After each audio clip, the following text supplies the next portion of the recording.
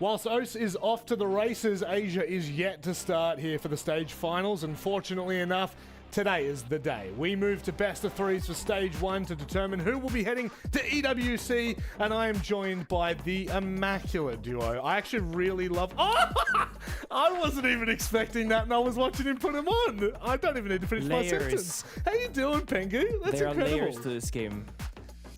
Thank you very much, Rob. Now, happy to be here, in studio, kind of low-key, on the monitor. I couldn't make my time around to Australia, for this stage, but maybe in stage 2, guys. Find a little budget, wiggle room, fly me in for a few weeks, you know what I'm saying? Why'd you look at me when you did that? I gotta second, don't Come on, surely you'll cough up for it. You got this fancy studio. Yeah, sure. You can sleep on my couch, Nick. You're paying for all this. Oh, yeah, me personally, it's out of my pocket. That's what we do here. I love my boss. Oh, stop. Let's stop there and start talking about EML, shall we? Because obviously a nice little recap on yesterday's actions. And I think, James, obviously I want to ask you how you're doing, but I might wait. Don't worry about it. I might wait because I know that we were talking about it in rehearsals and we were like, well, we were asleep when this was happening. But Nick, you were very much awake for this. Do you want to give the audience a little bit of a recap? Yeah, don't have a ton of nitty-gritty details, but I was actually on Noah's stream from Team Secret, kind of watching the G2 Falcons game together, and it started off, G2 just kind of destroying the competition. We're thinking G2, they're the best team in the freaking world, going to take down FaZe Clan this year, etc. But then they get destroyed in the second map by Falcons. Falcons won, G2 won. We're going third map. LMAO's had a great stage all season long, goes like 1-10, completely fumbles the ball, and G2, they get destroyed on the final and the third map of Nighthaven Labs. And then, of course, you had GK versus VP, which we all know what happened there, right, James? Yeah, well, VP happened. Well done. Yeah. Yes! I looked at the bracket before. I'm so glad. But also, let's be real. If GK was to perform well, even GK making it to a top 4 seed is kind of surprising and impressive. But EML has actually been full of surprises and crazy underdog stories. Like Fnatic during the group stage looked really hot as well for a hot minute. We jumped in for 2 play days, the 2 of us did. And it was funny because, we follow the results, but you're not, actively watching every single EML play day when we're doing mostly APL, especially because the time zones happens in the middle of the night for me. So we'll jump back in and be like, okay, we did play day 2. Now we're doing play day 7. Oh my God. And everything has changed. But one thing that has stayed consistent is Virtus Pro, more or less. But yeah, I was also a little bit surprised to see Falcons doing better. But I don't know, I feel like Falcons and G2 both sit in this space where we just have no idea how consistent they're going to be long term. That's a problem, isn't it? The other problem is I'm smirking so much because I actually feel like Nick is here in person. It's really jarring. It's so jarring to be looking at him and him looking at me, but it doesn't. Anyway, let's go ahead and have a look at the OS bracket, shall we? And recap what we saw yesterday, because from my point of view, I think that it was obviously very expected, but I think that the nature in which both of these teams won had small intricacies to them that might actually define a little bit of the conversation as we move forward. Yeah, well, I mean, top line, the big thing coming into stage 1 for OC was that we know we've got 2 spots because EP beat Weibo back in Salt Lake City, and we knew that we had 2 obvious teams to go through those 2 spots. It'd be EP and Chiefs, but would that realistically actually happen when we had upsets like Show Academy, who beat them both, Chiefs beating EP? I felt like there was still a few questions to be answered in the BO3s, but I mean, the thing is, a BO3 is a BO3. You can't cheese a one-map result. And yeah, we did see these teams come into form. Not without a few highlight moments from the underdogs, like this one from Wedables, 1v5. Yeah, it was nuts. Against EP. Highlight clip for sure, but 1v5 doesn't win a series. No, we can take a moment to look at that. Sorry, I had to make the noise. Nick, I guess from your point of view, now that we move forward with the OS bracket, we do have our 2 upper bracket finalists. So the winner of that game goes direct to Paris. How do you feel that OS has panned out so far this stage now? I mean, hands off, or hands down rather, very competitive, very refreshing both for Asia, North, and Oceania that there are so many competitive teams. We're talking about 4 or 5 teams fighting for a top 2 or top 1 finish. It's super exciting.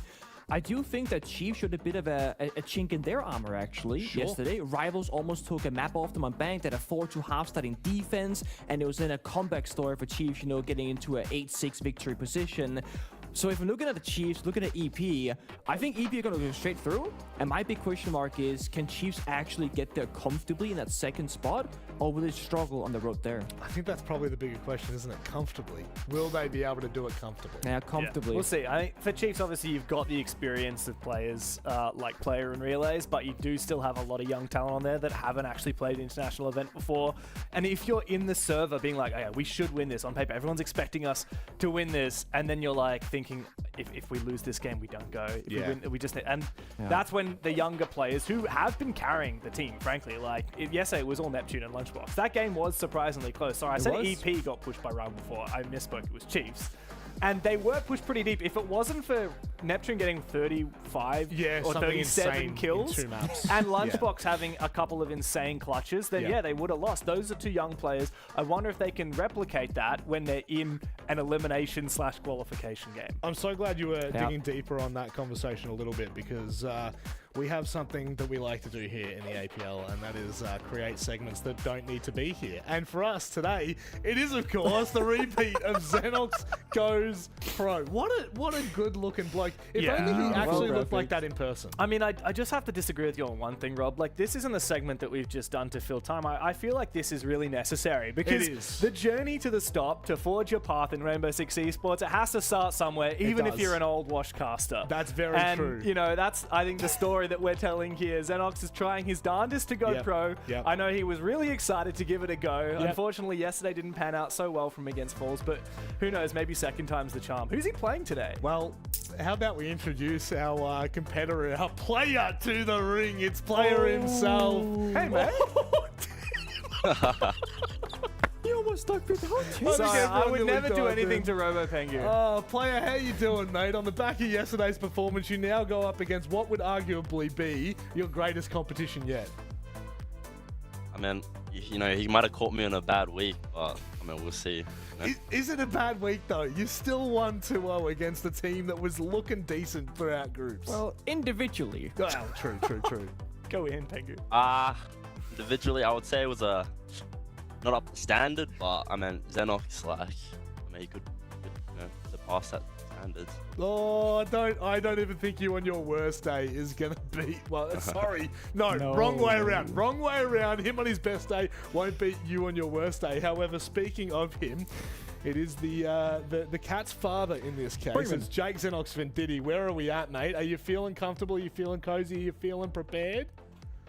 I can hear you loud and clear, mate. How lucky am I?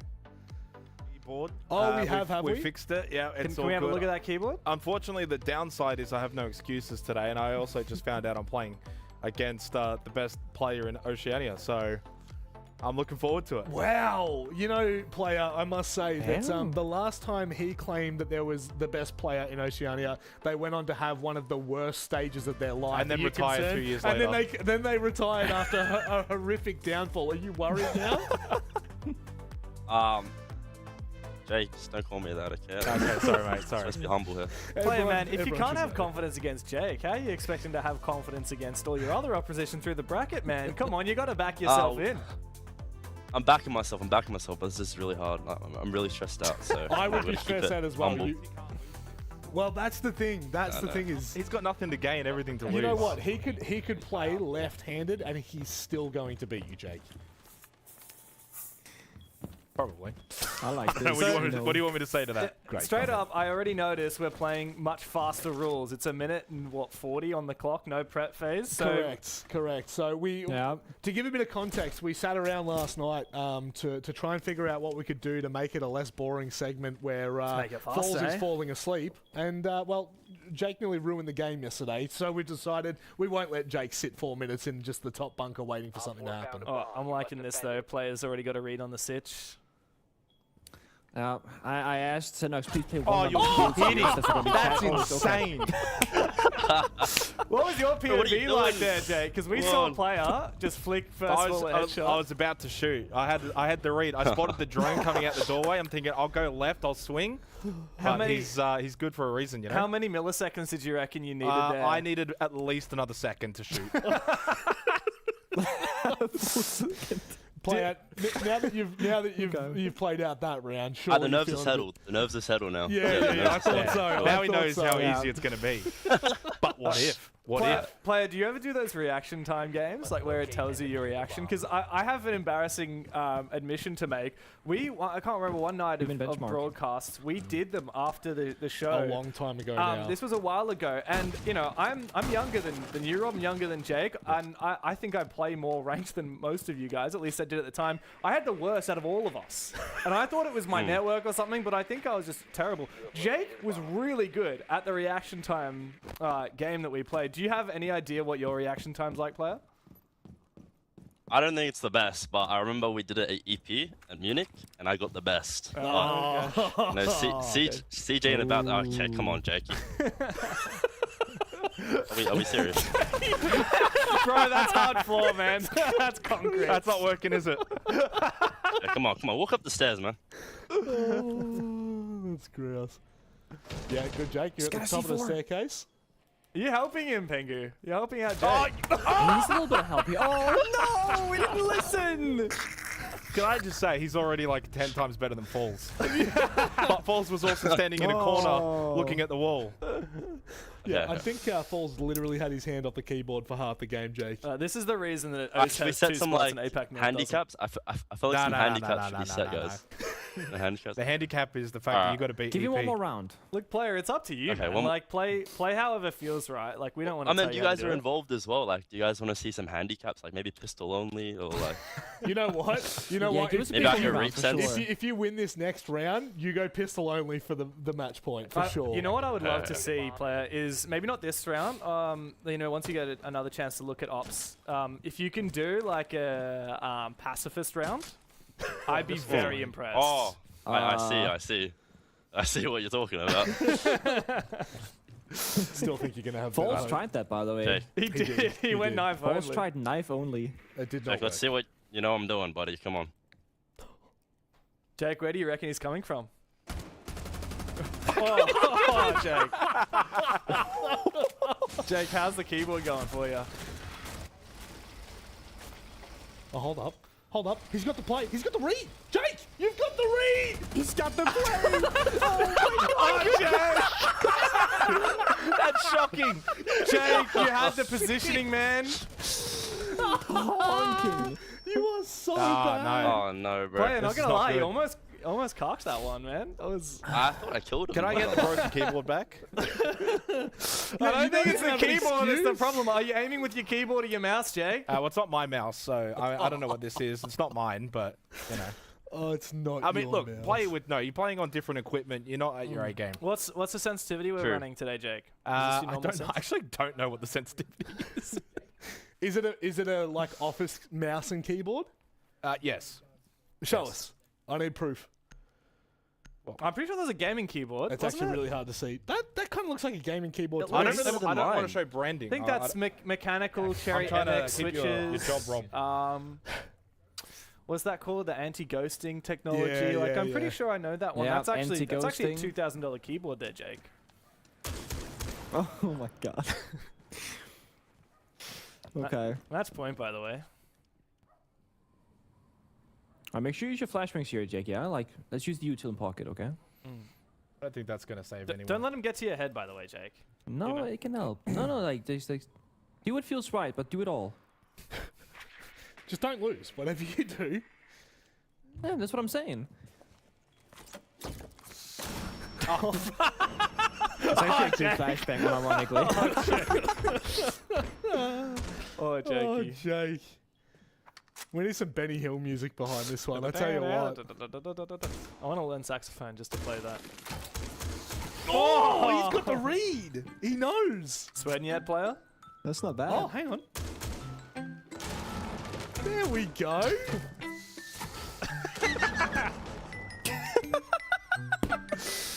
Come on, Jake. Closest you've gotten so far, mate. There we go. Hey, get in there, Jakey That's the boy. handicap. That's the one round player gave me. Let's He's having a little bit of fun. That's my Good aim, SI 24 grand finalist caster. Thank you, Rob. That's what Thank I'm you. talking about. I just need one more round, and then I feel happy. This is the big one. I got to lock in here. I've been goofing around, having fun, gonna be the trying to go operative easy on choice player. then? Now I've got to actually lock in. I'm gonna do something called the don't know where I'm coming from tactic. Okay. Oh, I like that. Oh, I like think that. I think I got an I've seen idea. this in Jinxie's 1v1 tournaments. Oh, really? Oh, okay. We've got some Yeah, I actual have. strategy. Yeah. You've been watching the 1v1s player. I'll Is this... talk you through it if we get there. Well, player, have you? Oh, Because I mean, obviously, you know, playing scrims, playing officials, maybe a bit of rank. Do you ever play 1v1s? You know, I never play 1v1, so this is like really fun. Not gonna lie. Yeah, you're locking in now. Do you think that's aren't because of the opposition you're up against? I don't know, bro. you get a I free thought Jake handicap, was- and that's playing against Jake. Like, it's just. I'm just training Jake. You know, I'm giving him some strat books for the next time. You know what I mean? So look what he's doing here, right? He's gonna prep all of these different areas, and You're then spoiling at it once, to Jake, you know, man. and then. No, but No, Jake Jake needs has the help. ears, no? Yeah, What are you hearing, Jake needs Jake? the help. I don't hear anything. Oh, okay. Well, you're gonna find out. I like this player. Would you ever use this in a competitive match? Oh man. I didn't even get to do it. No, Jake. So Jake, you've now Wait, is played that over? two. Oh no. That's it. Jake, you've now played two Oh, no. different APL players. Yep. Maybe I'll toss this question to Chris. Player, can you name any players you reckon in the APL Jake might be able to take on? Lunchbox. Gauging his skill level now. Maybe throw some names at Oh. me. The thing is, Maybe there it's are like- players he wants to say, but he wants to be nice. Nah, come on. Let's hear it. Maybe just like I'm not gonna name names, but you could go to the stats and maybe reverse it. Like Arcade. I reckon I can beat Arcade. Come on. You could. I reckon you could. I reckon you got a shot. Bit of practice, maybe a bit of coaching. Yeah, we're never Yeah, giving you any sure. coaching. Actually, that's all you need is pure coaching. Maybe you need player to come in and help you, mate. Yeah, a round's good enough. Player, just on a scale of 1 to 10, I wanna get your vibe check here. How difficult is it to play against Jake Xenox from Diddy? I mean, he's got some interesting strategies. Like that Deimos one, like I've never seen before, to be honest. Like going below and trying to wallbang, that's incredible. To be honest, so there's a lot of potential there for sure. I think he just needs the right coach.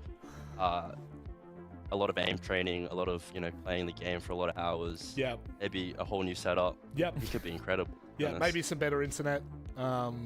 Yeah, I don't know. new haircut? Maybe like 3,000 hours as well. Yeah, but yeah. I He think could that's be true. incredible. The potential is, it's insane. It's astronomical. The ceiling just there's not enough room, above him at the moment. He could just go through the ceiling. But we actually sure. have one of the greatest analysts of all time on standby to help break this down. Guz, what have you got for us? Rob, thanks for that though. It seems like player and I though are on a pretty similar wavelength. I want to have a look at round number I see 2 it. here with the Deimos in play. As you can see, red ping for Jake, and that allows him to target the Warden. So we'll let this clip play through. Keep in mind though, when you're playing the Deimos, you need to have actual vert potential to shoot the player from below. So we'll just let this clip roll through. And if you've ever played Oregon before, you'll kind of start to understand where this has gone wrong. Ping will become available. We'll pause it right about here. Now, does anyone want to take a guess as to where he's currently playing right now? It's 3 letters, P-I-T, Pit. You can't shoot anyone from below there, Jake. So you might want to do your homework, relearn Oregon, and you'll be in a better position for the next 1v1. I feel like Jake's doing really well. I think he just needs to work on maybe a little bit of game sense, a little bit of map knowledge. Yes. Maybe some aim. Yep. Reaction time. Yep. Perhaps patience. Yes. Did I say game sense? I think maybe yes, map knowledge somewhere as in there. well. Yep. Vertical saying twice, potential. Mental, I think, also Yes. comes into it. Yeah, yeah. Look, once he fixes up all that, I think, there's some potential there. Oh, he's hang on. Sorry, mate. You're going to have to run that one back, but that's okay. Player, are we interrupting something, are we, mate? Mum's dins is ready. Oh, Gotta perfect. go Well, you see know what? guys. On that, mate, I'll give you a quick last comment. We won't see you until your match next week with EP. Any final words? Hopefully we sound victorious, but I'm gonna obviously do a lot of prep work, get ready for the game, and hopefully we win. Well, hopefully you do what you just did today, Jake Xenox and Diddy. But thank you very much, player. We'll speak to you next week, mate. Thank you guys. Thank you. A man of Cheers. many talents and many skills, unlike poor Jake Xenox who is going to need some serious coach. You know what, Pengu? You were saying, oh, maybe we could find the budget. I think we could find the budget out of his budget to fly you over here to help him and coach him. What do you think? I mean, he's not really earning his paycheck right now, right? He's not currently casting this minute. He's not on the couch. He's playing in a playing position, but losing every single match. I feel like you could upsell this, Nick. I obviously, you know, you want to come over here to cast. You want to be able to sit on the studio in person. Maybe go for the upsell. Say, hey, you know, I'll get on the casting sticks. I'll also throw in a bit of coaching for free. You know, not too dissimilar to what you did, you know, back in the PSG days. I could go over and say how to Enterprise because I got Magnet's old jersey for Fnatic. You know, slap on the Magnet jersey, be like, all right, guys, listen up here. This is going to be the game plan. Listen to me. Oh, I'm so important. And then maybe I can do a bit of that too. Your cosplay would be absolutely outrageous. But I think the best segue we could ever have for this is to start talking about Tier 2, an opportunity to build your own path to pro, because Jake is going to need a little bit more than that. Now, if you have a look at the signups, of course, we are still about 20-ish days away from when the first playday is, Dev, but we know that this is just such a fundamental part of ensuring that the scene continues to grow. Yeah, for sure. I mean, we have a really strong grassroots scene here in APAC. There's a lot of tournaments happening, a lot of activity. You know, in Australia, we've got some university leagues. Over in Southeast Asia and APAC North, we've got all kinds of stuff happening as well. So it doesn't matter where you are in APAC, there's something to play. Once you've got your toes in, that's when you go. You pay the Challenger Circuit, and you might actually qualify in to play APL next year. Look, if you watch the Jake gameplay and you think you're better than that, I'd say you're plenty good enough to sign up for Tier 2. And if you're worse than that, then maybe rethink what you're doing in the game. Hey, you know what I mean? Give it a go, play the qualifiers. No, you know what? As long as you're playing on console and you're having fun, that's all I care about. But that was abysmal. Pengu, I know that, like, kind of in a grander scheme, you have played Tier 2 yourself, in fact. And actually, quite recently, you jumped in, if I'm not mistaken. How do you find the Tier 2 circuit? How important is it?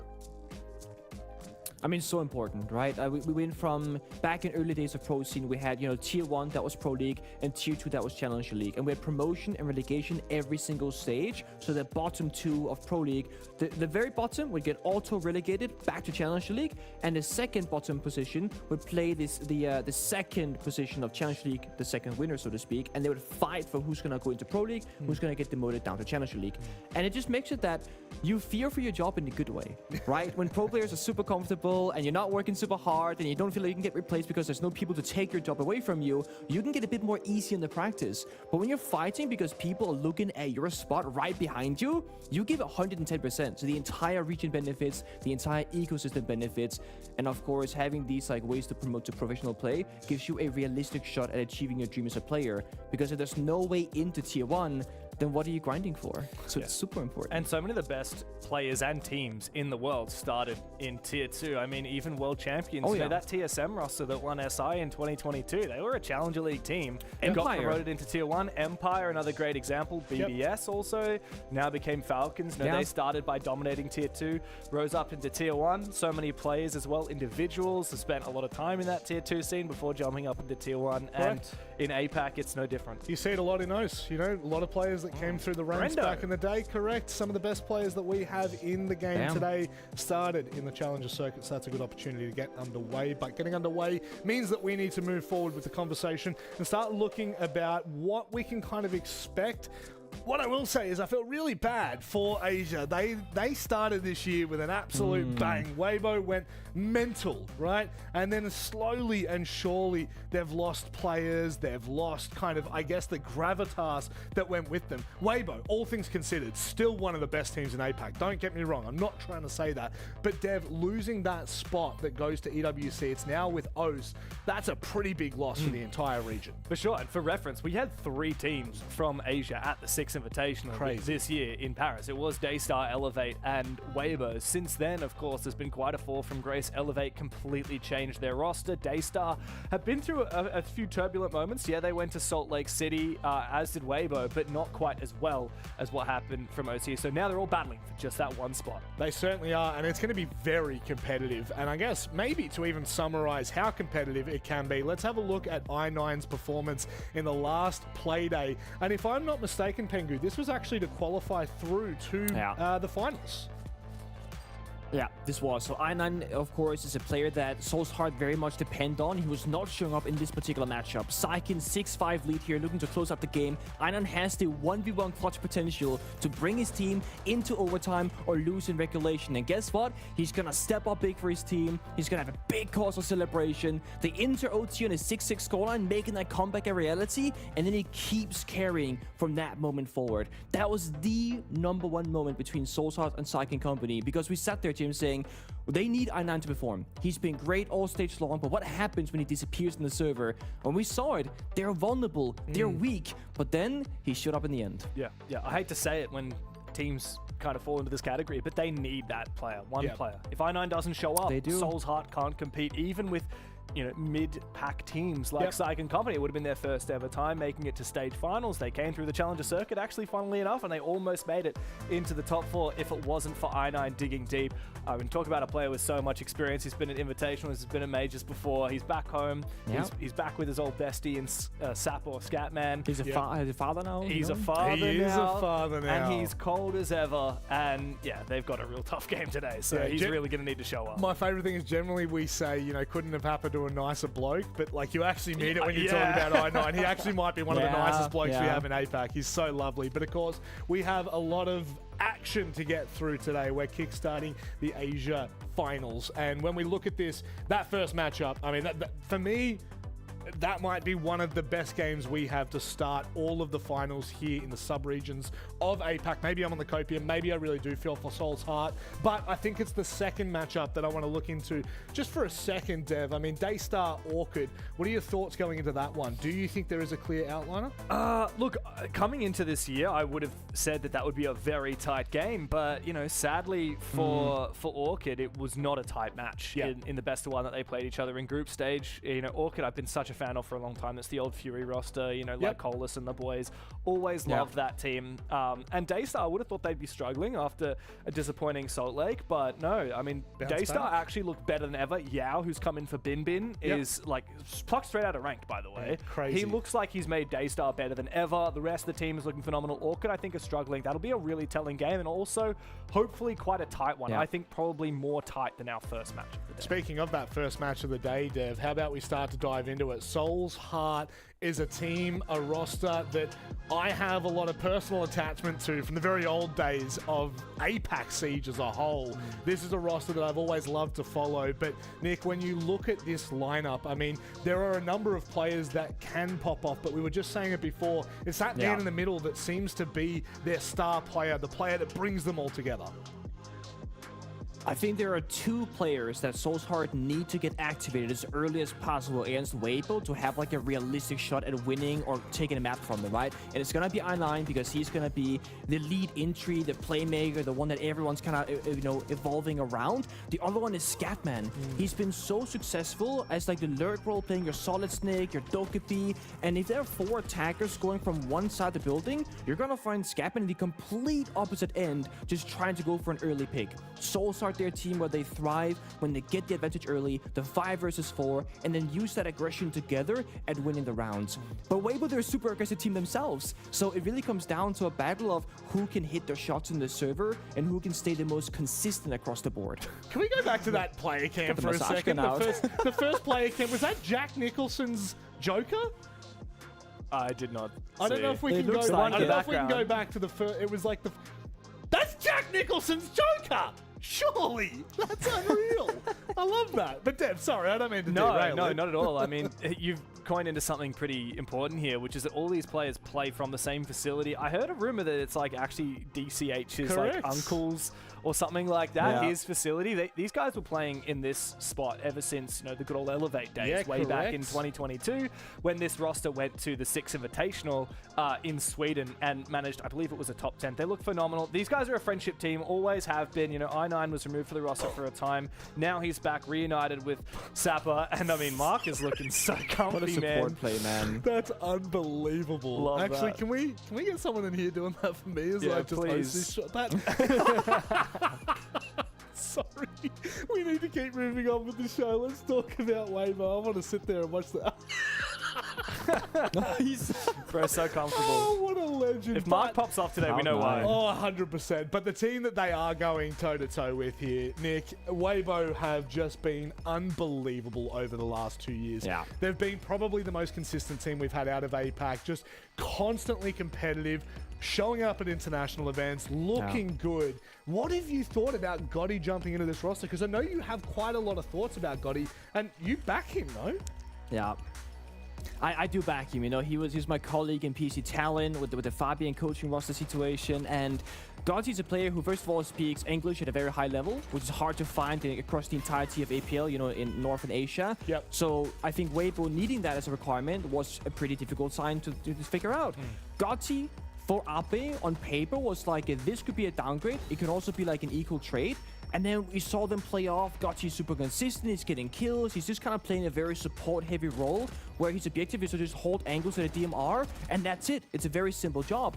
And James and I, we cast him. We spoke to Speakeasy, and he said, so, you know, the thing about Gotti and why we wanted him, we needed someone who just wouldn't die. Someone we can say, hey, do this job, go over here, do this thing, and just simply stay alive. And it's such an important contrast to the entirety of Weibo's roster, because we think of players like your Turdstat, right? Who's gonna get a bit crazy with it. He might die sometimes early and throw a bit of a curveball towards his teammates. Gotti's the opposite. He is a rock. He's like, you know, the Brendo of Oceania, where he's always last alive, he's always there, and he's doing his job perfectly every single time, and will rarely die unless it's the last alive in like a 1v3. Now, Weibo are known as, you know, one of the greatest that we have, but they are not without their flaws. They are not without inconsistencies, I guess. They're not without their problems. We've seen it, I would say, here and there. It's a little hard to kind of go too deep into them because it's probably unfair to say so. But one thing that seems to, I guess, reoccur is this round one win rate, right? We have to dig really deep into the stats to find a flaw for them. Yeah, it's crazy because, you know, just to put it in perspective, like these guys had an average scoreline of better than a 7-2 over all of their matches. But yeah, for some reason, the first round of the game tends to be their worst. Yeah. Really strange. You know, they only won 2 of them out of the 7 matches they've played so far. So the question is for Soul's Heart, can they find that chink in the armor, that gap, and go in on it, which is going to be really hard because Weibo are a near flawless team. You know, this is the 3rd time since Weibo/Bleed has been in APL that they have gone flawless in a group stage. However, they have lost in BO3s before. Not recently, but if you look back, even when they went 49 round wins and 10 round losses in a whole stage, they ended up losing some BO3s and failed to qualify, for example, for Copenhagen. So they do need to be careful. Yep. Don't let up. You don't have a safety net of a top 2 in Asia now. You have to be the king. You certainly do, and well, to be the king, I guess you got to remain the king. I would say you'd usually beat them, but you aren't the king at the moment. Let's be completely honest. Let's have a look at the VODs and start to figure out where we're going for this one. I think, Pengu, one thing I would probably lean into I don't know, Pengu, can you see these on the back TV? Yeah, you're struggling. Yeah, I'm seeing a border and a cafe and a chalet. Well done. Well done. Well done. All right, this is actually pretty big, I think. You know, a team that is like plays highest in a region can kind of play any map in the best of one and just kind of say, screw it, we don't care about like playing the same map like 4 times in a row. Yeah. When you go into a deep map pool, which Weibo they haven't shown Consulate, Cafe, Lair, Club, or Labs. Wow. And I know only cafes in that conversation for this one, but my point is that the further we go into the BO3s and the further we go against better and better competition, they can bring up maps they haven't shown so far this stage at all, and it gives Weibo that slight edge in that best of 3. Yeah. It's funny though because our first map is actually a rematch. These 2 teams played border against each other in the group stage. It was a 7-4, which is actually one of the best results. In fact, the best result that any team got against Weibo during the group stage. Okay. No team took them closer than Soul's Heart did on border, and it's Weibo who picked it as well. So I feel like Soul's Heart have been the team that have come closest to them in most leagues. Am I going crazy there? It's true. There have been a few times where Soul's Heart dig really deep against Weibo, but if you look holistically, they've played each other 6 times in history, and Soul's Heart have never beat them. They've taken maps off them in BO3s twice, but they've actually never beaten them before. I think if I just double check my notes, the 2 maps that they have beaten them on in all time are Chalet and Labs, funnily enough. enough. Now, Chalet, I can't remember. I think that did make it through the map, Vito. Was it Cafe and then Chalet? Yeah, it's still behind you. Still Third behind you. decider. Oh, there you go. Yeah, sorry. It's a So it's Border, Cafe, Chalet. So look, anything's possible here. I think Border is going to be so exciting because it's a rematch and because Weibo have picked it again. Nick, do you back in Weibo? Do you back in Soul's Heart? Who have you got? So I am gonna bag Weibo and be boring, but I will say this: Soul's Heart, they have not shown Chalet or Cafe this stage so far. They've done a great job of getting maps where they don't have too many counter strats against them, and they could of course play that spanner in the works. If Soul's Heart can get opening kill advantage and keep up the aggression and maybe catch Weibo in the first round 2 or 3, like, you know, Weibo's early round opening percentage is very low, they could maybe take the momentum and from there, you know, push themselves into a map win. Well, the stage is set. Just to remind everyone at home, there is only one slot in the Asia Finals. So you really need to dig deep here. If Soul's Heart want any chance, they need to start off by taking a shot at the Kings. No better time to do it than now. It's time for us to leave you in the capable hands, Jake and Gus. Yeah, and as we get into finals and get underway for Asia, Weibo are indeed the Kings, still undefeated throughout the group stage. 7-0, 49 round wins, plus 37 round differential. No one really was able to get close to them. Daystar, of course, in second place. Only the one loss to Weibo. That's going to be a lot of the storylining across the next few weeks is Daystar, Weibo. But could Soul's Heart cause an upset early on? They get a free punch, and the beauty of the bracket that we've got, double elimination, nothing to lose for Soul's Heart in this series. They get to see Weibo best of 3 straight away. So the bans for the opening half, Snake, Dockerby, pretty typical for Soul's Heart. Weibo on the opposing side will take out the Smoke and the Warden. They typically, or most frequently at least, do take the Mirror and the Azami out of play. There have been a couple of occasions, though, twice on the Smoke, once on the Warden for this stage, so not completely uncharted territory for them. As we go to the default site, second floor, first up. And this round 1, as the desk have framed it, is actually pretty significant. Weibo with a negative win rate in their opening rounds across this first stage. The indicator being, though, that in the 25% or so of occasions that they do win the opening round, they typically go on to completely dominate the matchup. And so a fun way to kick off this particular matchup and an opportunity for Soul's Heart to look competitive from the offset. Positions rather default from them currently.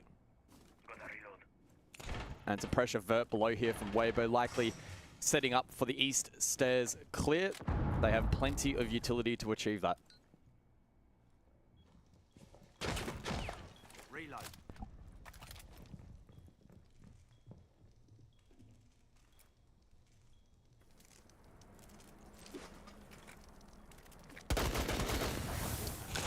Border we didn't really get to see a whole lot of throughout the regular group stage as Scoutman gets the opening kill onto Speakeasy.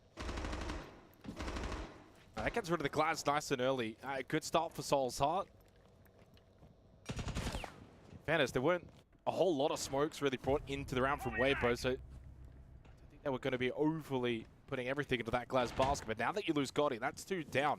An active start on the defense here at Border for Soul's Heart sees them take an early advantage. To rush up east stairs from Hovard. Need to take some space, need to find some kills. Turd was able to get one onto DCH. Iron will play the whole way behind the keeper barrier. He's somewhat trapped at the moment. Reaps, though, taken low. Yeah, he's in a good tuck position, but the Deathmark will give a live ping onto his particular position. Now threatened from below and gets caught. A good clear from Weibo to remain competitive in this opening round. Reaps, though, critically low on HP and still some strong positions being held by the remaining parts of this defense. Scatman's next in line, though. P2 isolated, triple wall. Susceptible to the death marks and the vert play again from Weibo. It's really good. But he survives on 1 HP for now, and that could be a pretty big difference maker in stalling out this round. Yeah, there's only 30 seconds left into the round. As you said, important that he has stayed alive. Can still pop that Vulcan canister, but it looks like he wants to get into a deeper position and maybe catch Weibo off guard. Not a lot of time remaining in this round. Still a lot of low members off Weibo. Mark goes down, though. Mr. Punch, suddenly, he's going to have to do quite a lot, but by Scatman staying alive, he gets his 3rd kill into the round. Catches out Reaps. Holford in 1 versus 1. Loses out. Scatman's got 4. Might need the ace if Turd makes his way over. Full health Deimos versus Scatman, and Scatman gets the ace as Soul's Heart will get the opening round. Look at the reaction from the boys. They are hyped up and ready to go. Understandably so. Big 5 pick. The office hold was good. There was a lot of pressure onto that defense. A large portion of it leveraged with the Deimos. Turd saying lucky in chat. In a roundabout way, it was a little bit of a couple of moments there where he was very susceptible to the vert, but was able to sustain the damage that was directed his way. As we have a look back at the round and the impact that Turd was able to have. Scatman initially was trapped prior to this clip, was taken down so low and was basically forced to play proactively, and that's exactly what he was able to deliver in that opening round. And so once again, Weibo will lose the opening round. It is a constant, it is a trend. It was expected and highlighted on the desk. Fortunate thing for them, of course, though, that it typically has little relevance in their ability to close out maps. 10 seconds left. And so I don't think they'll be overly deterred by the opening round, outside of the fact that they allowed Scatman to go on a rampage despite having the tools and the utility available to deal with that. So they'll be a little bit disappointed, maybe just a bit cold in the opening round. But it's Border, these things can happen. It's a very volatile map at the best of times, so they'll look to shrug that aside. As we go down to Bathroom for the second round. Turd again on the Deimos and 3 targets up already. I mean, it's the perfect start, really. I mean, you get the ace as an individual, that's fine, but for Soul's Heart, it's just getting the round win. You want to be starting really nicely. Weibo's map pick. The map picks are irrelevant. You're going into this series, all 3 maps as the underdog. As we know, Boulder can be a bit of a funhouse when it comes to the attacking side of things. Certainly for Armory and Archives, you're going to get more defensive rounds every now and then. So the real test begins, I think, for Soul's Heart in these next few rounds. Really stretching a lot of this map, but largely started to fall away from the likes of Security. And I will play over towards Fountain. DCH almost losing his life. He gets back into custom, stays alive. It's going to be the aim of the game, I think, in this half for Soul's Heart when you're trying to play a lot of this map on Border. So many different avenues for the attack to find these angles, get these kills, get a lot of damage into the defenders. Soul's Heart just need to make sure, can they stay alive? Can they keep 5 up for as long as possible? 20 seconds to go in this second round. So far, so good. 5v5, bit of damage on the Reaps as well. This is what you want if you're Soul's Heart. Deathmark tracker out. So Deathmark then on to the mute. Scatman will likely look for a place of shelter and safety. It expires though and has little impact in the round. Meanwhile, East Stairs control for Weibo. Just a click over 60 on the clock remains here, so time will inevitably become a little bit of an issue for them in this round. Keep in mind, Tachenka's still up, 14 Shamika launchers available, Nitro as well in the pocket of Mark, and even a late Razor Plume can be repositioned by I9. So the util game for the defense, once again, looks pretty strong in this position. And Weibo are still very much looking to find a way to unlock this round at the moment, because once again, having some problems in effectively isolating somebody. Oh god, he got caught. He was going for a plant. It does get the trade onto Scatman. Now picking up the kit into towers goes Hoven. They lose the Glaz, but can Hoven get this plant down successfully? It seems he will. Didn't help the fact that they had lost I9 on the floor. Inside a Bathroom, he'll get picked up by Mark. Now outside of the window. Nitrous are well and truly thrown over by Mark. Could have played that to the window, knowing it's going to be held as Reap's able to hit the shot. A low health DCH and a low health I9 in a post plan here in this second round. Seems as if it's inevitable for Weibo to get their opening round on Border. But I9 got one, traded immediately by Turd, and he suddenly is now up to 5 kills in the opening 2 rounds. Weibo are going to strike back here on Border and tie it up 1-1. Yeah, good recovery, good salvage in that round. Started to look a little bit dicey, especially with that initial denial. Gotti got caught out there by the Shamika launcher. The smokes were laid in that position, and so he didn't have a good visual on the counter util, jumped straight in, got caught out. But the salvage effort then from Weber, who had at least at that point taken a decent amount of map control, was able to salvage the round for them. I still think that the early to mid-round pacing from them is not the dominant style that we would come to expect from Weibo. But again, this is best of 3 territory. It should be more competitive than you would anticipate in best of 1. So I think that very much goes to the credit of Soul's Heart in being able to withstand that pressure. They're not giving away freebies so far, and they're making it challenging for Weibo. Attackers have located a bomb. It's only 2 rounds in. Ultimately, you're not going to decide a series within the 2 rounds, but I think within the 2 rounds that we've had, Soul's Heart have shown that they're happy to be active, that they're happy to not be scared against Weibo, take the fights. It's probably a strength and a hallmark of a career like I9. I9's not the kind of player who's just going to sit back and allow Weibo to take space, be aggressive, and do what they like. But he is also probably the guy, I think, on Soul's Heart across the series. If they're to win, if Soul's Heart are to win, I9's going to have to play a career game again, which I feel like has always been asked of him in these big matches. Get a reminder of the Asia region, only the 1 slot for EWC, so their first time since the new changes. They had 2 slots for Salt Lake City. And just following up from that I9 difference maker statistic, Soul's Heart have a 91% 91% win rate when he gets 2 or more kills in the round. That plummets all the way down to 20% if he has no impact in the round. If he doesn't find a kill, it's only a 20% win rate for Soul's Heart. And just to contrast that, for Hoven, for example, he's listed as the difference maker for Weibo. His win rate's also quite high, 95%, but when he doesn't get a kill, 63%. So there's a 43% delta between these 2 teams, showing just how much depth there is for Weibo, whereas Soul's Heart are incredibly reliant on I9. Yeah. Don't get it twisted, of course the other players can step up, but it's just a matter of in these big games, will they? We won't know until we get a little bit deeper into the series as a whole, not just the map. Interesting in terms of the lineup for Weibo, 3rd round. They've played the exact same lineup across all 3 different sites in the first 3 rounds, except for Bathroom Tellers where they brought the Grim instead of the Ace. Other than that, we are talking about a very shallow operator pool for Weibo on border to begin, which somewhat can make it a little bit easier for Soul's Heart to read into. Not only that, but they're going to have a decision to make after this round. Do you get rid of the Glaz? Do you get rid of the Deimos? Again, playing into this Glaz, but it hasn't had an effect. 2 rounds straight for Soul's Heart that they've got the opening kill. We'll see if they can make it 3 as we get down to the final minute. Nitrocell from Scatman did not connect. Indeed, it will be 3 straight rounds for Soul's Heart to have the early advantage, but DCH gets caught towards Armory. He'll go down. Will there be more to follow? I9's kept himself a little bit quiet here. He may be able to swing. I9 is on for 1. Can he get a second? No. Reaps holding the angle. Pop up a second from Reaps.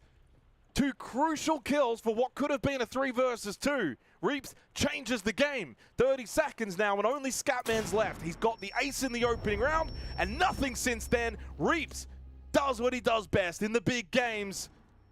Weibo get their second. I don't know, by the way, if the Des brought up that statistic regarding the Weibo dropping first.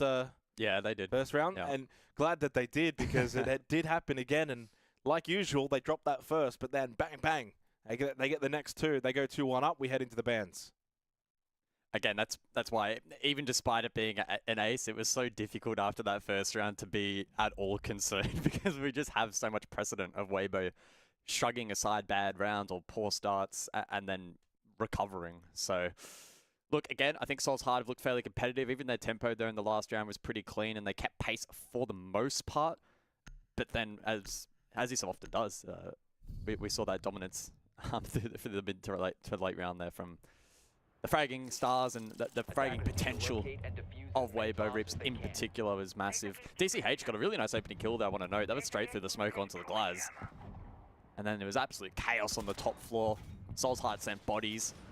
Good discipline here from Gotti to not overpeak and bring it to a 1 versus 1. If he swung early there, it would have put Reaps on an island who was then vulnerable on the drop. Interesting they get rid of the Monty. Hasn't been played. Yeah. I'll have a look back and see if that is a mainstay. Of course, it is a very, very limited data set for Soul's Heart in that last matchup recorded, which actually was, I believe, against Weibo. It was the Monty Deimos Snake. So almost similar, if the dog could be in exchange this time around. Yeah, I mean, it's always that, I think we spoke about this a little bit throughout the group stage, which you're going to have certain teams that will follow the playbook. They come into this map, these are our bans. It doesn't really matter too much what the opposing team's going to do. And then you've got other teams that are going to be a little bit more on the fly. You know, are we getting beaten up by the Deimos? Are we getting beaten up by the Glads? Well, then let's just take that away, forget the playbook and scrap it. Ultimately, they do leave the Deimos available. This will be also the first round that Weibo really kind of change up their lineup to some degree. So we see the Zofia for the first time, we see the Capital for the first time, the Lion for the first time as well. Still around the Nomad and the Deimos. Back to Armory and Archives, the only site that Soul's Heart have been able to win thus far. Desperately will need it once again, and this time they lose Scatman. Well, since 5 kills to begin in the opening round, it's 3 straight deaths for Scatman. First opening kill of the match as well for Weibo. It doesn't fare well now for Soul's Heart, even on the primary defensive side. They need the next kill desperately. They get it. On time. Mr. Punch gets rid of Turd.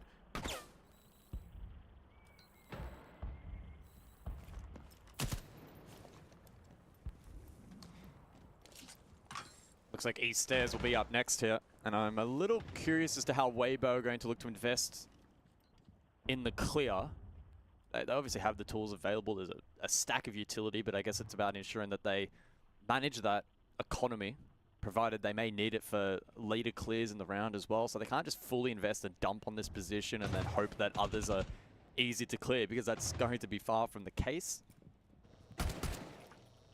R9 continues to lurk below. DCH break.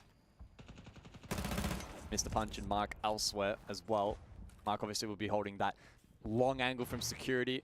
Well, I mean, this stops a bit of passport entry, but then he also has the ability to push up East Stairs. So if R9 doesn't really get cleared from this position, he could be in a good power play potential later in the round. Maybe not right now. But it does also then leave the other 3 a little bit more vulnerable, a little bit more isolated. I don't slip into Talus, and Hoven catches him. What a headshot from Hoven to even... he must have had the information that I9 was around that vicinity. Find that kill. Well, was really far away from the site. Mr. Punch falls. CH will pop the Vulcan canister, and Vulcan canister will get the kill onto Reaps. That will do. 20 seconds. Now 2v3 possible when you're playing towards site. Marked by Fountain.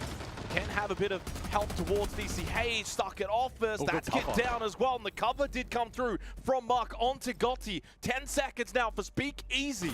The clutch of 1 versus 2. Gets the first player. Can he get the second? No. DMR from Mark will connect. And we get a second round on the board from the defense. 2-2 tied up on border. Yeah, it was the battle of the DMR spam there in the end in the 1 versus 1, but that was always going to be a very challenging cross for Speak Easy to break. Clearly had a good read and it was well commed prior to that, but there wasn't really a high percentage way of him to kind of go about breaking that. I think he did the best that he could.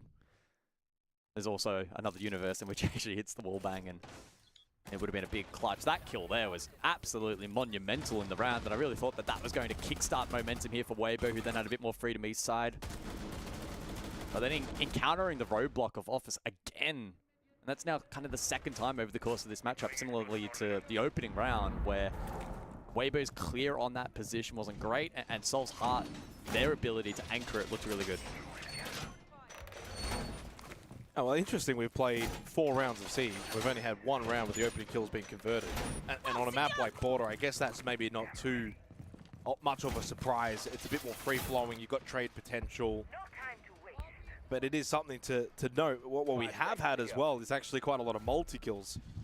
3 of the 4 rounds, multi-kills from Scatman, Turd, Reaps, Mark with, of course, the 1v1 clutch there in the 4th round. So Armory and Archives, job done now from Soul's Heart, but they're not going to get that again in the second half. They're going to have to find at least, in my mind, 1 more round in this half, whether in Bathroom Towers, which is the 5th round site now, or Vent Workshop potentially after this. If they can get to 3 defensive rounds on Border, will give them certainly a chance here to cause an upset then going into the second half.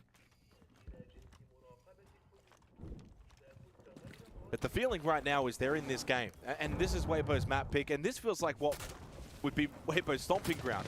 Free-flowing border where they can get Turd and Reaps to just run around the map and frag out. And they've done that so far. 5 for Turd and 6 for Reaps. 4 players at the moment. Make it now 3 on drones for Weibo. So they're looking to gain a lot of information.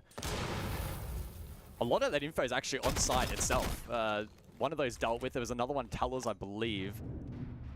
That could start to indicate that Weibo here are eager to go pretty direct horizontal. They may not want to mess around too much with the map clear in this particular round. And I think with the Blitz available, that might not be the worst of decisions. DCH under the pump security. Speak Easy does push forward on the Blitz. Reaps as well, finds one.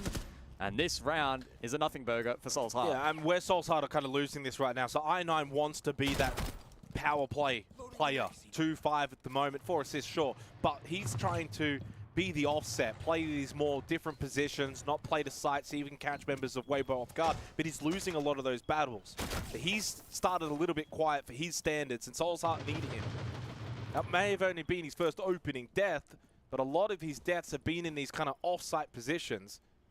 And when he's not winning any of those battles, it weakens the defensive side, strengthens Weibo's ability to get more map control, and it's just this trickle-down effect that's costing the defense of Soul's Heart outside of Armory and Archives. Round's not done yet. 2v5 still a possibility. Mark's got a Nitrocell. They'll play the site. It's not impossible, but it's very unlikely.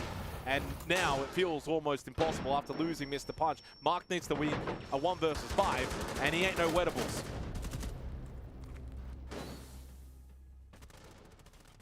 Yeah, dominant. Very dominant from Weibo on that occasion. I really like the way that they were able to successfully leverage the Blitz in that round, throwing something a little bit different in there into the mix, and I think it definitely aided them for that more direct approach. Prior to that, we saw a lot of good drone work. A lot of them were allowed to go very deep into the site, and that was, in fact, the first time we have seen the Blitz selected by Weibo. So I think they very much caught Soul's Heart a little bit on the back heel there in that particular round. We saw how spread they were on defense, and even those offsite weren't completely unmarked either, right? At the time, we were trailing DCH security in a double pinch, and despite that, he was in trouble, but the 3-stack push site was really, really effective. So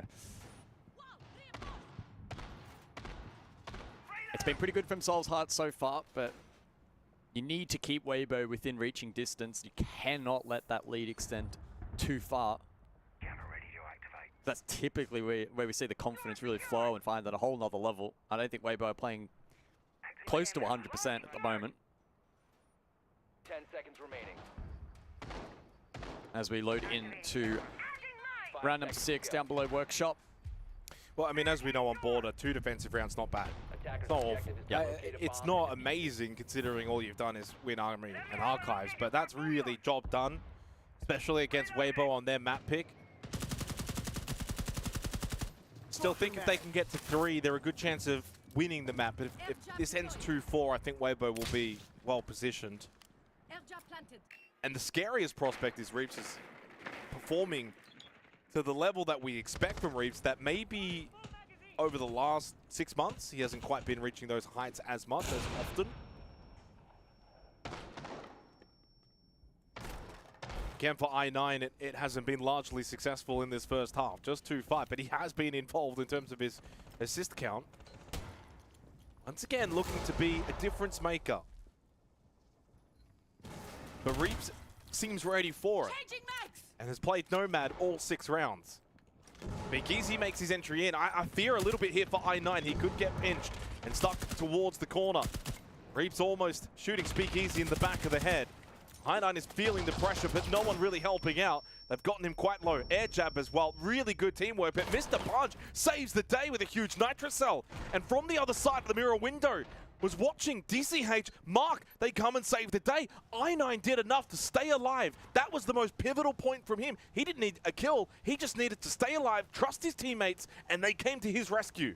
Yeah, that was really well played. Weibo attempted the shortcut. I don't know if the mirror was an oversight or if they just didn't want to contend it. or contest it, but either way, they really fell short of the mark on that particular execute. They had I9 dead to rights, but Mark perfectly covered, played that position so well. And that is a good demonstration as to just how powerful Mirror can be on this map and on that hold up above. Round not over yet, though. Turd is still up, and we know just how much of a clutch gene he can have. Couple of targets also available for Deathmark. And don't discount Gotti with the DMR in hand. Shock drones also available. Could pop the mirror. That will maybe facilitate a little more play office side. Mr. Punch lurking below, though. Doesn't have Nitro, but still a threat. Time. These are the other elements that play into this now for Weibo closing out this half. Turd is probably going to need to go and get 3 kills alone. Gotti's going to have to go for the plan. Turd does get 1. Well, maybe at least 2 more to go. Double Nitros available for the defense. Again, the time is a factor as well. 20 seconds doesn't leave a lot of wiggle room now for Weibo, because Gotti's got to get this plant down. So Turd's going to be the only one that's really active, ready to take a gunfight. Soul's Heart still playing 3 above, rather than the site down below. They're going to back in the vert. They're going to back in the fact that they can stop this plant, and they will.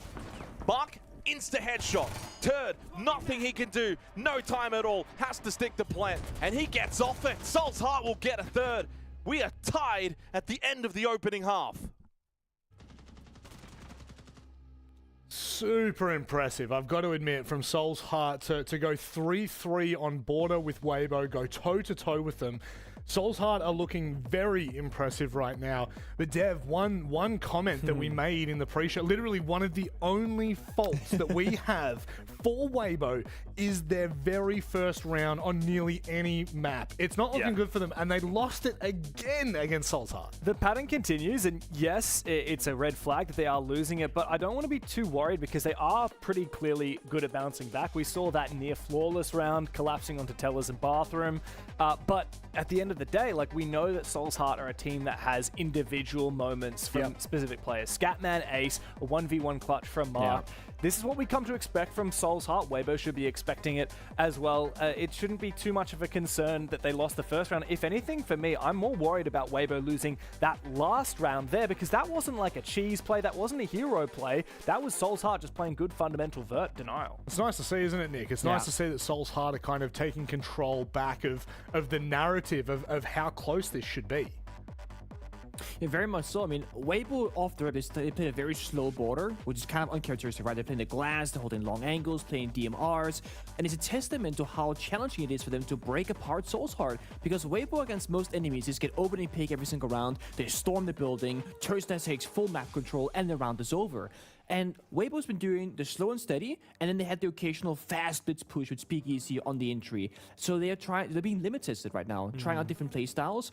On the other side, Soul's Heart, they're getting almost every single round when they're in defense to the last like 10 seconds of the round. They're holding on to the very last final seconds, and they're pushing Weibo the distance. Now, on paper, if we didn't have additional context, I'd look at a 3-3 half on defense border, and I'd say, look, Soul's Heart, that's a huge win. But I've actually just brought up the results from the group stage game that these two teams played against each other. It was on border, as I said. Weibo started on the attack just like they did here. They got 3 rounds just like they did here, and then they won 4 out of 5 defense rounds. So typically, if you're that good on defense, I think it tends to be not just that you're really good on defense, but the opponent is struggling on attack. So this is where I really expect that Soul's Heart need to lock the hell in. They're attacking now. They're going to ban traps by the look of it, which is, funnily enough, what they did last time around. They banned Azami, Ella, and Thorn as their 3 defensive bans while they were attacking. On the flip side of that, Weibo banned against Soul's Heart, the Solid Snake Ying, and Monty. So the Monty stayed, but the Ying and the Solid Snake have been left in, the Glaz targeted instead. So Weibo are deciding to change things up, whereas Soul's Heart kept things the same. Nick, does it change much of the dynamic, do you think, going into the second half? Not right off the rip. I really want to see the first attack around the 2 for Soul's Heart. If they can, again, get that early bit momentum and catapult them further, I think we could look at an overtime border right now. Looking at the operator bans right now as well, I actually think Soulside are coming out ahead. Banning Monty and Glass isn't screaming any, like, you know, big red flags for me. I think that's completely fine. Whereas Soulside are pretty much going to this saying, hey, Asami's going to be playing every single bomb side, and Thorn sucks for the injuries. So I'm going to give a slight advantage here to Soulside. Yeah, last little thing, though, is that when these two teams did play each other on border, that second half, when Soulsheart was attacking as they are now, there were 3 clutches. One from Speakeasy, one from I9, one from Turdster. So I'm going to be looking at in this game, in this next couple of rounds here, the next 6 rounds, will we see individual players step up, or will it be more about playing the quote-unquote correct, typical, normal round of Siege? Well, one thing I'll say, Soulsheart, they've started well in the first half, but now it's all about getting yourselves into the driver's seat. You're up against what would be considered one of the super teams of Asia, and you could now potentially be pushing this with a 1-0 advantage going into your own map pick. It couldn't be more important for Soulsheart. Back to you, Jake and Guz. Thank you, Robbie and the boys on the couch. Yeah, it's set up nicely now for the second half at 3-3. I think if it had been 2-4, the overall consensus would have been Weibo, you know, taking the edge and probably then looking to close out in the second half. This just leaves a little bit of spice to it. Now, this round in particular, round 7, this is the free swing if you're Soulsheart. Armory Archives in this region defensively is where Weibo should be winning.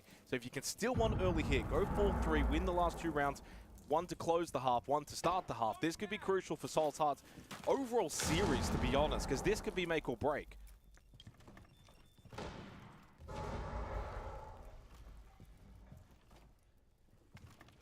And Weibo are keeping a similar tempo. Nick pointed it out in the first half. For a team that's usually quite fast-paced, even now on defense border, I mean, this is the one map that you can play quite aggressive. Deny entry positions, play the windows. But they're just sitting back. They're going to play the clash. They're hoping that Soulsheart are going to be inefficient with their own attack on this site, and the time will then expire.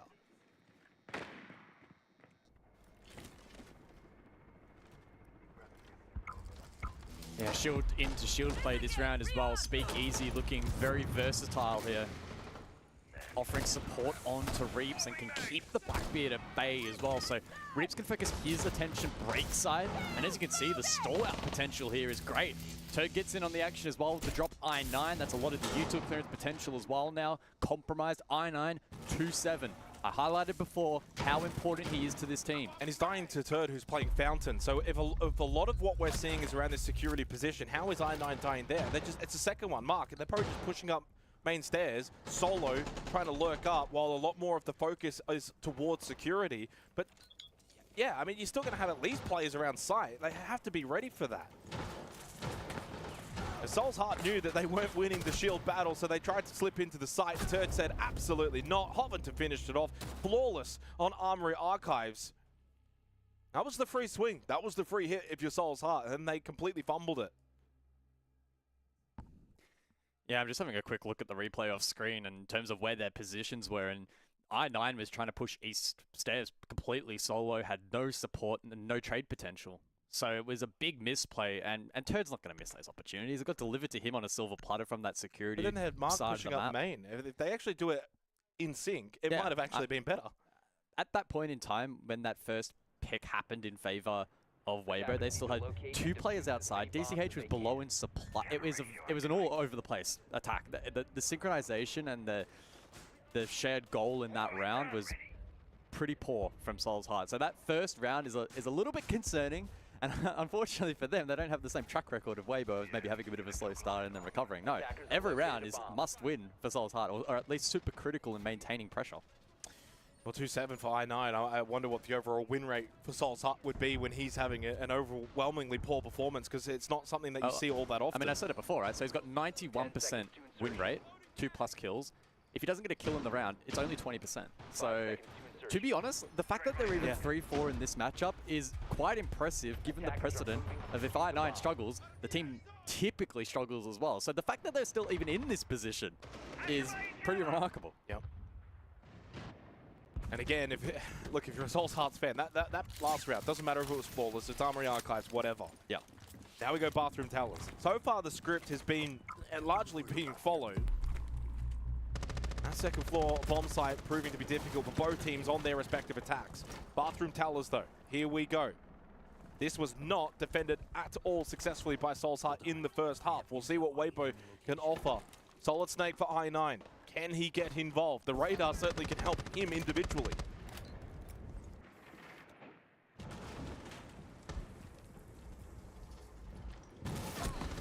Oh no. Another freebie. Hoven long line of sight will find Scatman. It's the Finker in the grave. And Border typically has one of the highest conversion rates when it comes to that opening kill. And Weibo are going to pounce at that opportunity to convert, get a 2-round lead in this series. Or this map at least, if Soul's Heart can't return serve. E1D goes out, so they're looking to try and take some semblance of space around the map. But with default still up and drones being spotted here by the defense and personnel, Weibo have a pretty keen read that there's pressure east, and I think they're also anticipating that security side push as well. Well, the pace just continues to remain at an all-time low for this region on this map. Missed the punch towards Armory. On the Blackbeard, needed the help. Actually, maybe not. The frag grenade did the job on to Holven. He does go down, but should get brought back up by I9. There's a bit of a scrap going off and away from this position. So Mr. Punch back up, but they do lose more troops for the overall army. 60 seconds, 3v2. Weibo more than happy with the way that this round is playing out. Remember, it's bathroom tellers. You do, of course, want to try and get this top floor control if you're Soul's Heart. Deny the verse, deny the hatch later on. I9 finally wins a key battle, this time against Turd. There's still time. 40 seconds is plenty of time here in a 2 versus 2. You've got the Blackbeard. Don't have a lot of utility. We saw I9 just pick up an extra frag grenade. You do, of course, have the radar. But I love the fact that Reap still has a nitro cell. Shotgun can play these angles towards Taller's bathroom. He's got Speakeasy. 30 seconds. Weibo is still well and truly set up in this round. Yeah, they go for the double peel. 2-stack Tellers with the nitro and the shotgun, as you mentioned, puts them in good stead. 20 seconds on the clock. Time not a massive concern yet, but every second is going to matter. I think they were hoping to maybe get one pick, get a little bit fortunate. There's the drop down, but immediately Speakeasy got the angle covered. Didn't even need the nitro cell. I9 collects the kit, goes for a little bit of a wander outside bathroom, immediately into the line of sight of Speakeasy. Well defended by Weibo. Now they've got the momentum. Make that 3 of the last 4 rounds. They're starting to do what they usually do in this region and make a mockery of their opponent. 5-3 up, looking strong on the defense. That's 2 straight. I wonder if we might start be heading to timeout territory, and indeed I couldn't even get the words out before they pulled it. Yeah, they're getting outmatched at the moment. Weibo have looked really good defensively so far. Back-to-back opening kills courtesy of Turd and Hoven. And I really liked what we saw there from Weibo in the last round, where their contest on the top floor in the trade game, it was good. I wouldn't say it was great. It was good enough, but then the reposition late with the 2-stack Tellers, cognizant of the fact they had Nitro and Shotgun. They played really good tradable positions. Even then in the 1 versus 2, there was an opportunity there still for I9 to maybe clutch up or at least isolate Speakeasy. And in fact, he probably did have the jump on him. But the positioning and the tradability was there, that it was very, very low percentage he was ever going to be able to find both picks. So credit to Weibo, they're doing the job here in the second half so far. It's an intriguing game because it feels like this is literally worst case scenario if you're Soul's Heart. Reaps, Turd, double digits already. I9's your bottom fragger. Yep. But the scoreboard's 3-5. You know, if you had said coming into this game that everything that's played out in terms of the numbers, etc., and who's performing well, I would have said this is 7-0 territory. So it is a testament to Soul's Heart on Weibo's map pick that they're still in this game without their top player performing, and well, with Weibo's 2 mega stars already onto double digits, Hoven also chipping in with 7. There's a lot going wrong in this match for Soul's Heart, yet they find themselves only 2 rounds down. Out of the timeout, Vent Workshop next up. A solid possibility for them to break this little run of form from Weibo. Has to be done right here, right now. Well, here's a fun fact. There's not a huge amount of data, but I'll still throw it out there. After losing 2 rounds in a row, Soul's Heart actually have a 70% win rate comparatively to the rest of the league. That's only at about 30%. Say the real. Say the real. It's 69, but we're all adults here. The league average is 32%. So they do have at least some precedent in being able to bounce back when a little bit of momentum is taken away from them. But Weibo is, of course, on a whole nother level, so not going to read too much into it. Exactly. But it would be pretty cool if they're able to back that up here in this matchup and keep their head above water. They are the exception. Yeah. Did bring up the opening kill stat as well. It's 4 of the last 5 now in favor of Weibo, so they're also getting a top in the early game. That's something that actually Soul's Heart started the game really well with. They won the first 3 opening kills. So these are the little battles and the little metrics that were, kind of now into round 9 that have been back and forth. Can Soul's Heart find a way to get back some semblance of control? Hard to do that on the attack, yes.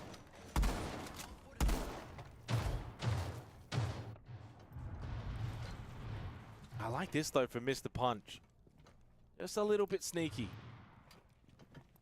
But he is also by himself here on the blitz. Yeah, he's very isolated, so he could have an element of surprise, although that's always difficult, which is how loud the blitz is. I guess DCH has cleared a little bit forward, other side of the map horizontally.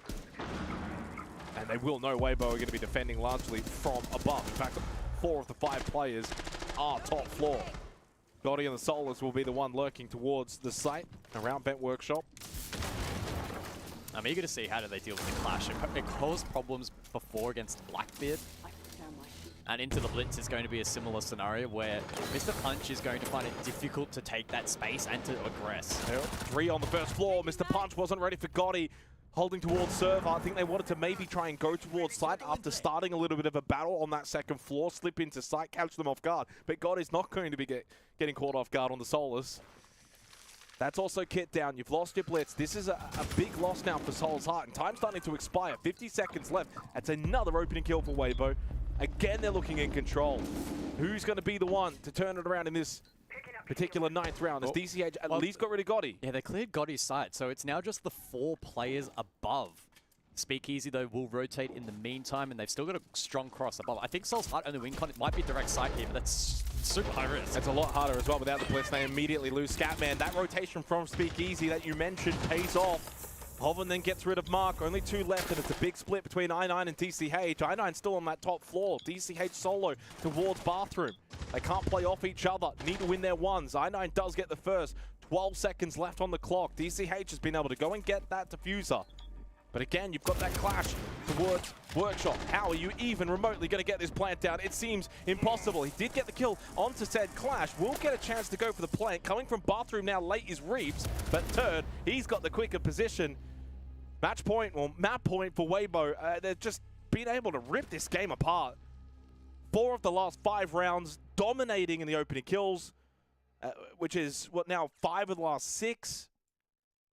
Basically, after the first 3 rounds, it's been a Weibo onslaught. They've completely dismantled Soul's Heart. 3 opportunities to close out their map pick. Now present.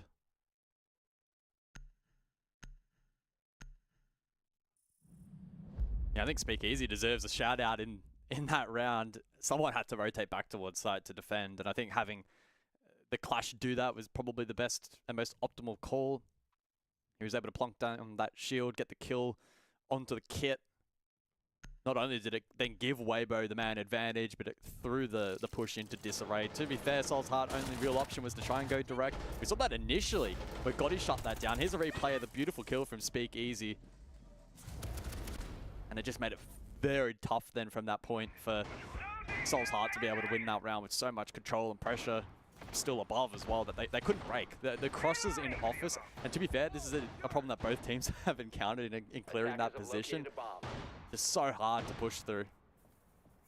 Either way though, it's a 3-round lead and 3 map points for Weibo, who have looked essentially unbeatable in the second half. Yeah, I mean, they've really switched it on, haven't they? But they're playing a kind of brand of Siege that screams to me at least more finals orientated rather than regular group stage. I think if this were like Playday 2, Border, they'd be just far more running around and playing these window positions and going for runouts and being cheeky. But to me at least, it seems like they're playing a more calculated brand of Siege, the kind of Siege that would probably hold up more so internationally. They know when to defend, they know when to attack. They're not over-investing in runouts and silly plays, but they're also still aggressive. Everything seems controlled.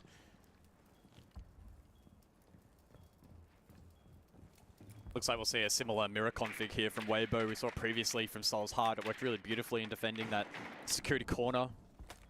And Weibo likely are going to try and achieve something similar. Not putting all their eggs in that basket though, very much investing office side as well to try and make that cross tough. So we'll see how Soul's Heart look to approach it. Currently, lurk below from Amos, but again, they lose the opening pick. It's the patience from Turd as well. A reminder too, this site has not been attacked successfully. And now it's another opening kill for Weibo. Go and make that 6 from the last 7 rounds that have been played. They've been completely in control. 11-4 for Turd, 11-3 for Reeps. And I really hope I don't have to play either of those two in the Xenox Goes Pro. That could get real ugly. You'd be cooked.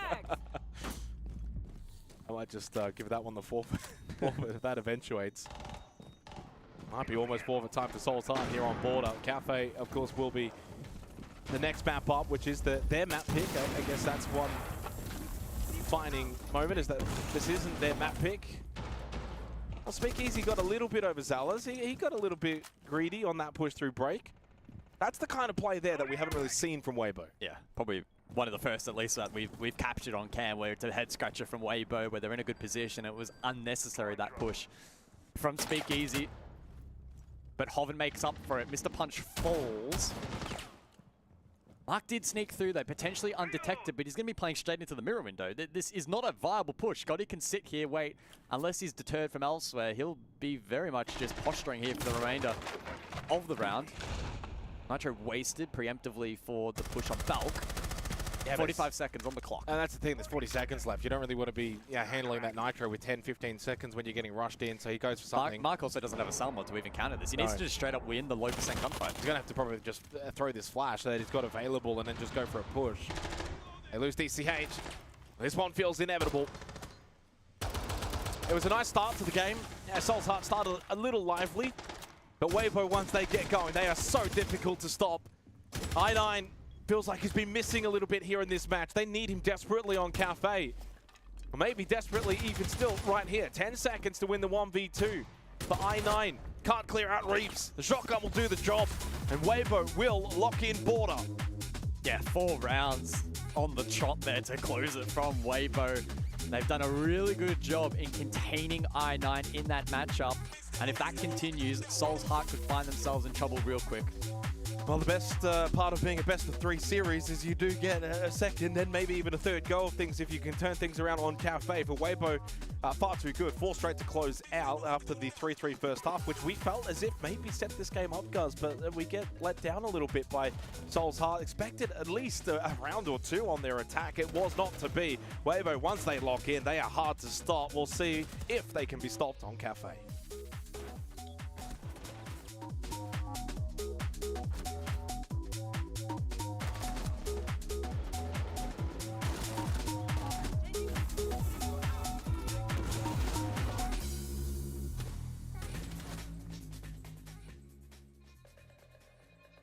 สวัสดีครับผมชื่อนายปัทรนายผลทรัพย์ชื่อในเกมชื่อเลบิลินครับตอนนี้เล่นให้กับโฟลี่ครับผมก็ตั้งแต่ผมเกิดขึ้นมานะครับพ่อกับแม่ผมเนี่ยเขาเปิดร้านเกมแล้วผมเนี่ยก็อยู่กับร้านเกมอยู่กับเกมมาตั้งแต่เด็กนี้พอผมโตขึ้นผมก็เล่นเกมไปเรื่อยๆเพราะว่าบ้านผมเปิดร้านเกมผมเป็นคนที่ชอบเล่นเกมยิงปืนอยู่แล้วนะครับแล้วทีนี้พอเล่นไปก็มีคนมาชวนเข้าทีมนั่นก็เลยเป็นจุดเริ่มต้นแห่งการเป็นนักแข่งก็ตอนนั้นตอนที่ผมพอผมเปิดร้านเกมนะครับเกมแรกที่ผมเล่นแล้วรู้สึกสนุกเลยก็คือเกม PB Point Blank อะไรเงี้ยเป็นเกมแรกที่ผมได้มีการแข่งขันจริงๆแล้วผมก็เล่นทุกเกมครับไม่เกี่ยวว่าจะต้องเป็นเกมยิงปืนแต่ว่าถ้าส่วนตัวแล้วก็ชอบที่จะเล่นเกมยิงปืนมากกว่าเพราะถ้าเกิดว่าพ่อกับแม่ไม่ได้เปิดร้านเกมนี้ผมอาจจะไม่ได้เป็นนักแข่งหรือว่าอาจจะไม่ได้เล่นเกมอย่างที่ทุกวันนี้เล่นครับเหมือนว่าตอนนั้นผมดูแข่งแล้วผมเห็นมีนักแข่งเล่นแล้วเหมือนรู้สึกว่าเขาเท่ดีแล้วเขาตะโกนเขา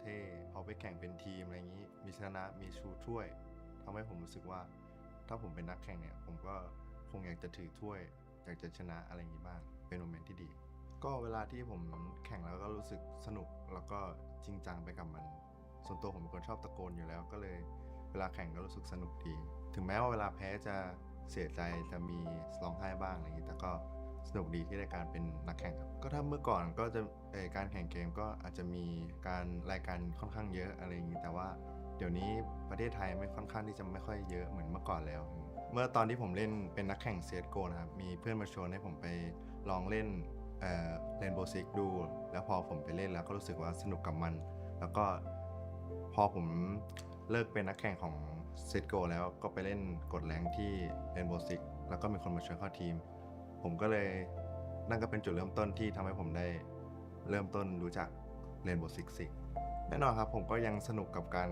แข่งขันของเกมอยู่ถึงแม้ว่าผมจะอายุเยอะขึ้นแต่ก็คิดว่าก็คงจะแข่งเกมไปเรื่อยๆจนกว่าจะรู้สึกว่าไม่ไหวแล้วก็พ่อกับแม่ผมก็คอยซัพพอร์ตอยู่ตลอดไม่ว่าจะยังไงแล้วก็ล่าสุดก็ที่ปารีสก็มีการซื้อตั๋วให้แม่กับป้าไปเชียร์ที่ปารีสผมรู้สึกว่าก็ดีกันที่พ่อกับแม่ซัพพอร์ตก็รู้สึกว่าชีวิตหนึ่งมีครั้งเดียวก็อยากให้พ่อกับแม่เห็นในความสำเร็จของเราที่ได้มาเป็นนักแข่งได้มาแข่งในต่างประเทศอะไรอย่างนี้ถึงแม้จะไม่ชนะแต่ว่าการที่พ่อกับแม่มาดูเราแข่งก็เป็นสิ่งที่ครั้งหนึ่งในชีวิตต้องมีก็ครอบครัวก็รู้สึกดีถึงแม้ที่ผมเป็นนักแข่งแล้วพอผมชนะได้ไปแข่งนี้เขาก็รู้สึกว่าดีใจจริงที่มีลูกไปนำชื่อเสียงให้กับพ่อกับแม่อะไรอย่างเงี้ยก็ขอบคุณพ่อกับแม่นะครับที่คอยดูตามเชียร์รวมถึงป้านะครับก็ทุกๆคนที่เชียร์ผมก็จะทำให้เต็มที่ทุกๆปีจนกว่าจะ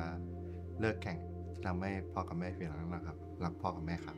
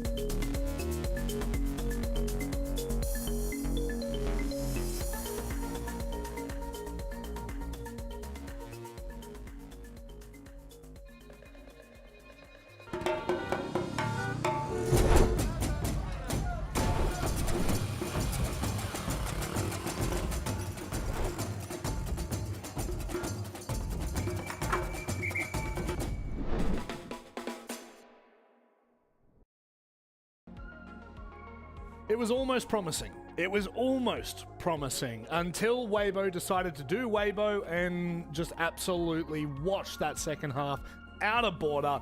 But that's the kind of performance you need from a team of that caliber, Dev. That's what we need to see when you go, I don't want to say poorly, but when you're just not hitting expectations in that first half, change it. Yeah, well, the way I see it holistically is Weibo took the game in the group stage and just one-upped themselves a little bit. One round better.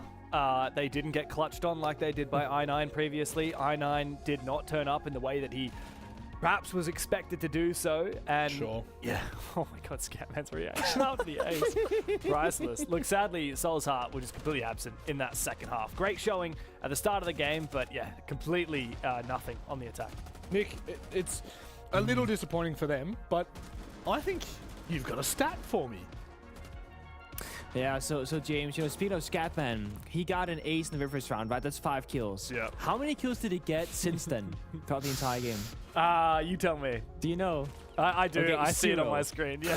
He got every single kill. Well, it's not going the way, right? He got every single kill in the very opening round. That was it. He was impactful for a single round. So it's giving the same vibe as, the qualification against Second Company, where I9 as an individual didn't show up until the hero play, taking them to OT. In this game, Scatman starts off saying, I can challenge Weibo 1v1, but only for 1 round. I got a question back for you, Nick. Do you know how many kills Scatman got when these two teams played Border in the group stage?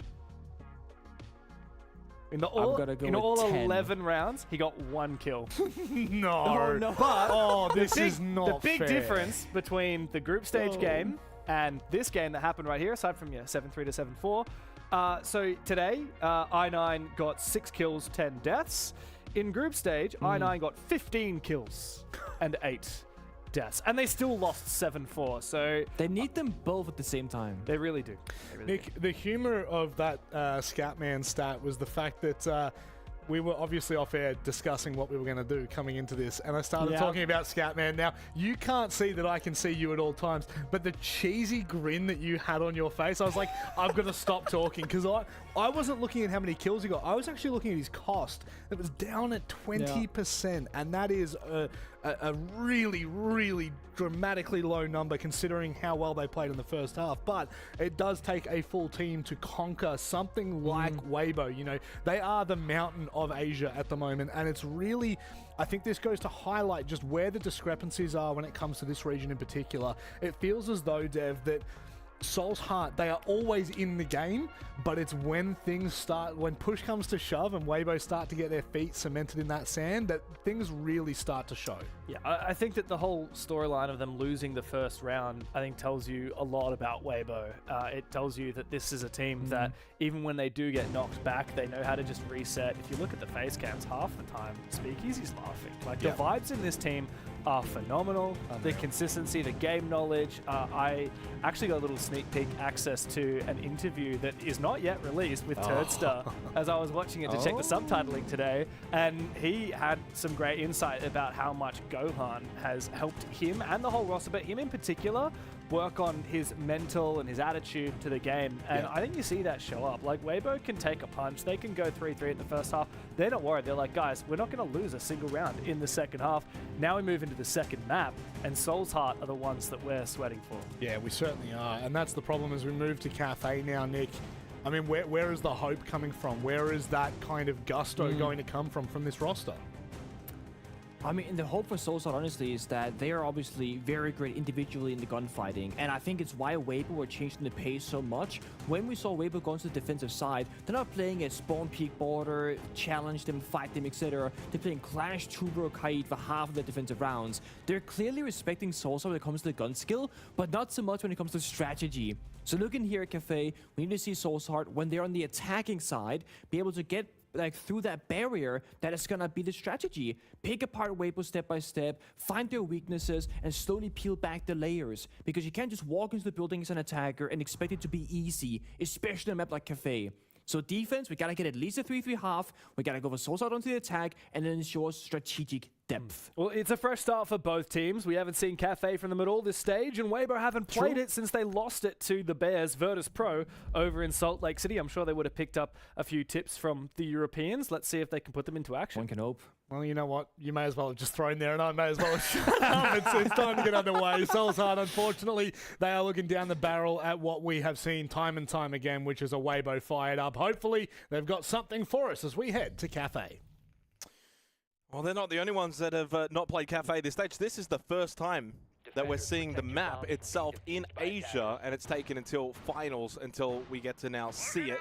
Starting on the defensive side, it does mean in terms of any statistics, numbers, etc. There's nothing to really look back on in terms of data this stage when it comes to Cafe, as we know historically where it's been. In recent times, it's been a little bit better for the attacking teams, but curious for this because again, we haven't seen Asia at all play this map.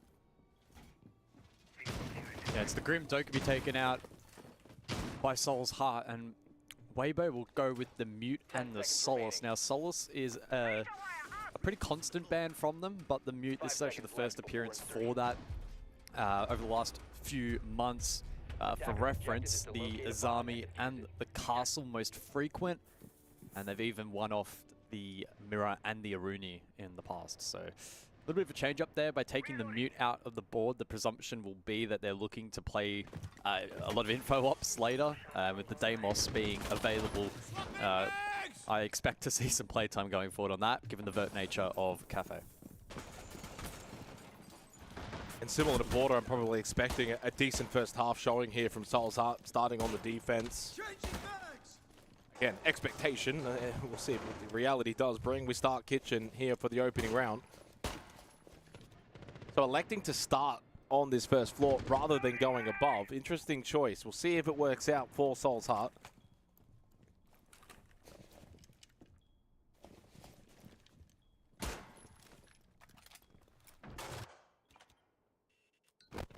Weibo are just more than happy to play the drone game. Get some information. Reaps on the sledge. He's opening up the floorboards. He finds I9 lurking down below. It just hasn't been that sort of night for I9. So opening death.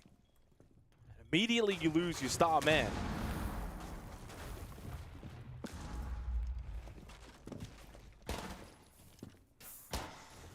Yeah, it's been a rough day for him so far. Minute 30 remains on the clock now, and Weibo decimating on Vert. Scatman will fall as well. Unfortunately for Soul's Heart, this has not been a great showing opening round Cafe. Weibo are keeping it very simple in this first round, and they just haven't quite been able to match it. Well, they've kept it simple, but they've got red stairs control, white stairs control, and they were playing that second floor through the vert with the sledge and the boogie auto breaches. Again, it's very controlled siege from Weibo. This is the kind of stuff, as it's flawless, that I'm expecting to see from them at an international level. Controlled, measured, didn't rush in, didn't try and go direct. They had a clear game plan, get stairs control, get second floor, play the vert. We're going to bring the sledge, we're going to bring the ram, we're going to try and kind of enclose them towards the site, cut off positions. They were watching towards bar. I mean, they had everything under lock and key. There was nothing Soul's Heart could do. They were just getting toyed with. That is a very clinical way to start this second map if you're Weibo. And quite demoralizing too if you're Soul's Heart. Again, this is their map pick. Cafe is a map that does not feature in this region. So when you're choosing Cafe, you better be well prepared. And in that opening round, again, it's only the one round, but Weibo looked far better prepared. They looked like they were running a full-blown strat, where Soul's Heart were just playing default positions and got completely overworked.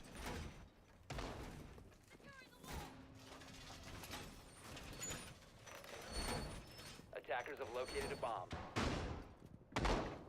Yeah, we'll see if Soul's Heart can begin to correct course here at the moment, because Weibo have built up a large and long streak of rounds, and the onus is on Soul's Heart to break that momentum.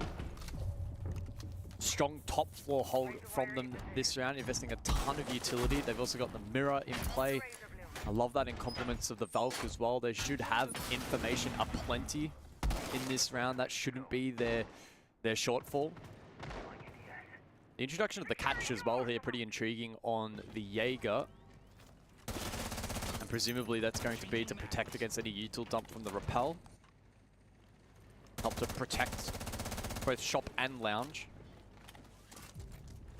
Oven finds the first kill.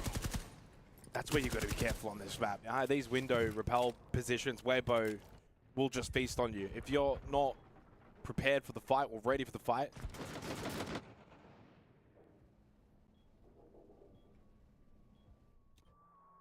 just got caught out.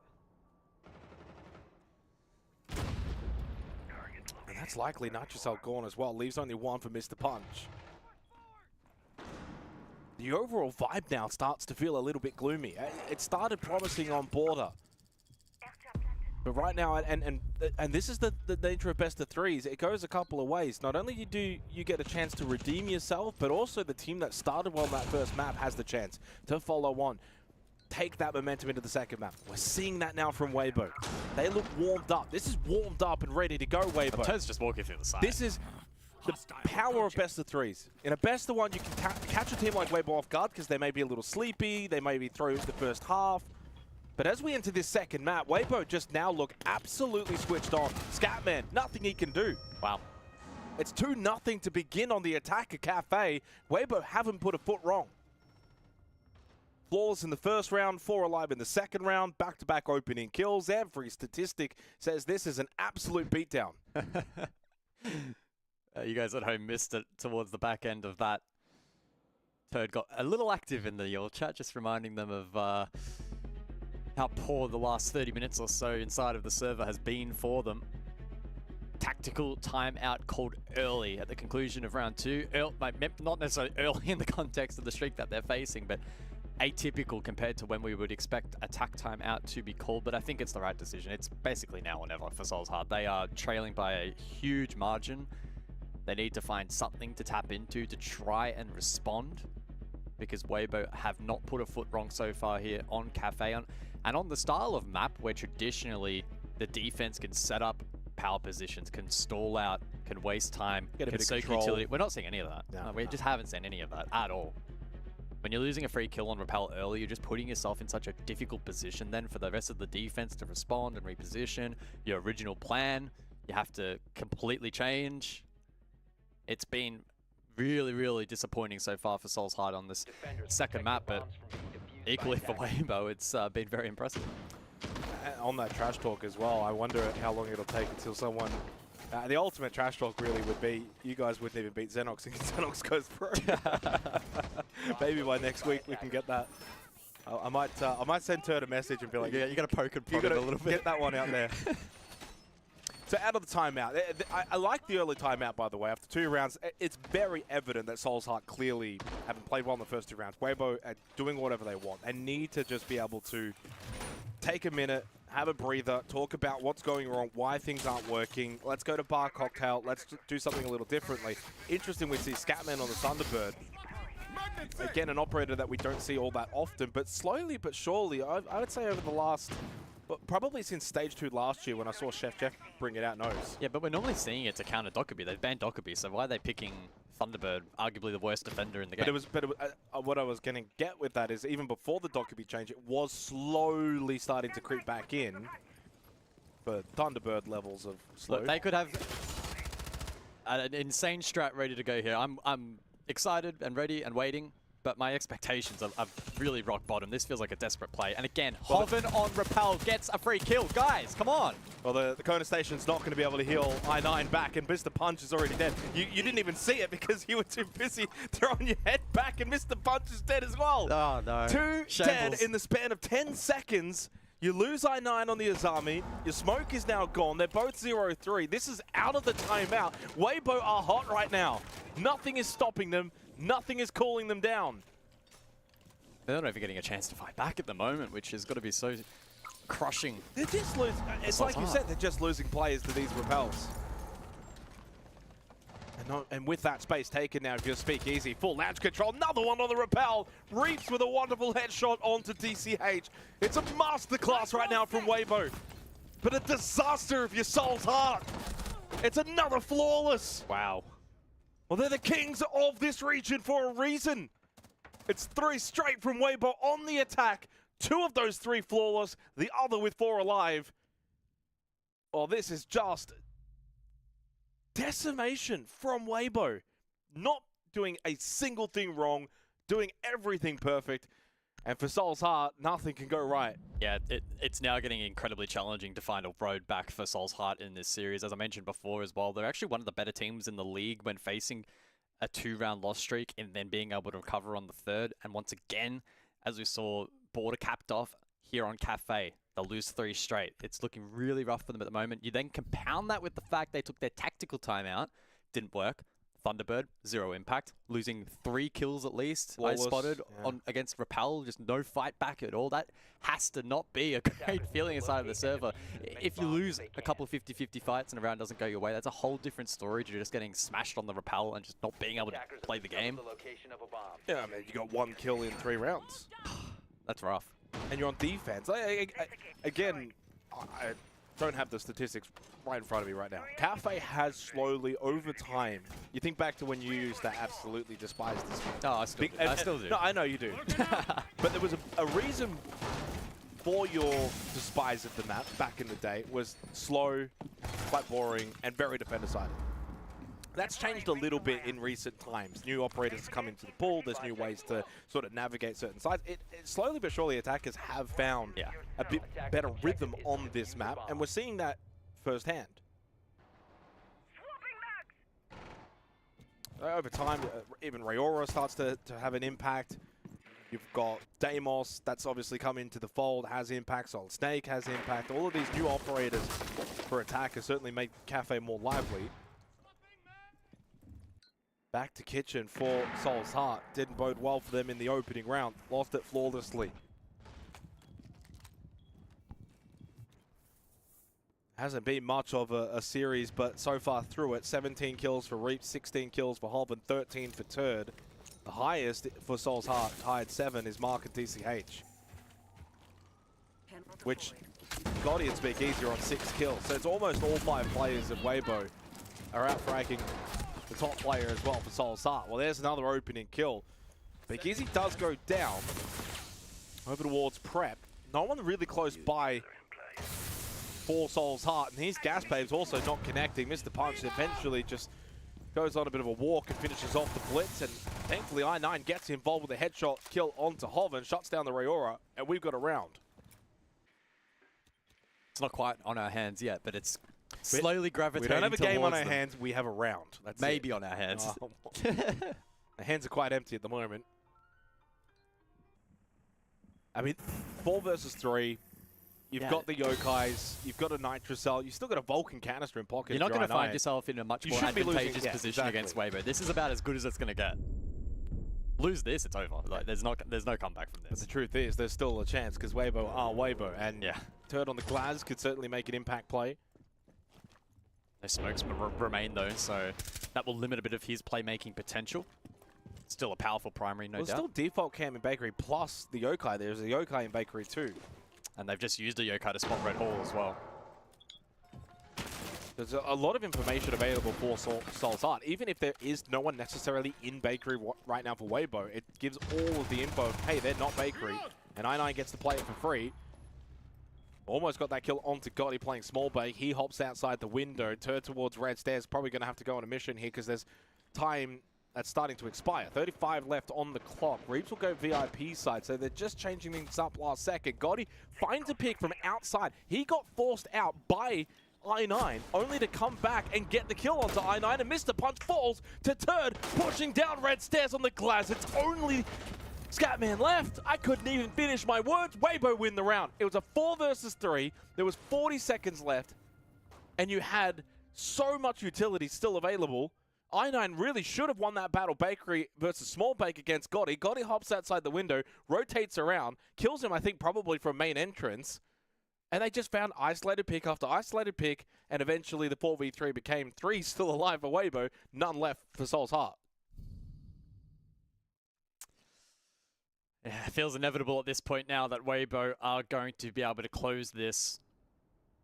And it may well be another 7-0, 7-1 to add to their repertoire. They've just looked phenomenal here on Cafe, and even in that last round where some blemishes did show through the mid-round, they still found a way to win against basically all odds. Like I said, in the lead-up to the final third of the round, it's very infrequent you will find yourself in such a strong position against Weibo with so much info, player advantage, positional advantage, like quite literally every potential advantage possible, and Weibo still find a way to win the round. It's got to be really disheartening for Soul's Heart, who have given this match a great shot. And this matchup is not really reflective, I don't think, of where they're at. It's Weibo, right? They're just on a whole nother level, and they have been for so long. And unfortunately, now it's just the one slot for Asia. It's kind of a position we've been in with like OS, for instance, in the past with one dominant team. Well, like, it's got to be demotivating for everyone else. It also means Weibo really aren't going to be playing with their food. There's no second slot to fall back on if things go awry. There'll be no trolling this time around, and there hasn't been tonight. I think I can only recall one moment in this match with the speakeasy push break that's been questionable. Every other round, they've been flawless. Yeah. And even that, I mean, That was enough. That's nitpicky, really. Exactly. If you think about it. That's about as low in the barrel as we've got to get. Yeah, I mean, it's hard to fluff this one as a potential chance for Soul's Heart to get back into the series if we're being completely candid. Weibo are just on a different level right now. It's even demoralizing, I think, even for us just watching this. Can't imagine what Soul's Heart would be feeling like in the server.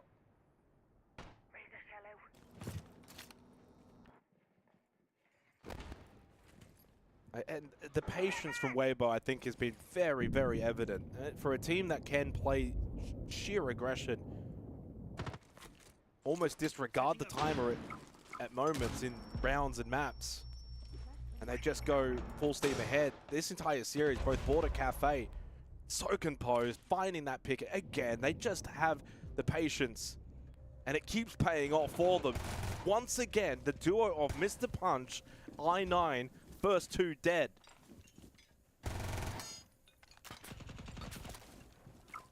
Big Easy does go down, but Mark II will falter inside bathroom at the hands of Turd. 4 versus 2. This feels inevitable. This feels like waving the white flag territory for your Soul's Heart. Yeah, it's never a great feeling as a neutral observer to count a team out, and it's often not fair to do in a game like Siege with 2 halves, but this has got to be one of the more dominant best of 3s that we have seen in this region for some time. The way that they are playing Cafe at the moment. Well, Weibo haven't even got the plant down because they've not had a chance to get the plant down because they just kill everyone. Yeah. Opening kills, 2 minutes, 227, 228, 209, 140. That was actually the slowest opening kill, matching their overall pace that we've seen here on Cap. Again, they slow it down. They're controlling their own tempo so well, and it leaves these Soul's Heart defenders just guessing, sitting in these positions, then giving up so much unknown territory. Reaps then catches out DCH and gets the second on Scatman because they've got no idea where he's coming from. Wow, this is brutal. I feel like we shouldn't be airing this. I apologize to the viewers at home.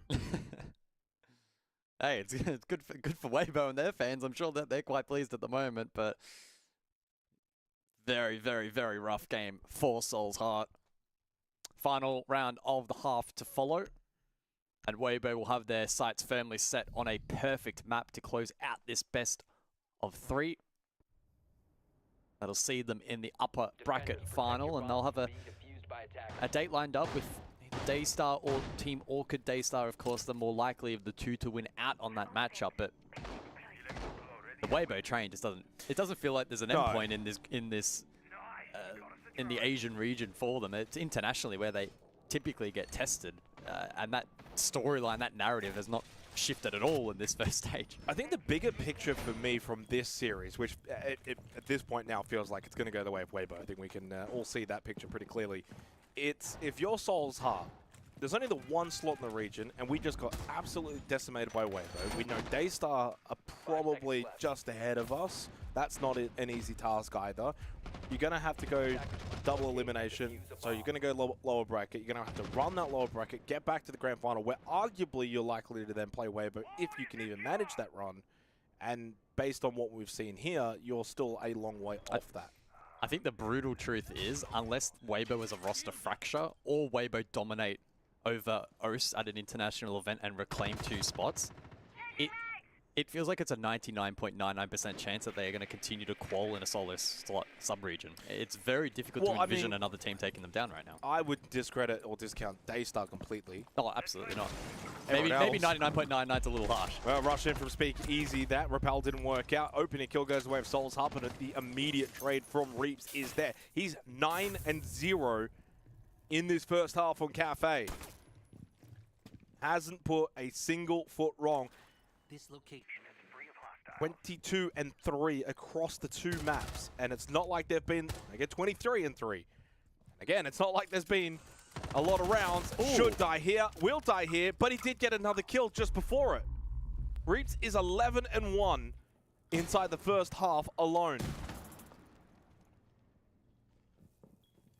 What can I9 and Scatman do? 2v3, it's so much time though, and again, this is where Weibo will just pull it back, get themselves into good positions, keep the defenders guessing. Yeah, good util usage there from Scatman in being able to disperse Hoven, keep him at bay. It's advantage though still for Weibo, and they have so much time, so much time to break down the rest of this round. Scatman looking to try and cover mining side, and I9 will commit to dining. 60 seconds on the clock as Weibo look to fight ground the opposing side of the map.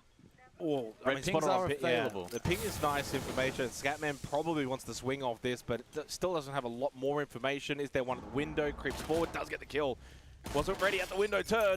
Was not expecting it, and finally Soul's Heart will get one on the board here on Cafe. Really well played from the duo, but there's so much work to be done in the second half. Still finding themselves 5-1 down against Weibo here on Cafe, the second map of the series. Soul's Heart are going to have to get that shovel and get digging because they are not out of the woods yet.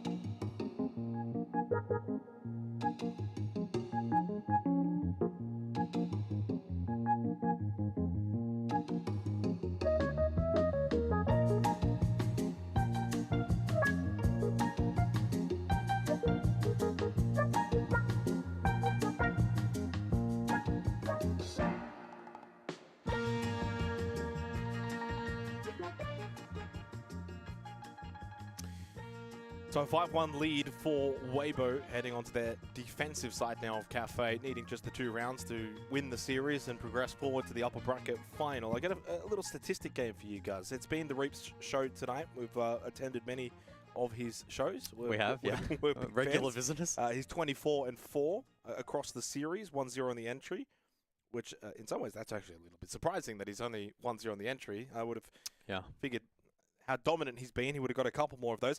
So with his performance tonight, and we know how good he is, where's he rated on the stage so far? Heading into the night Yeah, or live? No, heading into the night. It's going to be something troll like 7th or something. Lower. Really? Is he in the top 10? Lower. Top 15? Just. Is he 14th? No, lower. 15th? 15th. Wow, okay. So Reaps coming into tonight is the 15th rated player in Asia. He's a best of 3 player. He's a best of 3 bandit. 41 kills, 29 deaths across the group stage. He's got 24 kills all ready to start finals. He was just saving himself. Classic Reaps. Yeah, I mean, I think that's also like Weibo are the kind of team that in the past have just got the job done at the right time in the group stages, even especially when they've had 2 slots, even in the early portion of finals. But they just look really switched on. Of course, it's not just Reaps that's performing to a very high level in this series. Hoven 17-10, he's been a real standout at Turd 15 and 7. But going back to Hoven, he's actually the #1 rated player coming into tonight. So what we think of this Weibo roster, I think historically has been Reaps, Turd, and not the rest, but Reaps and Turd lead the way. The rest are really good. Well, Hoven has now stepped up as a top-line player. 72 kills, 29 deaths, so 2.48 KD in the group stage. He was the best player. He was essentially like player in OS, but here in Asia. So when you add in now Reaps, finals version Reaps, this is why we're getting an absolute dominating performance from Weibo. The bans for the second half, Mirror Mute into double shield from Weibo, so taking both the Monty and the Blackbeard out of play, just not wanting to deal with that potential cheese. Get rid of the crotch. This half, yep. Good target ban. As for the lineup, it's a 4-to-1 split from Weibo, with 4 down in first floor with good info gathering on the Echo, and Hoven, well, he was third floor, then he dropped, Yep. and then he got a free kill. Yeah, that's really well played. Just again, Weibo have that ability to do something a little different, and that's kind of a good example is what I9 wanted to try and do back on border, be that offside position, cause a little bit of chaos. Can I find an early kill, get back to site? So Hoven does that perfectly there, playing top floor, drop the hatch, get the kill, knowing that they're going to want that second floor control on the kitchen site, open up the floorboards, you get rid of the ram. No more boogie auto breaches go out, so that limits the ability to actually open up the floorboards, play that vert, force Assault's Heart to go more, direct towards the site, of which that's what Weibo want. They've got more than enough stall out utility, and don't have to look up as much.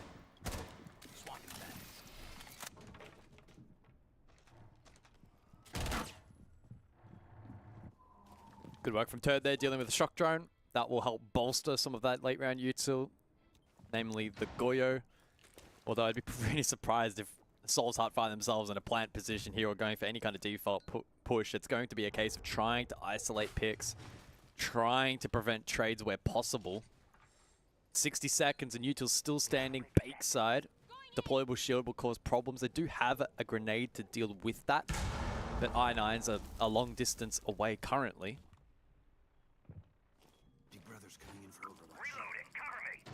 I mean, if this just ends up being a backside hit, though, it's just too easy of a read for Weibo on the defense. This is at least good from I9 towards the main corridor. He's trying to get active. Very risky, though, considering the sight lines opened up into sight. Not a lot of time remaining in the round. Weibo looking for their sixth. Hoven knows he can play the aggressive angle. He connects onto Scatman.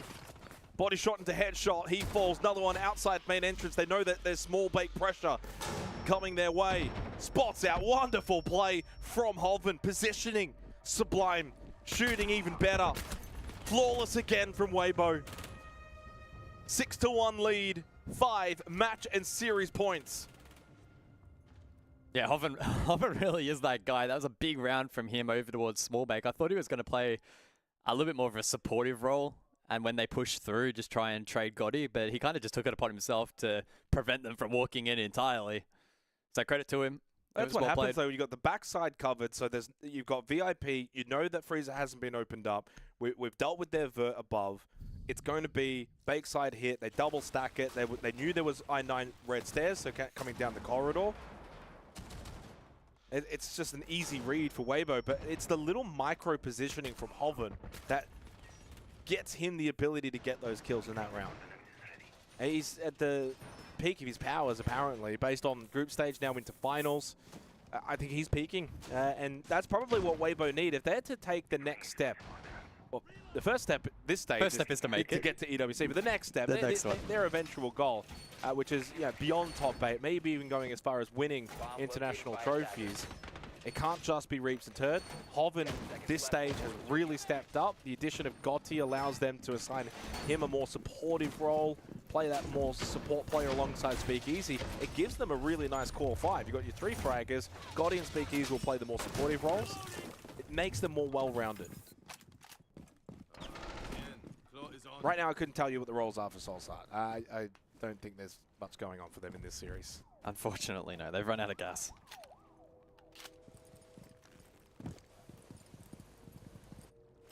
So Weibo looking to gain big info in what may be the final round with the Pulse and the Valk combination. Speakeasy immediately spotting Mr. Punch outside in the initial posture, and that will help protect them against some of the repel play.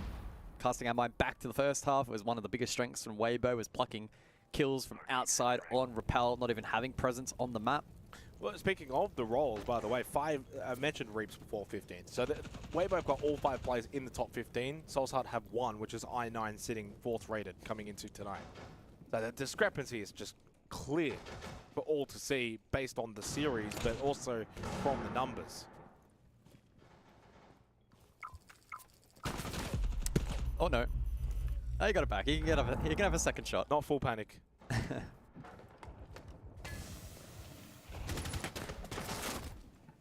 It looks like I9's lacking confidence there with a player exposed and a red ping. He doesn't back himself in to win that swing. Don't blame him after the way tonight's gone. No. Shock ready! And that's the difference. Weibo right now will swing anything with confidence, and the positioning that we're seeing from them. Scatman does get the opening kill. Mark able to get a follow-up. So Turd unchecked. Maybe expand this match a little longer, but no, Turd with that double, and then the follow-up from Reaps. If there was a glimmer of hope, it got quickly squashed out by Weibo. Turd, for his standards and from what we saw on border, slightly more quiet, more of a backstep this map of Cafe in comparison to Holvin and Reaps, but a big moment there. Information as well, obtainable from Speakeasy. And they split up for the final 2 attackers. DCH will stay lounge. They know Scatman's towards Pillar. Information obtained for Weibo. Still a Nitrocell. Turd can just play lounge, play this top floor. He's got the ability, if he wants, he can drop Pillar. He can push down White Stairs. He's got options. Might just hold his ground, establish the cross with Reaps. Nitro below lands, and it's Scatman in 1 versus 3. So 7-3 on border. On the verge of 7-1 on Cafe. Weibo make an early statement to begin the Asia Finals. They will progress to an upper bracket final. Their opponent unknown. Another match still to be played tonight. But it's evident for all to see that Weibo are still the kings of the Asia region until that crown is stolen from them. And it will not be Soulsheart on this occasion. 2-0 to begin finals. Didn't put a foot wrong. No. They really didn't. That was probably one of the cleaner performances that we have seen from Weibo domestically. They knew when and how to turn it on at the right time. Sure, Soulsheart showed promise on border, but it wasn't long-lived. And map 2 was just a straight domination display from them. 7-1 in the end. Very impressive. If you were to remove the first half of border, I know it's not fair to do, because Soulsheart played well in that first half, but you remove that first half, you're talking about 11-1 from that point onwards. That's how dominant it was, which, to be honest, was a little surprising because the first half did seem full of promise for Soulsheart. Unfortunately, that was all they had in the tank. Let's go back to the boys on the couch and see their thoughts on this series. Yeah, look, if you go for the king, you better not miss, because the first 6 rounds, as Xenox has put so eloquently, it was close. We saw some real gusto. We had some real hope. But by God, did that quickly just absolutely get annihilated. It was done. It was dusted. It was quick. The following 12 rounds, 11-1. I mean, you don't need to say much more than that. 6 rounds isn't a lot in a best of 3. And funnily enough, don't know if you remember the stat that I threw your way at the start of the show today. Weibo, on average, have played every game, and it's only taken just less than 9 rounds, which averages a 7-2. 7-3 and 7-1 averages out to 7-2. So really, it's just another day in the office. It's business as usual for Weibo, which sucks to say because, yeah, I mean, it's just so dominant. And we had some hope that Soulsheart would be able to take the fight to them. I think those first 6 rounds on border were a little bit of a misnomer, a little bit misleading to what actually happened. Because if you look back, it was 4 flawless rounds in this game. It was 2 double-digit players and Turd almost on double digits on Cafe as well in an 8-round game. That is dominance. It's pretty scary, especially when you look at the other side. You know, like unfortunately, Soulsheart just can't get out of the so gate. Inconsistent. Yeah, I know, and that has also been one of the major talking points of our region for such a long time. But also another major talking point for before I was even here is Speakeasy, and we've got him for an interview. Let's welcome in the big dog from what was a scary performance once again. Hey, brother. Speakeasy, my friend. I'm on the big screen. You are on the big screen. You are on the big screen, mate. You got an itchy chin? I can get that for you. There you go. Yeah, right. That's crazy. Speakeasy, it's always such a joy to see you, but I think after a match like this, you guys have just got to be in such high spirits. Yeah, we feel so good because like we have like 1 week to prep, but what we did was we tried to act like it's like how the major right now is like a switch stage where we have like a 1 day. Yeah, am I still here? Yeah, man. We got you. Yeah. Oh yeah. Where we have like we play 1 day and then the next day is like a different team. So we tried something where we only prep for a day like yesterday, and yeah, and I think all of us are into the teamwork where we are into the plan basically, and yeah. It was a good day for us. Yeah, I find that really interesting to hear that you're prepping for these games the way that you practice is a form of practice, right? Because you're practicing for what it's like to be playing at an event where you don't know your opponents a week out, for example. Tell me a little bit more about the process for you guys and what you're doing, not just to perform well here, because obviously it's your second best ever groups result as a squad. I mean, you weren't there when Bleed went 7-0 and had only lost 10 rounds in out of the 59 that they played, but you know, it's kind of the history of the team. You've been so dominant through quite a few group stages, through quite a few playoffs within APAC. Going internationally, yes, there's been some great results, but you guys, I'm sure, are aiming so much higher than that. I think a lot of people are hoping that if ever an APAC team was to, say, raise a major trophy, that you guys would be one of the first names that would come to mind. What are you doing outside of that example you just gave in order to make that happen on the international stage? I think what we can do is like we need to work on ourselves for like fundamentally, and I think a lot of things is just mental wise. Like, I mean, we see yesterday G2 lost to Falcons, where they should outright just win them. But I mean, I'm not in the team, so I don't know. But for us, it's just mental wise when we go into like these big tournaments. Like, when we say Weibo in the big tournaments, it's always against Secret, and we always choke to Secret. So you won't anymore. We just hope to we just hope to overcome that, and yeah, and just hope that one of the days that we can click and go over the hurdle, and we can continue from there. Thank you. Well, you guys have been incredible across the different areas of the game, right? But there's one stat in particular you're awful at, Speakeasy, right? I'm gonna break it down for you because maybe you don't know about this. Shit. Going into today's best of 3, you guys have only won 28% of the first rounds of a match. That means that you started almost every single matchup despite being undefeated, losing the first round, and then winning 7-0, 7-1, or 7-2. So what is it about the start to these games? Is you guys being slow? Is you guys needing to be disciplined in the server? What's up with that? I think it's just a slow start where I'm actually quite surprised by this, but I think it's a slow start where we plan stuff, right? Like we think that the enemy team gonna do the same thing, but most of the time it's different, you know. So like, hey, wait a minute, this is not what we planned for, and I think it's come down to the fact that maybe I did not adapt to that round as well. But yeah, I mean, thank you for showing that. Actually, gonna look into that. Oh no! Why did we do this? Now, Pengu. Why would you do this, Pengu? Already dominated. They're gonna be better. No, we can't have them be possibly it's just a slow better. start. Yeah, okay. A slow start, but you always seem to pick up the pace toward the end. Speakeasy, I'd love to talk to you for longer because you are truly a gentleman, but we are going to have to let you go. Is there anything you'd like to say before we do? See you guys next week, and thanks to all the fans. Keep cheering for us, and nice studio you guys have there. Speakeasy, mate. Thank you very much for that. We love you, and we'll see you soon, mate. Bye-bye. Take care. Hey, we got a nice studio. I gotta say, they got a nice setup as well. Honestly, I love their setup. They're like, I mean, it's been tried and true for the I'm last. not sure where it is. Is it in Bandung? Well, outside of doxing, it's in somewhere in Southeast Asia, that general vicinity. Sorry, my bad. Okay, is it in that area? I didn't ask the somewhere. question, Just over to be there. fair. It is very true. And Southeast Asia Asia is a big place. I know it's somewhere in the realm of Southeast Asia. It's Let's have a somewhere look. north of Australia, but Yes. south of like Europe. Yeah, somewhere. South of Russia. I think. Yeah. Somewhere up and down that coast, somewhere between in the Australia and vicinity. Russia. Yeah, correct. Well, right now, somewhere between Australia and Russia, there are two teams preparing for battle. That is Daystar and Team Awkward. This one, Awkward. Oh no, that's a little bit awkward of you, that Rob. poor bloke. No, that's not good. That's not good. That's not a good omen. But I think Pengu, going into this one, do you have any just top line thoughts?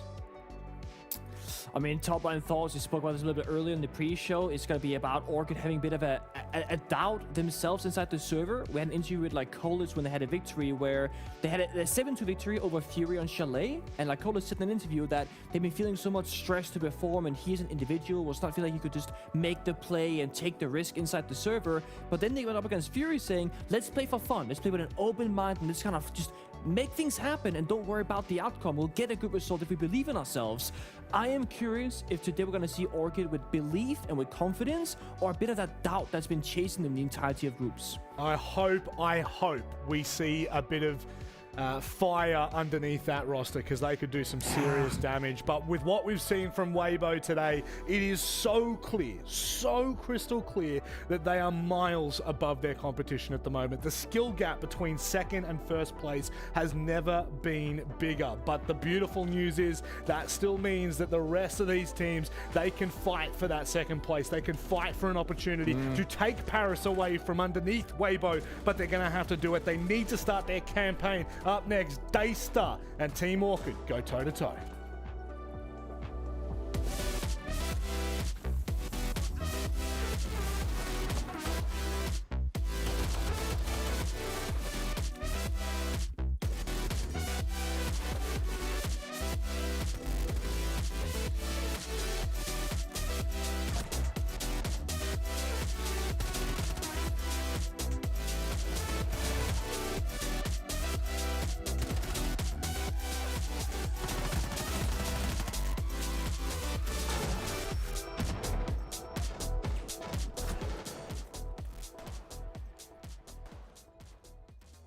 รู้สึกว่า Rainbow Six มีตัวค่อนข้างเยอะแล้วรู้สึกว่าแต่ละตัวนั้นมีปืนค่อนข้างที่จะไม่เหมือนกันแต่ว่าถ้า Counter Strike ก็จะมีแค่บุกกับกันที่ปืนต่างกันแต่ว่า Rainbow Six มีปืนค่อนข้างเยอะมีตัวหลายๆตัวมีตัวใหม่เข้ามาทำให้ผมรู้สึกสนุกกับการเล่น Rainbow Six มากกว่าส่วนตัวผมเป็นคนที่ชอบเล่นเสี่ยงกล้าได้กล้าเสียเหมือนกับท็อปสันใน OG เป็นคนที่กล้าได้กล้าเสียให้กับทีมไม่ว่ายังไงผมก็เลยชอบที่จะเล่นแบบนั้นก็อาจจะเป็นสิ่งที่มีตัวละครเล่นค่อนข้างเยอะแน่นอนแล้วก็ตัวมีปืนมี ability ค่อนข้างเยอะทำให้ผมรู้สึกสนุกกับมันสิ่งนี้ที่รู้สึกว่าดีเลยของซีก็คืออัปเดตค่อนข้างบ่อยมากกว่าเคาน์เตอร์ก็จะมีแค่แมปอะไรอย่างนี้แต่ว่าซีมีการอัปเดต about ตัวแล้วก็แมปอะไรอย่างนี้ก็ผมก็กดแรงคนเดียวอะไรอย่างนี้แต่ว่า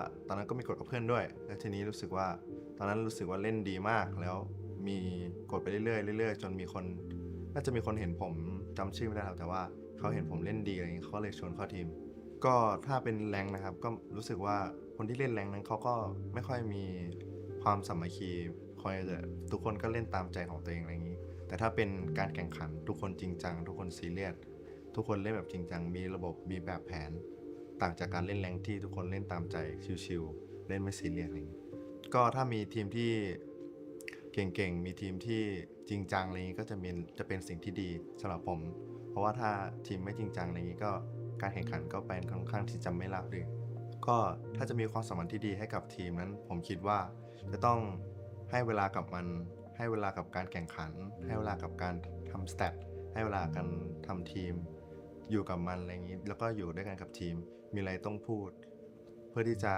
เก่งขึ้นจนเป็นแชมป์ได้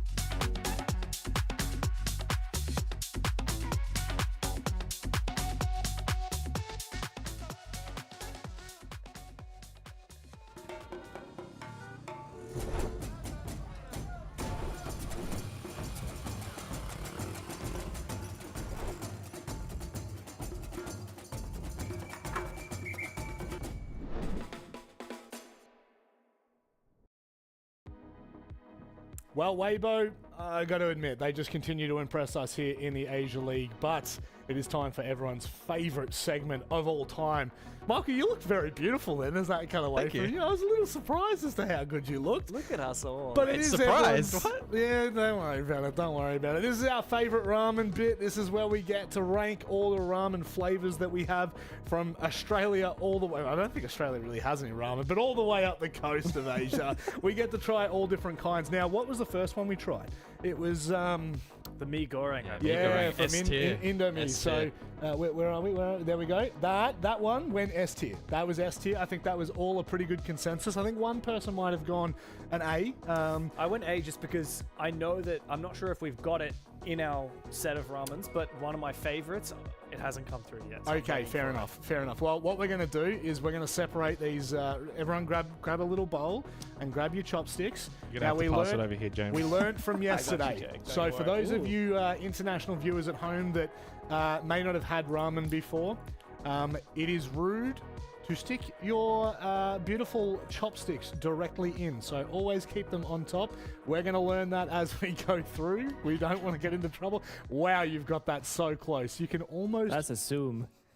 You can almost smell it. All right, gents, let's dig in. Pengu, do you have our reading of the day? Well, we should probably say what they are, right? Oh, yeah. Well, actually, sorry. Jake Come on, Simpson, guys. do you have your... Would you like to tell us what they are? Don't stick them in. Don't stick them in. Would you like to tell us what we're having here? No, I'm holding. Sorry, I didn't stick it in, but now I have to put them down. Yeah, very true. Would you like to tell us what we're having today? Branding's okay. Yeah, branding name's okay. So it's Mama Cup. Yep. Shrimp creamy tom yum flavor. Oh, okay. And it does have real looking shrimp Is that in it. tomato? Well, I guess we'll find out, won't we? I don't think anyone read the ingredients. I think it's tomato. But we know it doesn't have peanuts, don't we, Michael? 2 seasoning sachets. Let me look at the back, actually. Yeah, you know what? How about you start digging in, because Mr. Pengu actually has some words of wisdom, maybe? Daily words of wisdom, okay? Waste the whole buffalo to save a little seasoning. The hand that rocks the cradle rules the world. Play a violin to a buffalo. Walk behind an elder, and the dog will not bite you. When water rises, hurry to scoop it up. Escape a tiger, only to meet a crocodile. Namaste. Stay. Thank you very much for that. Yeah, it is my definitely friend. spicier than yesterday, Jake. That I will one's agree got a with bit of that. punch to it. That's got a bit of punch to it. You can tell just by looking at it. It's got a Pengu, little do red you know flakes. where that inspirational, motivational, unbelievable quote came from? I just made it up. He's good with the ad libs, isn't he? I love that. That went really hot. That was very hot. Okay. All right. I think I've got my rating here. I think I know where I'm going to go with this one. What did you think, Michael? I would probably place this in like a C or a D. Yeah. Wow. Okay. That's. I mean, it wasn't. I wouldn't say it was I think bad, it's but quite I also temperature hot, which is making it harder to. I feel like it was Get around heated it. up. Oh, would you prefer it too to be long. cold? Yes. Okay. I don't think it's hot. I in did the also spicy just smash down a sense. massive bowl of pasta, which may be skewing my calibration a little bit. Okay. Okay. What are your thoughts here, Jake? Definitely not S. Definitely not A. Yeah. But I'm kind of leaning C to B. Oh, you're going to Territory. go higher than Michael. Yeah, definitely. Well, he said I'm C to D. DC. AC? AC. I'm curious though, because James is still going. Oh, yeah. I think James, is my gonna, James wants to give this an S. I don't ever. I don't. No. Not even the cameraman ever wants to see that ever again. Where are we going? Give me some ramen. I'm gonna eat the ramen. What are you thinking, James, in terms of ranking? I actually quite like this one, Yep. but similar to the Migoreng, still not as good as one that I used to have Okay. when I first moved out. So I'm gonna leave S for This that. guy in his benchmark. This is, I think, on the border of A and B for me. I Oh, think wow. it's got a more interesting flavor than the first one, but Okay. it's less salty, which Yeah, I okay. think is a bit less palatable. Okay, so Nick, I'm gonna get. Can we get a close up of this one here? Nick, I know you can't. I know you can't taste Mama it, cup. but I need you to give me from S to F tier what you think Yeah. of the packaging. On the packaging, I Yeah. think that is a. Honestly, I'm more of a C guy here. Okay. Okay, I'm more you're of a, I C. like blue. I like earthful tones. I'm not a shrimp guy either, really. I'm not a Okay. big fan of orangey brown vibe. So I feel like it's spicy. The packaging is not my colors. Okay. I don't like spice, so I'm gonna go with a C tier. Okay, look, I think I'd be happy, all in favor of calling it mid C tier. Well, I mean, I think considering that's this goes down to F, I'm happy to go C tier. Yeah, you are happy to sit in C tier. Yeah. Okay, we've got a hand up. We got two hands up in the corner there. James, do you have? I feel look- like you got something to say here. I think C is a little harsh. Okay. But I see what you're saying, Jake. We do go down to F. To me, though, anything below C is like I wouldn't choose. to eat Inedible. it. Yeah. But So- that's why Rob just Oh. said C's mid. Yeah, I think But- I think like if you Yeah, went under But C, like, I would be be pretty. very happy if I F was is hungry unedible. and I didn't have anything except this. I'd be very happy. Okay, so you're So gonna go I with think B. B. I think B to C. But I mean, Okay, it has last, to be unanimous. This is the last one. Jake, C. C, Michael, C. James. No one cares. It's C. Thank you very much for playing, gents. We Well, are I can going see a to- lot right now. Yeah, don't worry. No. But where's the camera? Where's the camera? Where Don't. it's supposed to be. Hey, my eyes are Where up is here. the camera? My eyes are up here. I didn't need to and look. this label is going here in the C room. I'm so sorry. Michael just My got eyeballs are burnt. Michael just got the best view you could ever ask for. Guys, it's time for you to. Can I finish the rest? You before can, go have some while you're sitting down All right. preparing a cast. Yeah, I don't want you anymore, mate. mate. I'm so sorry I've burnt those eyes. The goggles, they do nothing. As we move forward now, we've got another big matchup in front of us, and it's one that I'm quite excited to play for. But before we do, Jake couldn't have found a better path off the studio if he tried. EWC is coming up, and of course, that's what we're here to play for. We are currently playing best of 3 finals for something. That's right, to head to Paris. Now, I was one-upped by Jake Xenoxon did his plug yesterday, and I know you love plugs, and you've played around with a couple of plugs in your time. I have. Would you like to try and plug this for me, Dev? Absolutely. So, Pengu, are you familiar with the City of Love? I am not. What is that? The City of Love. It's where all the best things happen. And it's got one name. It's Paris. Paris France. That is the place where the magic happens, and the magic is about to erupt at EWC this year. Tickets are on sale right now, and you guys at home can join in the fun. Use your code R6S15 to get 15% off your tickets, and if you're very lucky, you might see Daystar or Orchid performing to the best of their ability for the Asia region at Paris. I think we're going to see Weibo, but anyway, that's okay. Weibo already punching their ticket into what would be our upper bracket final with a very clean 2-0. If you're just joining us, it was an absolute slaughter fest on Cafe. Border a little bit closer in the first half, but it fizzled out. However, Soul's Heart now have to make the lower bracket gauntlet. They're going to have to play 3 best of 3s before they could potentially, and I'm going to say potentially, book their ticket to EWC in Paris. But now we turn our attention to 2 teams that honestly continue to come up every time we talk about the top 4 in the Asia region. Daystar, for me, is a team that continue to lock in. They continue to look good time and time again, but cracking through that top echelon of Siege and APAC dev, it seems to just have a bit of a mismatch. Yeah, look, Daystar were for the longest time last year not even the bridesmaids to Weibo, because back then the Brazilian roster that Elevate fielded tended to be the second best team in this region. However, Daystar did cause a massive upset at the end of last year and steal what many people thought would be Elevate's spot to the major. Daystar since then have actually had consecutive appearances at many different events. They made it to the 6th Invitational through the last chance qualifier, performed surprisingly well there, notably getting another win over Elevate, eventually disbanding that team. And of course going to Salt Lake City as well. But now things get a little bit more difficult because historically Daystar have played very well against every team in Asia except for Weibo. And so that really does put them in an awkward spot now that there's only one place to EWC for this region. Daystar not only have to be as good or better than the rest of the league, but they have to step up even one more echelon and take a fight to Weibo for the first time. Pengu, looking at this team, kept in the background. What can you wrap up for us just quickly about this team? Do you think they are a team that could compete and actually go to EWC, or do you think we're still trying to find those expectations for this year? So that's the thing. I really wanted Asia to have 2 more qualifying spots because Weibo, they have to go to represent the top level of Asia Rainbow Six Siege. But I think if they still could keep qualifying as that second roster and get a little bit more experience on international grounds, that could be incredible. But, you know, beating Weibo, then to go international and probably get first round, that would be a bad look for the entire region. So it feels really weird to say that it should be anyone else but Weibo qualifying because we need to just get a solid APL representation across the board. It's all sunshine and rainbows here for Daystar against Team Orchid. They've gone 3-0 since group stages back in stage 2 of last year. So Team Orchid have their work cut out for them. They are still looking for that head-to-head win, but Dev, this is the best opportunity they could have.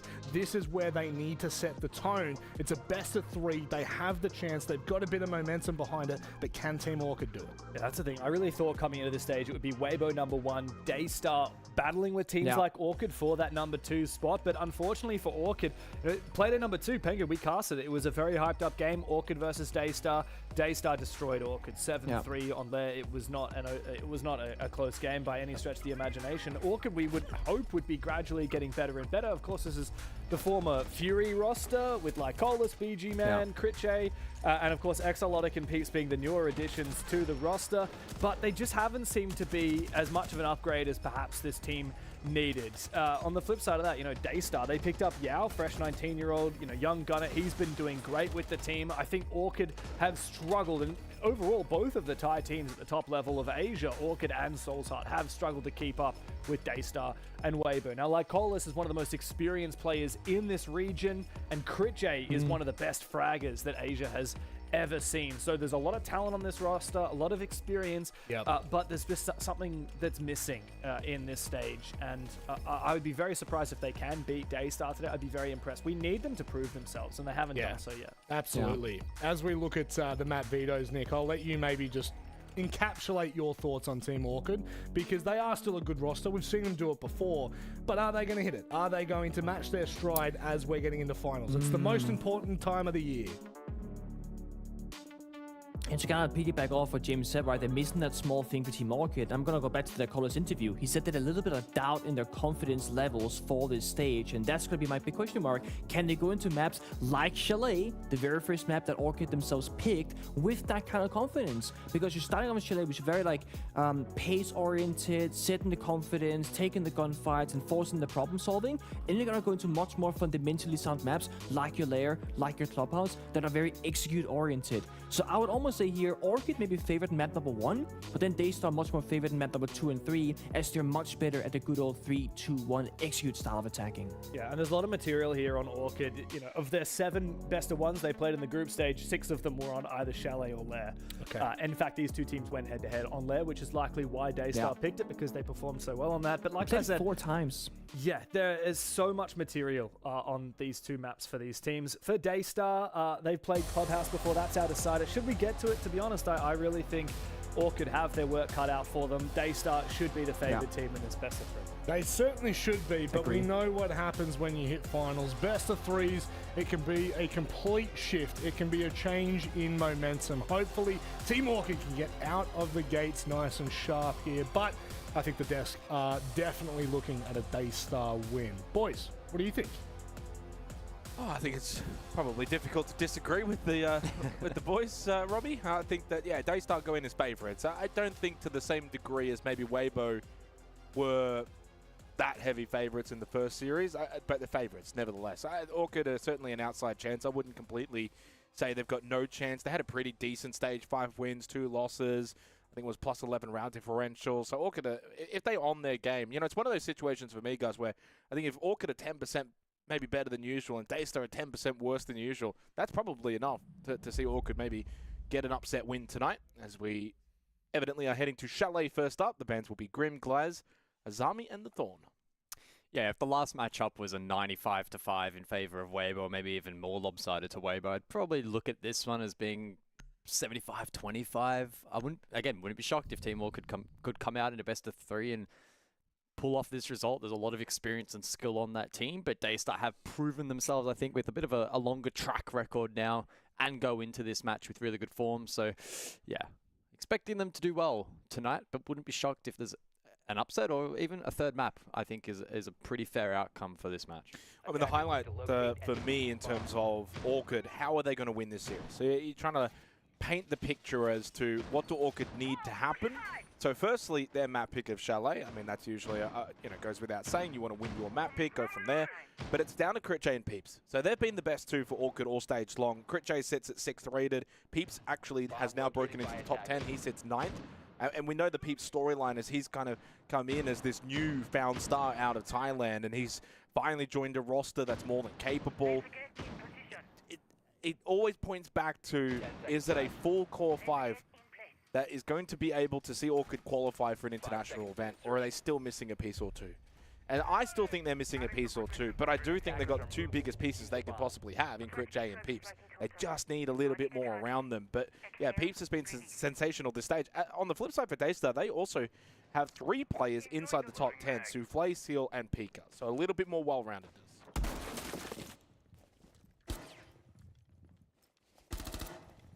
Changing mags. Starting to get some of that some of the residual heat. Mama Cup shrimp coming back. It's resurfacing. Oh, it's I thought it would stay down. Well, it was C tier for a reason, mate. Now the bands as well for the first half. Grim, Glaz, Azami, and the Thorn. Azami is very, very typical on this map, and then throw a bit of trap just to try and negate some of the lurk potential on Chalet, which is very, very popular. It will actually be the first time we see the Thorn band out from Orchid. Typically, if they go for that trap op, on one occasion so far has been the Ella. Typically opting instead for the Mirror, Clash, or I guess Denari by extension as well. Well, Souffle just got a little spooked there. I don't think he was expecting Peeps to just pop up. He just wanted to hold the mud window. Peeps was already well positioned, so he gets the opening kill. Good start for Orchid. Those are the early signs of what you're probably going to need across the series if you're going to beat Daystar. Get the opening picks, have the advantages. Peeps, CritJ having a good series. Like Hollis makes his way through Barstock. Testing out the The ice in the veins of Seal, and he doesn't panic under the pressure. Should know there's one pushing behind. He thought about it, but he didn't quite prepare for it, and CritJ gets the kill. Lovely start so far from Orchid. Yeah, they're just being decisive to start out this map, which is exactly the kind of play style that I think could be effective against A-Star if they can try and shock their system early. 2 players currently below first floor. Now make it just 1 with Pika, Nitrocell in pocket.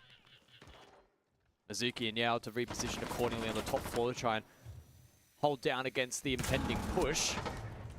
As Peeps wins another big fight, Pika will be disappointed that he started cold in this one. 35 seconds on the board, time not a major concern yet.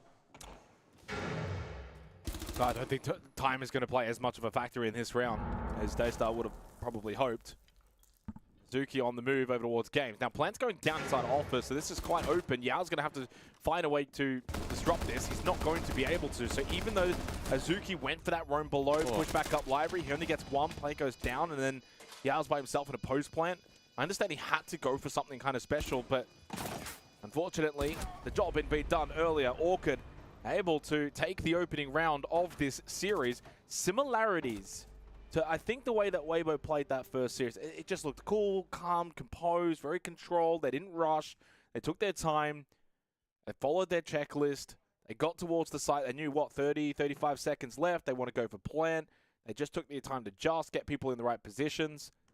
That was a really solid round from Orchid. They played that nicely. That's some good siege.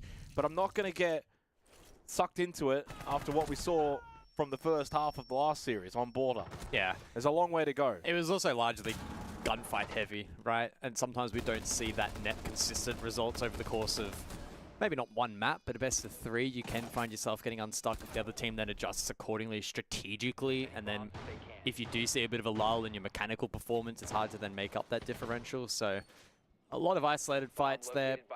A handful of those as well. Very much Orchid catching good timings too.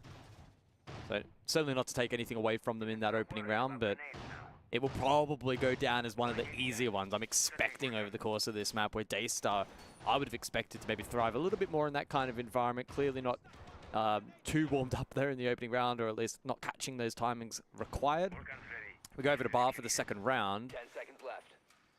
And there'll be shells in play for Seal on the Scopos. 5 seconds left before insertion. Well, now it's about the response of your Daystar.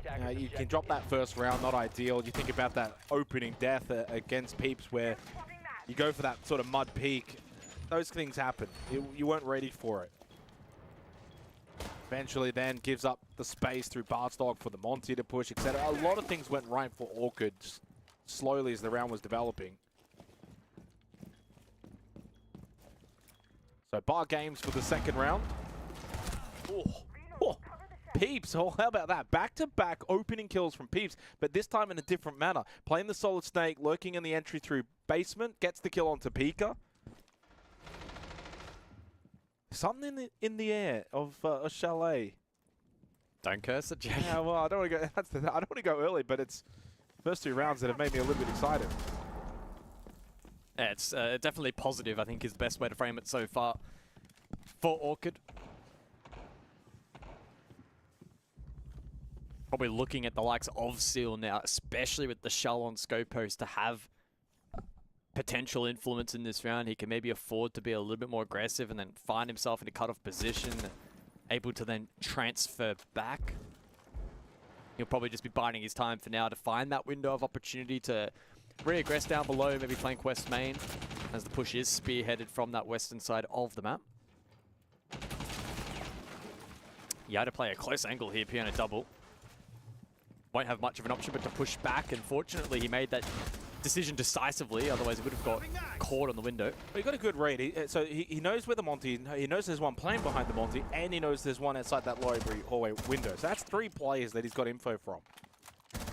Pretty clear picture right now painted of his Daystar in terms of this is going to be that office across. They want to get library control. But even with that information, speaking of office across, BG Man still gets a kill anyway onto Azuki. The Warden goes down and forces Yao to have to reposition again. He catches out Peeps. Good reposition from Yao. moving around. Originally wanted to play over towards Piano, then top library, then bottom library. Now he's in mud. Crit J's gone down. Daystar fighting back in this second round. But eventually Yao lost his life in mud. Seal dies over towards Mez. He's just by himself. And Souffle by himself now, of course, in the 1v4. We never even saw sight. That's the detracting thing for Daystar in this round. It's bar games.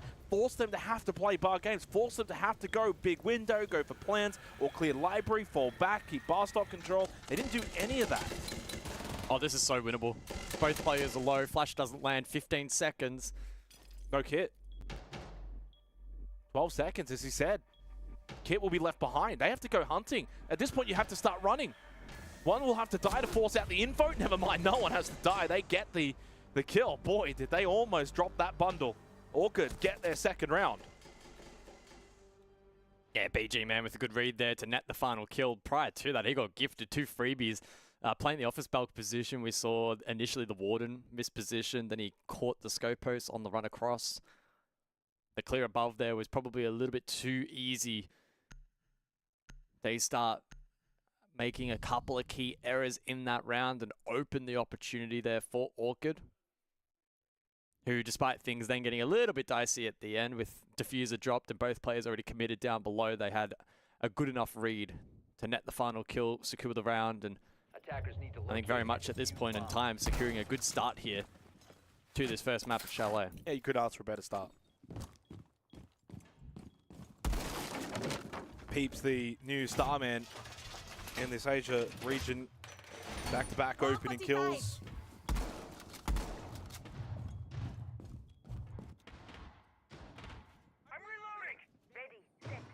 And not just that, but 4-0 as well to start from BG Man is where you're going to get a little bit extra firepower. It can't just be Peeps and Crit J. They're going to feature quite heavily. 10 seconds left. BG Man, 12th rated player coming into finals. 5 seconds to insertion. Attacker's objective is to defuse Lowest the rated bomb. player in the series, unfortunately, are Solotic and Yao.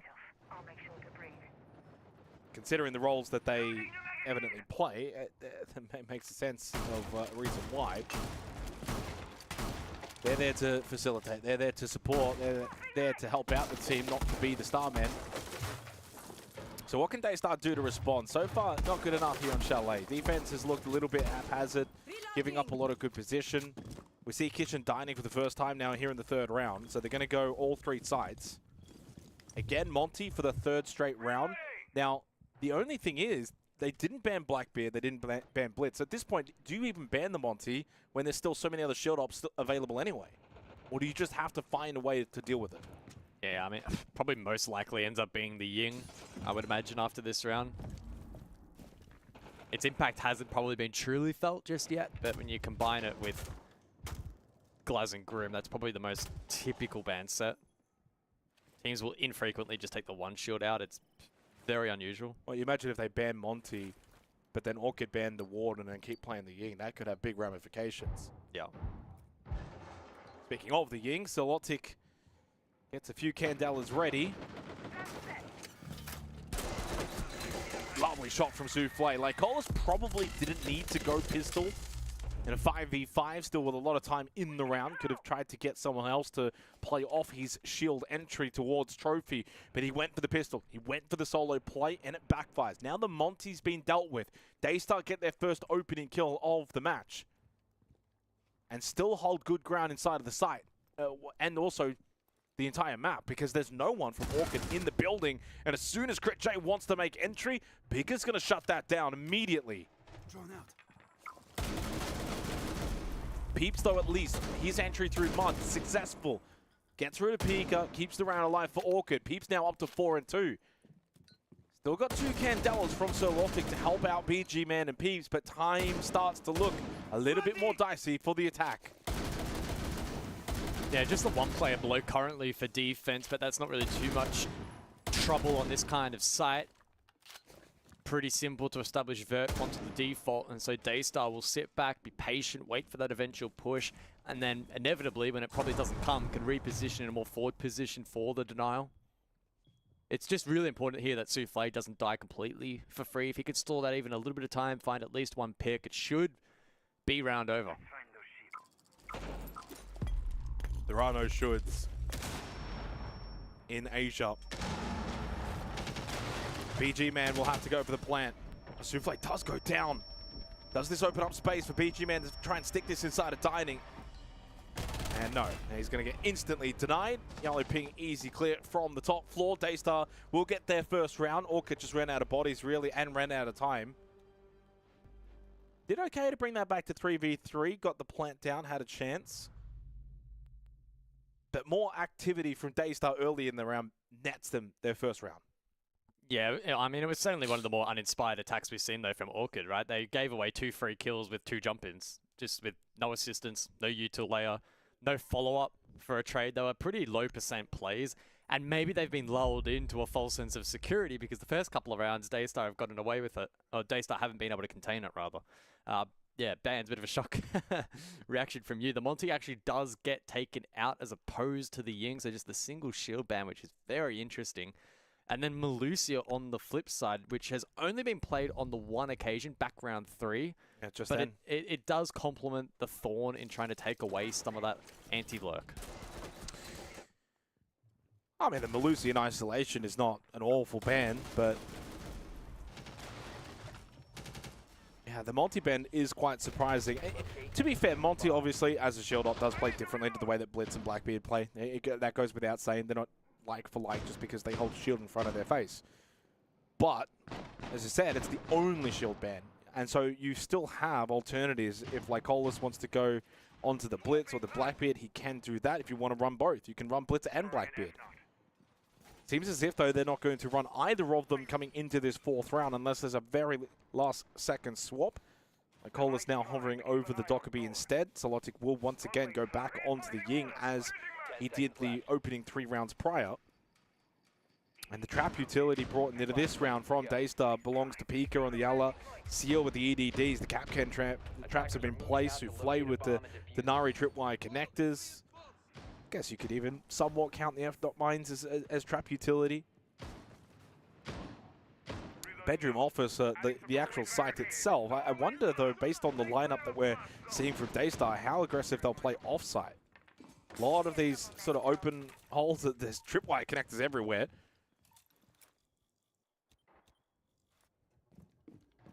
And the EDDs will be placed a little bit more off-site.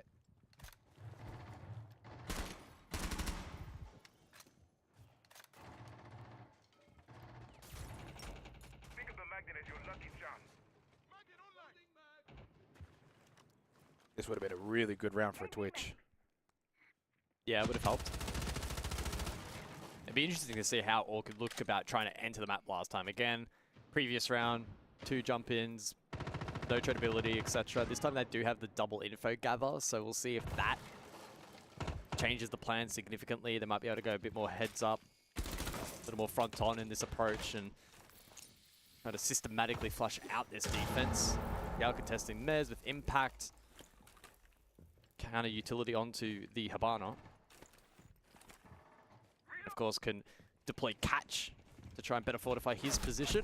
Oh, that's unlucky timing. He probably needed a little bit of help. Well, he just wandered over again. And BG Man had played this exact position back in round 2, and the Warden gave away his life for free. So Daystar just... But that's a comms issue. They've just forgotten there's the window. But that has to be a comms issue because he's playing by himself. Mez, he can get some help. Someone can swing from Library Hallway to just watch the big window so that he can cross.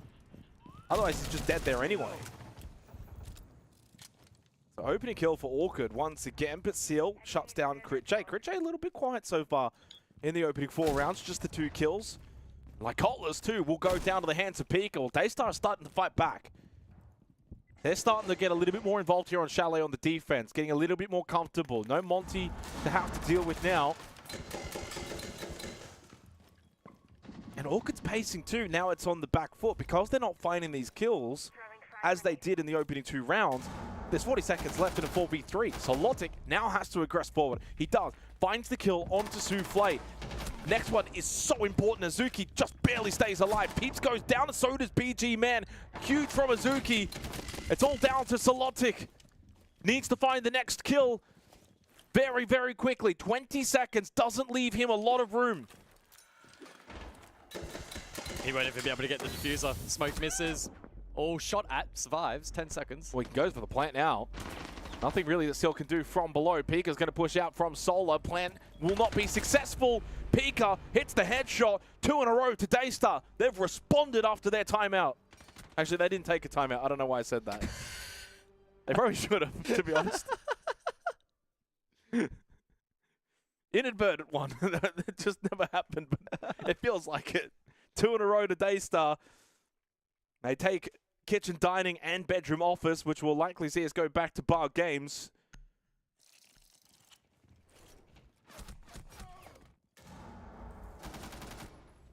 And that's a round that Orchid basically got a free kill onto Yao as well.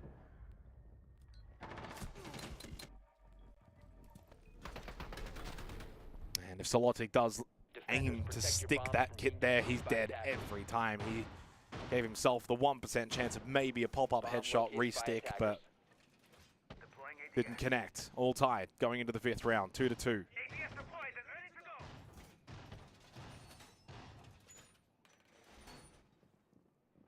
Yeah, Daystar have done a good job to equalize, and I would still make the assessment that they haven't played anywhere near their best so far over the course of this map. The last round, a good example, where 2 of their initial picks against, they got shot in the back, or they got shot on the side. They weren't front-on facing contact. They weren't 50-50 gunfights. They were just miscoms or a lack of information leading to free kills for Orchid. And so that does just wave a small red flag for me at the moment that Daystar aren't 100% comfortable on Chalet at the moment, and understandably so. It's not their map pick, so don't want to go too hard, but they are the favored team by a pretty significant margin in this matchup. So we'll see if they can continue to tidy things up. 2-2, they've been able to bring it back. And we'll see again the scope post to be deployed here. Seal having played it previously on 2 occasions. Well, interestingly, Chalet sits dead middle in terms of attack and defense win rate percentage, 51-49. In the Asia region, that's as close to 50-50 as any map is in the pool. And as we sit at 2-2, it means that I don't think either team has really got a full grasp on this. Peeps took a small amount of damage.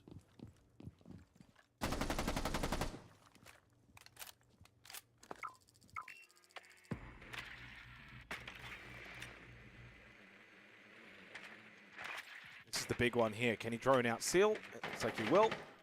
Scopol spotted towards blue hallway and basement with information obtained for Orchid. It is bar games for this 5th round. So for Daystar to have the Scopol in basement, that means there's one less on this very structured bomb site. Halfway through the round, it's basically almost like a 2-2-1 split where you've got, well, now Seal's actually made his way back up top. So there's 4 on the top floor right now for Daystar because of the transfer from Seal. Loading new mag! Well and truly the slowest round that we have seen so far. Minute 36 previously in the last 2 rounds was the checkpoint. And it may well be 2 minutes into the round plus that we see the first pick in this one as Orchid look to chip away at map control. Structure from Daystar though on defense still sound. This could be a big moment. Yeah, I went searching. Peeps probably should have capitalized on that opportunity. Was narrow margins though. Yeah, time to start sending out these payload calls as well. If your Peeps had 4 for such a long time, still 1 line scan available. That's going to go out now from Lycolas. Souffle's going to be the first death. Good trade from Seal inside a library. He switched back up from basement earlier in the round. Yao ate the call. Pika's going to eat a bullet to the head from Solotic. He started well. Trade though from Azuki. Daystar keeping this top floor control. That means for Orchid, you've got to make a decision. Opt for the clear or go straight to the side, but you kind of have to do both because the kit still needs to be reobtained at the feet of Peeps. He now grabs it and got the free kill as well. Talk about 2 for 1. If you're Orchid there, you got the kill, got the kit. Still 1 though on this first floor in Yao. Seal has also transferred back to basement. He's going to come up fireplace stairs. He can come into bar. Seal could win this round. If Yao doesn't move, Seal's going to be watched though by BG Man, so Yao does need to move. He needs to converge. He gets the knife kill. Wonderfully played from Daystar. Good comms, because I think the real plan probably was for Seal to push up from fireplace. He got caught, he got trapped. So his comm is to Yao, you need to push out, you need to stop bar.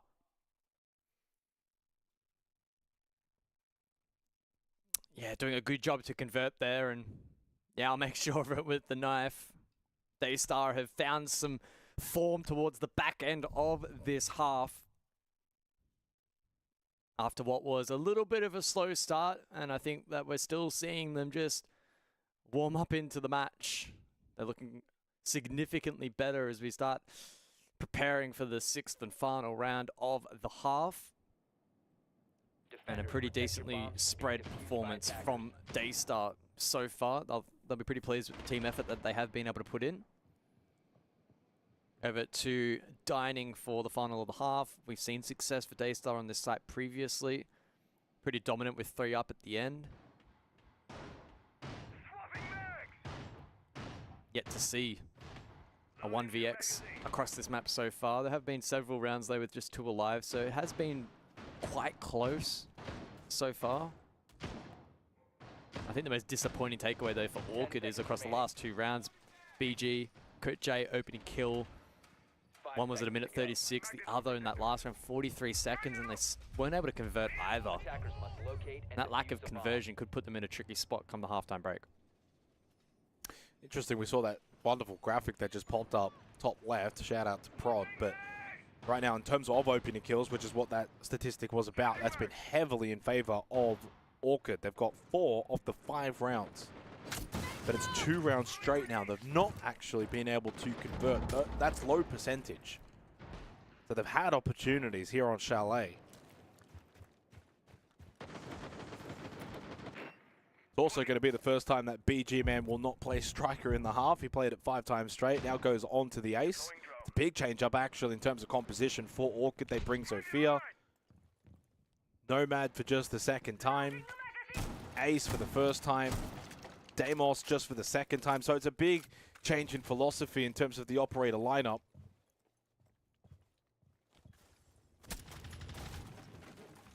On the flip side, the op pull for Daystar has actually been quite significant as we get a quick entry. That's a wonderful clear from Crit J. That's one thing that's probably been missing just ever so slightly for Orchid. The power of Crit J. He gets his 2nd opening kill straight. It's also, again, a hugely dominant statistic for Orchid in this half. 5 of 6 rounds, they've got that 1st kill. Can they capitalize to tie it up 3-3?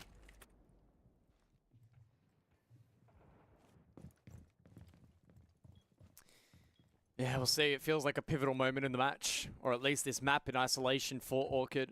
They need to be capitalizing on these advantages, and none more so than this round. Yao aggressively repositions Trophy in the corner. This will not be a suspected position, but a good drone. We'll flush him out. Mid-air kill. Bit of skit shooting. Oh, shot in the back from above. BG Man gets an angle. Yao has struggled a little bit, I think, with positioning so far in this first half. That's been his downfall. The biggest problem for Daystar so far in defense has been positioning. They are giving free ins back into the round for Orchid. It's happened several times now. There was so low time remaining in the round. Probably now means that for Orchid to lose this, they too themselves will have to make some positional errors, make some poor decisions. Well, there's a freebie from Peeves on to Pika. I don't know what Pika was really doing there, but at that point, of course, when you're so low on defenders, you just can't have every entry position covered. Plant will be successful. We are tied. What a round from Orchid, 3 straight. After winning the first 2 rounds of this half, they make it a 3-3 half.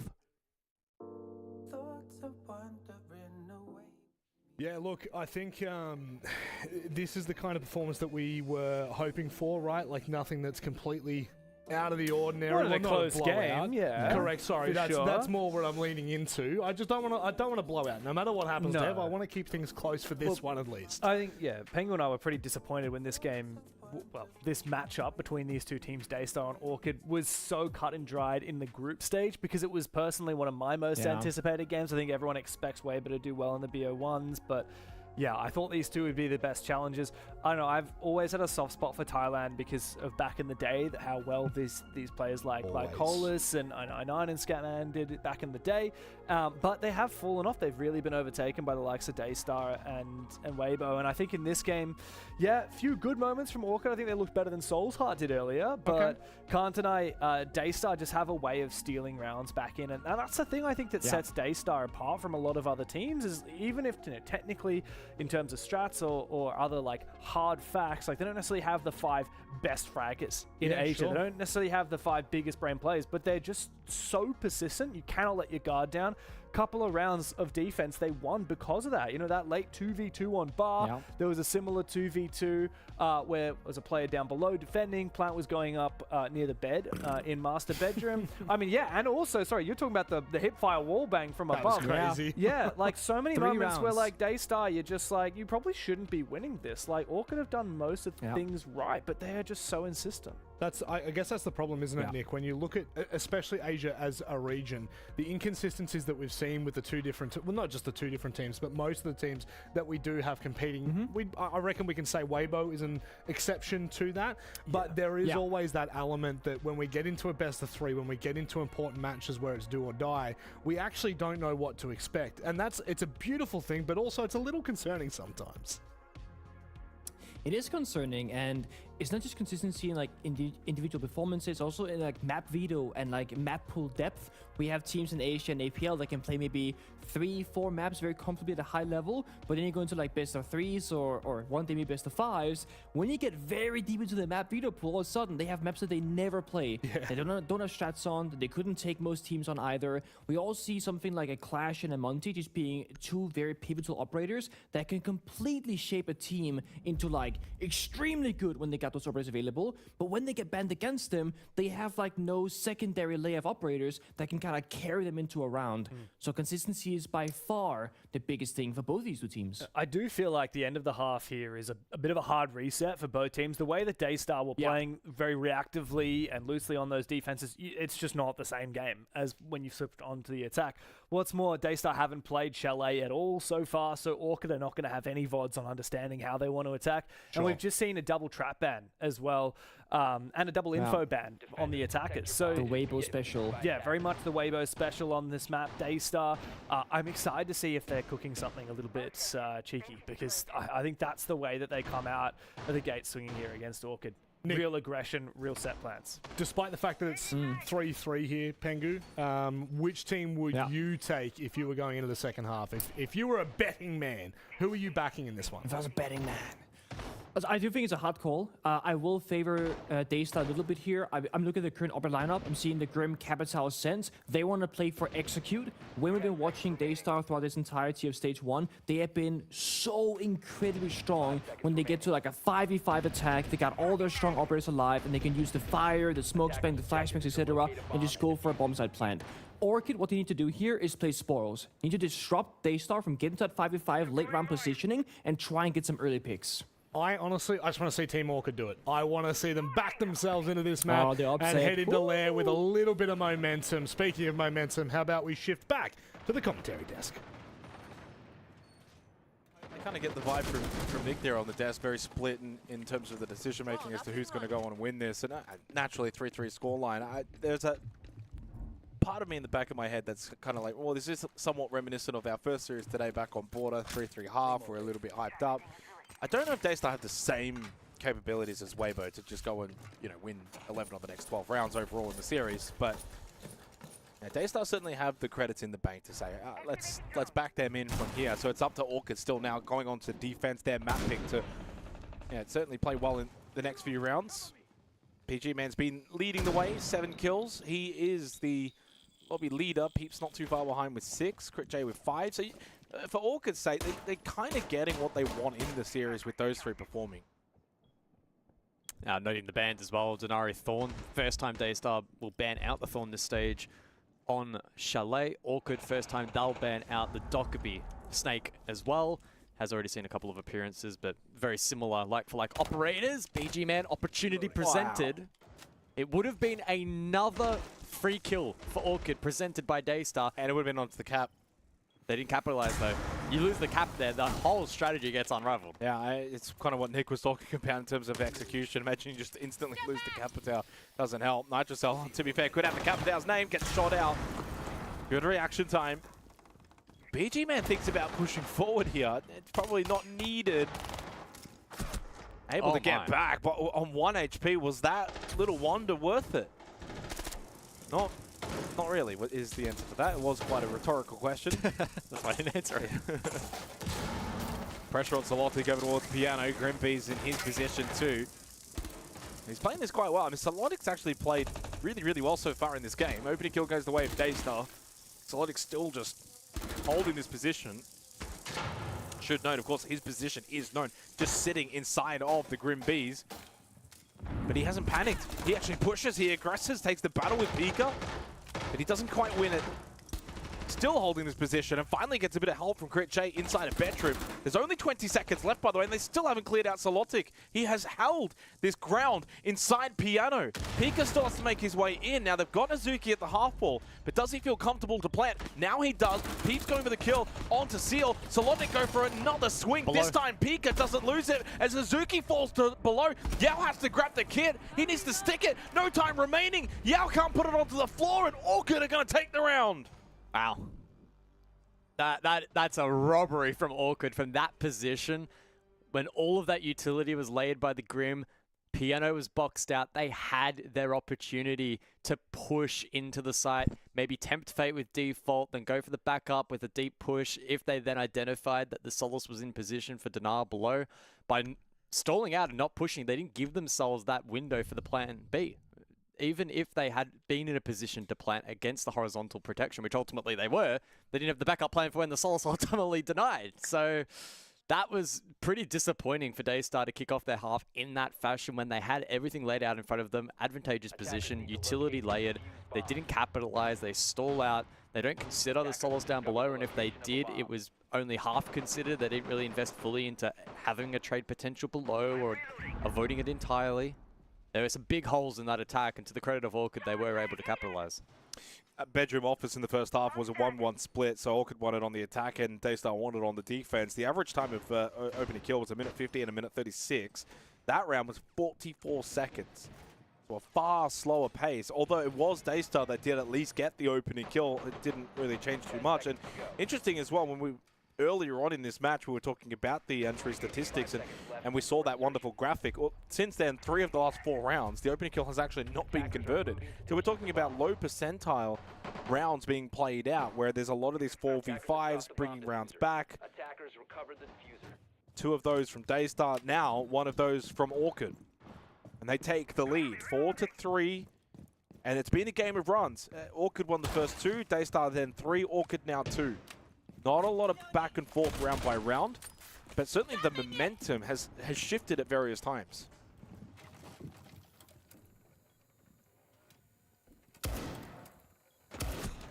Oh, jeez, that's sharp from Pika.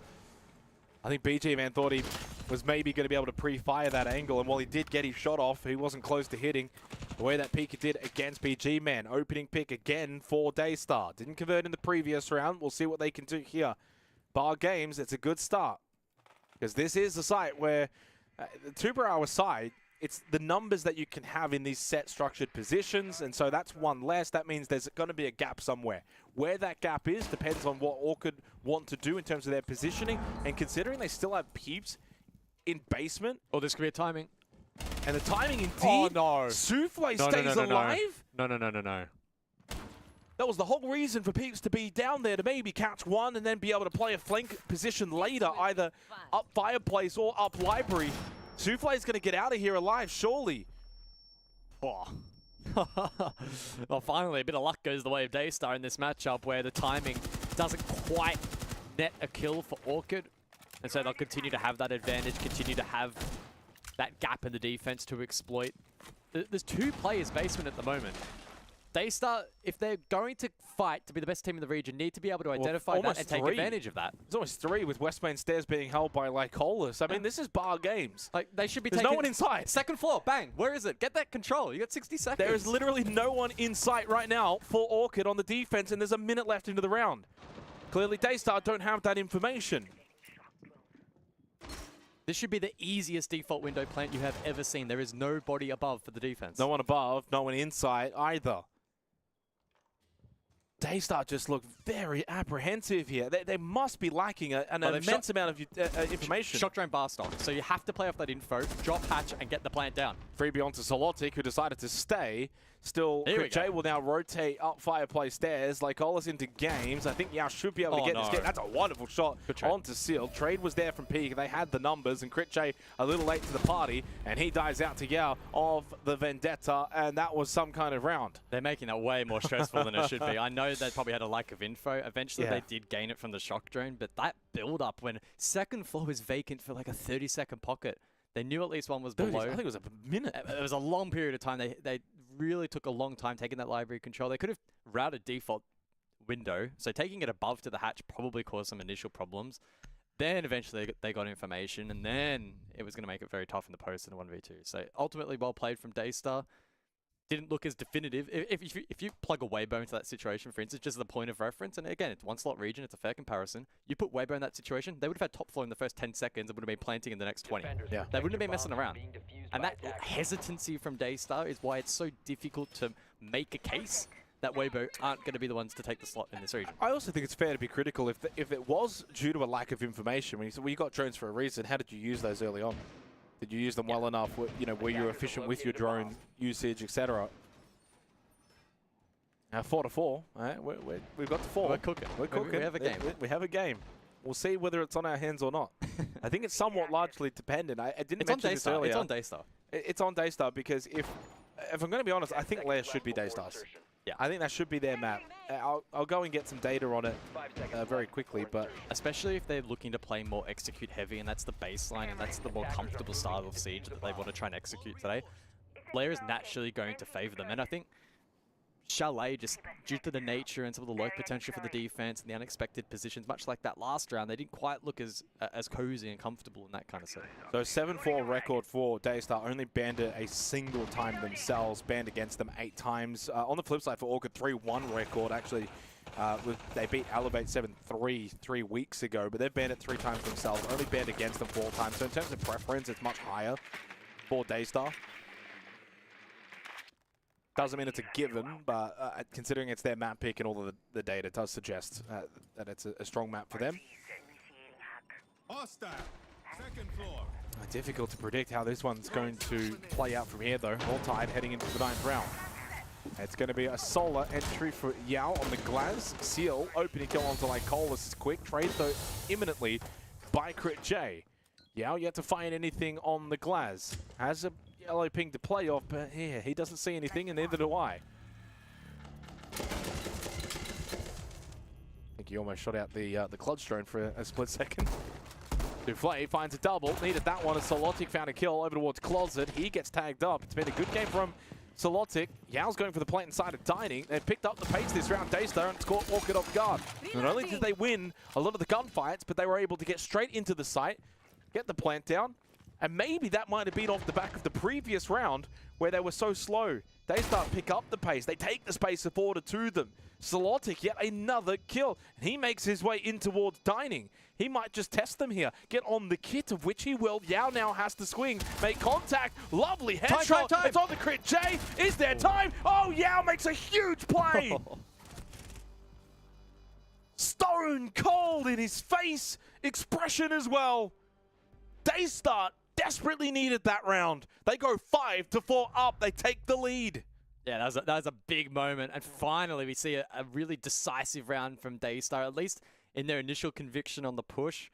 Maybe that tempered a little bit, given how close it got in the post, but their ability to push forward, dominate their opposition, and they planted so fast it didn't allow for Orchid to react and establish vert and try to deny the plan. It all happened in the blink of an eye, and they quickly had to then transition into post.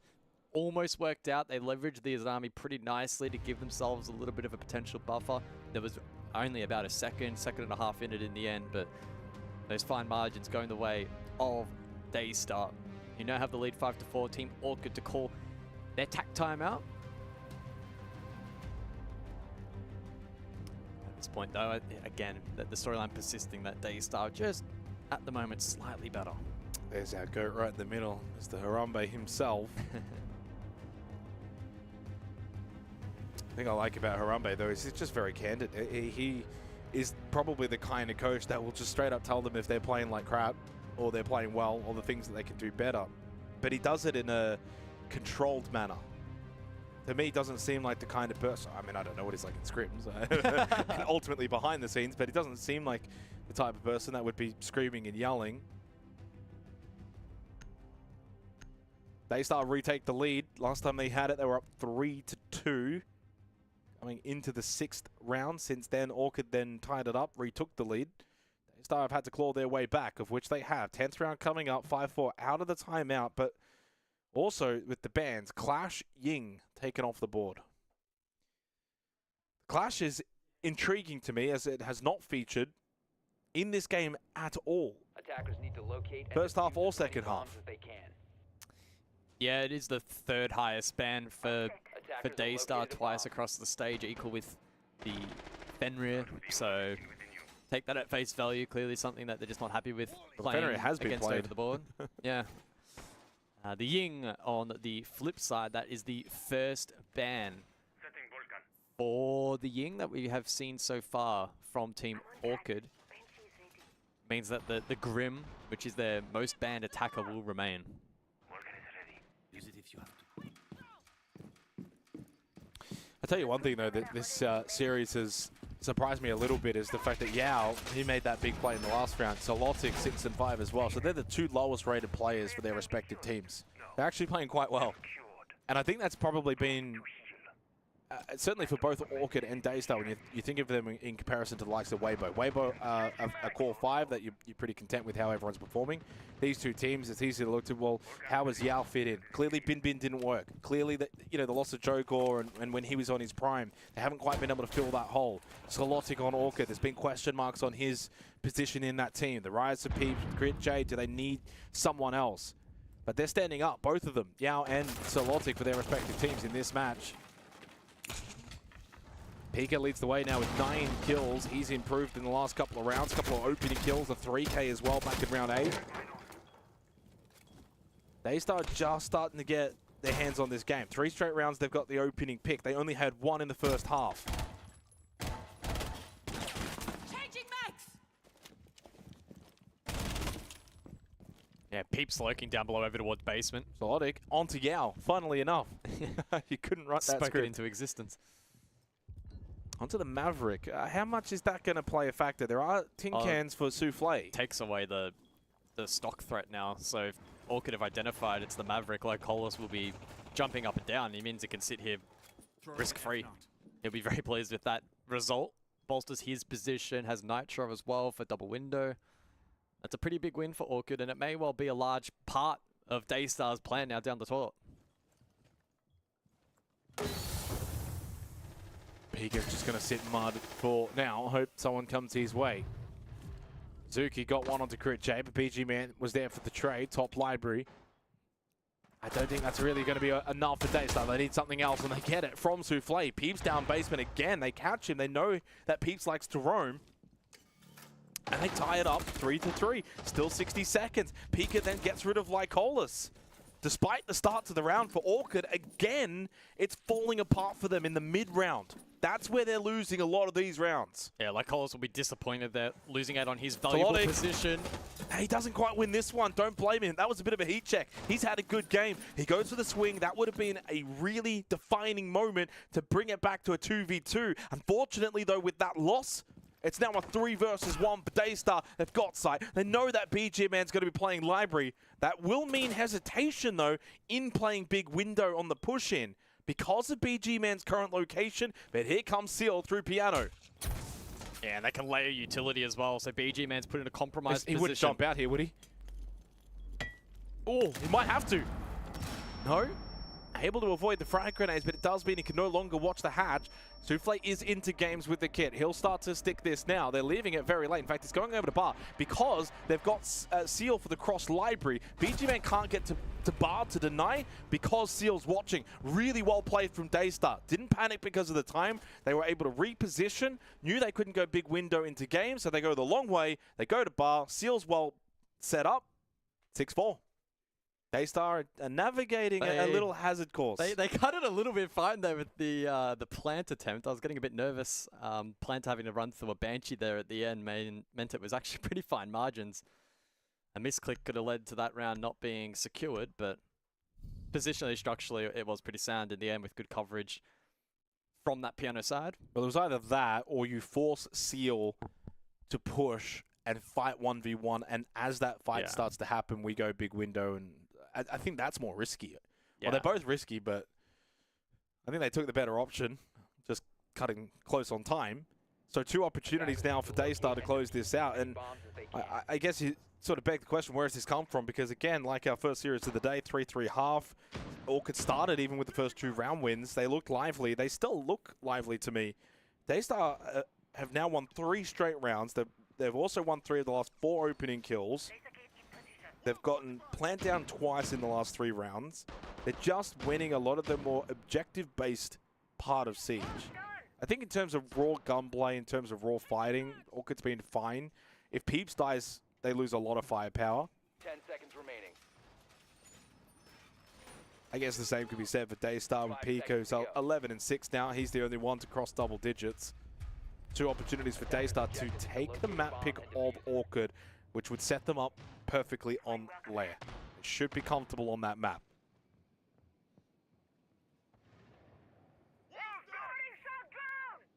Yeah, I think a lot of those strategic woes will definitely be lessened on map number 2, which means that Orchid are going to have to find a different win condition or strategically be sound themselves, which isn't improbable, possible. Library side stack here from Daystar, with Crit J initially to contest Mez, but he looks to peel. He'll reposition Piano and can protect himself with Catch.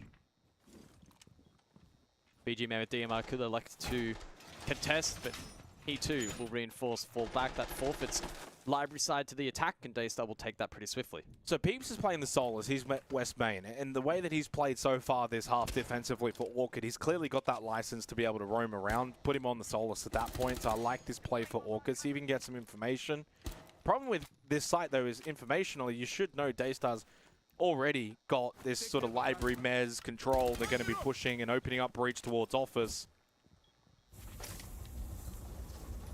Peeps goes all the way basement now.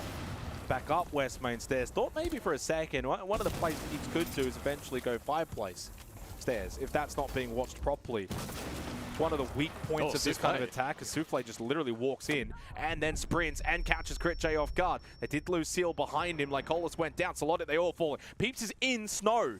Like, this is the one downside. Now he's very late to the rotate. Comes up 5-place stairs, like I said, but now too late. Everyone on site has been obliterated. Daystar are going to make this a 7-4 victory on Chalet. Plant will go down. Yao has been eliminated. Could Peeps? Surely not. I haven't heard this story, Jake. Oh, I have not. This story is certainly not been... It's a legend at best. This one's not in the playbook. And it's certainly not for a reason. It's 7-4 in favor of Daystar. They were able to close this map out with 4 straight round wins. They now get the ability to close the series on their map pick of Lair. Yeah, doing a good job to stabilize. There were some sketchy moments early in that match for Daystar.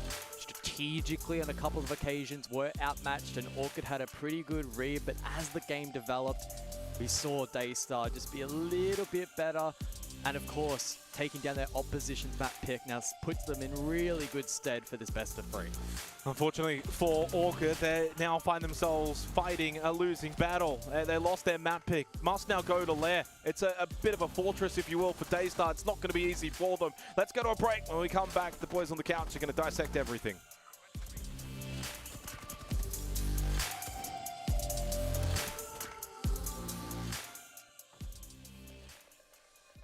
ก็เมื่อตอนนั้นเป็นการแข่งขันของเมื่อก่อนประเทศไทยมีการจัดงานแลนเกิดขึ้นก่อนที่จะเกิดโควิดอะไรเงี้ยครับแล้วผมแข่งแล้วได้ไปแข่งที่งานแลนที่พันทิพย์อะไรเงี้ยแล้วพอไปแข่งปุ๊บได้ที่4ขึ้นมาแต่ว่าเป็นการแข่งขันที่รู้สึกว่าสนุกมากอะไรอย่างนี้ที่ได้ไปแข่งงานแลนไปแล้วมีผู้ชมมองดูเราเล่นอะไรอย่างนี้ก็เลยเป็นสิ่งที่ผมรู้สึกว่านี่แหละคือเป็นนักกีฬาอีสปอร์ตก็ รู้สึกว่าเล่นได้ดีแล้ว เพราะว่ามีประสบการณ์ค่อนข้างเยอะจากการที่มีคนชมมาดูอย่างนี้ เพราะว่าไปตั้ง3รายการ 4-5 รายการแล้วมีคนมาดูก็รู้สึกชินกับมัน ถึงแม้ว่าคนจะเยอะแค่ไหนผมเป้าหมายของผมที่อยากได้ก็คืออยากได้ถ้วยรางวัลมาครอบครองแล้วก็อยากให้พ่อกับแม่ได้เห็นว่าผมแข่งแล้วผมได้ถ้วยรางวัลแล้วนะเป็นสิ่งหนึ่งที่ครั้งหนึ่งผมอยากให้พ่อกับแม่ได้เห็นทัวร์นาเมนต์แรกที่ผมแข่งก็คือ Rainbow Six Operation League Thailand เป็นรายการแรกที่ผมมีการแข่งขันเกิดขึ้นเพลเยอร์ที่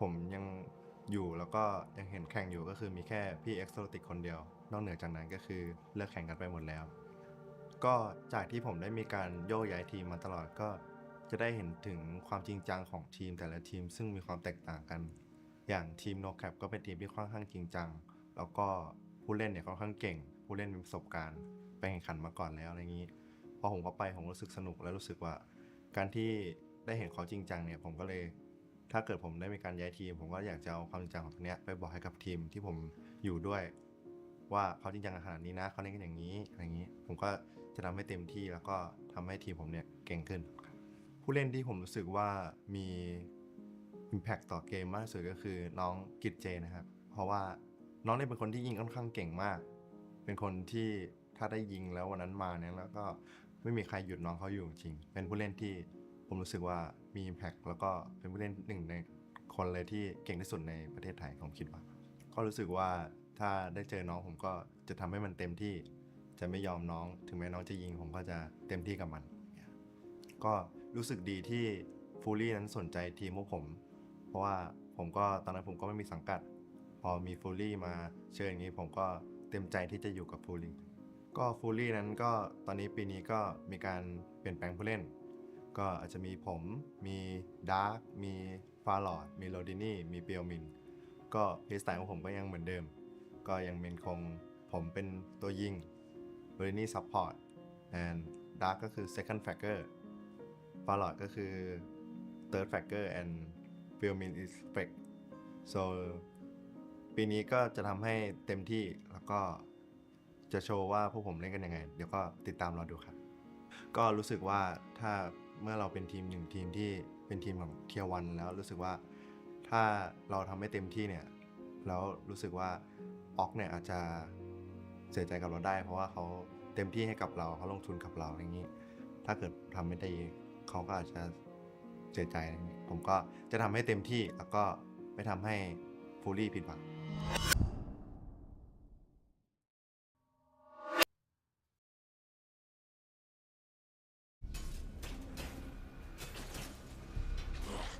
We're out of time.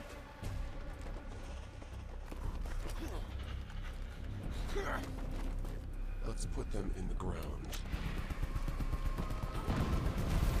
Fall back!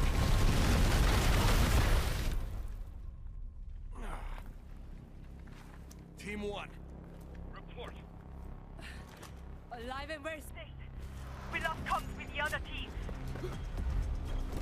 They have their orders. We need to go for next. Dokkaebi, be my eyes. Mute, cover her. On it. Hostile. Sending a payload.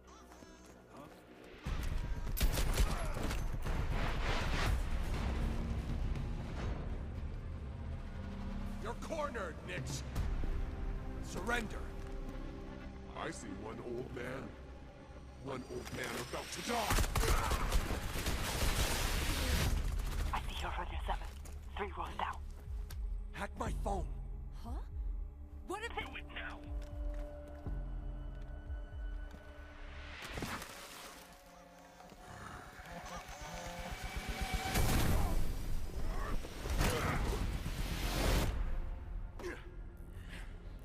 Quick thinking there, Sig. We trusted each other, and it paid off. Rendezvous for extraction, Team 1.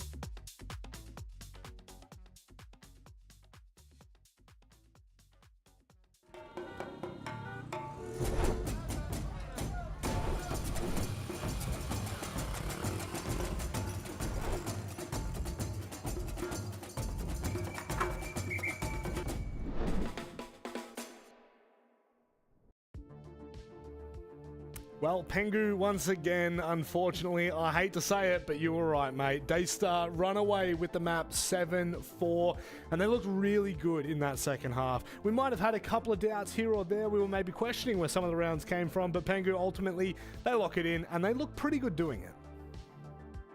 Yeah, I mean, what can I say? They're an attacker team. I think it's so beautiful how much trust they're putting in the newest rookie in the roster, Yao.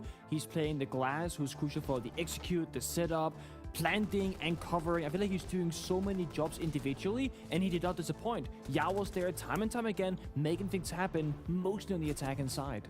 Yeah, I think it's really interesting looking at the way that Daystar have shaped their team and their roster over the years. Typically what happens in Siege is the more experience you get, even if you started out as a frontline Ashe main, you end up in a more supportive role, right? You end up being on the back line, you end up calling the shots for your team and not taking risks. That's what typically happens. But the two OGs on this team, Souffle and Pika, both had 2 opening kills each. In fact, they were the only opening fraggers for the roster outside of 1 kill from Seal. And typically you pick up young, aspiring talent who are good fraggers but don't understand the depths of the win conditions and how to play off each other, and you just kind of point and shoot them and then teach them the ropes. Daystar have done the opposite. They picked up 19-year-old Yao straight out of ranked, and he is immediately in positions where he has to have a really deep understanding of the win conditions. He has to use util that's quite complicated, like a Glaz, and he has to play on that backline. He's the one planting a lot of the time, and it's given the freedom to the more experienced players to stop having to worry about that and do what they do best, which is frag. Daystar are such an anomaly in Asia, but it really works for them.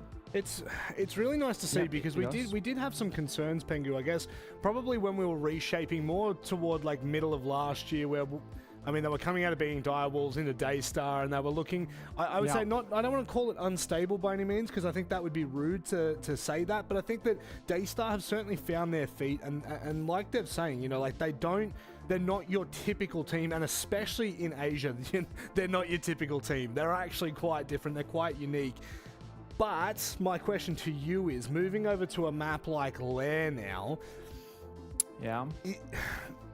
how do you feel about this? Because I've always felt as though Daystar perform very, in my unfiltered opinion, they perform very well on smaller structured maps. Once we get to bigger open playing fields, I get a little bit worried for them. Okay, I can see where you're coming from, and I think Lair is one of the maps that is kind of misleading. Because I also think of Lair as a relatively large map in terms of size. When you think about the areas in which you're fighting and executing and the rooms of control that you need to attack successfully, it's actually relatively direct. For a top floor, they're gonna go for a frontal attack from ops room or a back portion. That's a hallway or a hallway. You're very close together. On the tertiary bomb side, James and I always cast this, right? You pick up the Monty, the Send, you go direct plant rush. On basement, you either go for a roam clear top down or a garage attack. So I feel like while Lair is big, I still think Daystar's players can play quite well into it, and it's up to Orchid right now to figure out, can they go for counterplay, or can they simply just ban away those pivotal operators like your Glass Capital, or Monty Glass, or a Ying Glass, something like that. Yeah.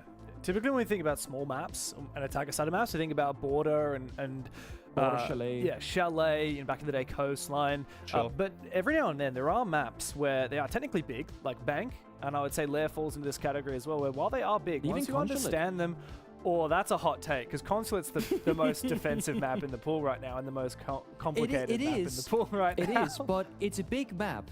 But think about top floor attack and Consulate. You either go yellow door, CO repel, or you go admin. You're fighting in a narrow hallway, so as a big map, it's a small area of contest. And Lair is very similar, right? Like typically you go for a main stairs or an ops push, or you go for a window and R6 room push. And the main thing for me to harp on about here is the fact that this is the map where me and Penguin, we casted these guys go head to head in group stage. It wasn't close.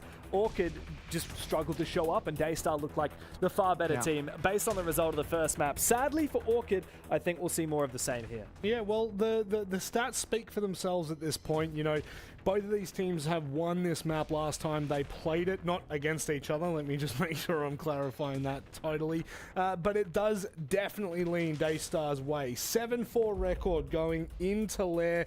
Team Orchid, their backs are up against the wall. They could not lose Chalet, and now they must not lose Lair. Otherwise, it will go to 5-0 Daystar since stage 2 of last year. Let's go across to our incredible commentary duo. Oh, no, I'm going to hold. Wait. Nah. Okay. Well, Pengu, that was a very big reaction. So I actually don't care about the commentators. That was a very big reaction from you. Shocked? I don't know, man.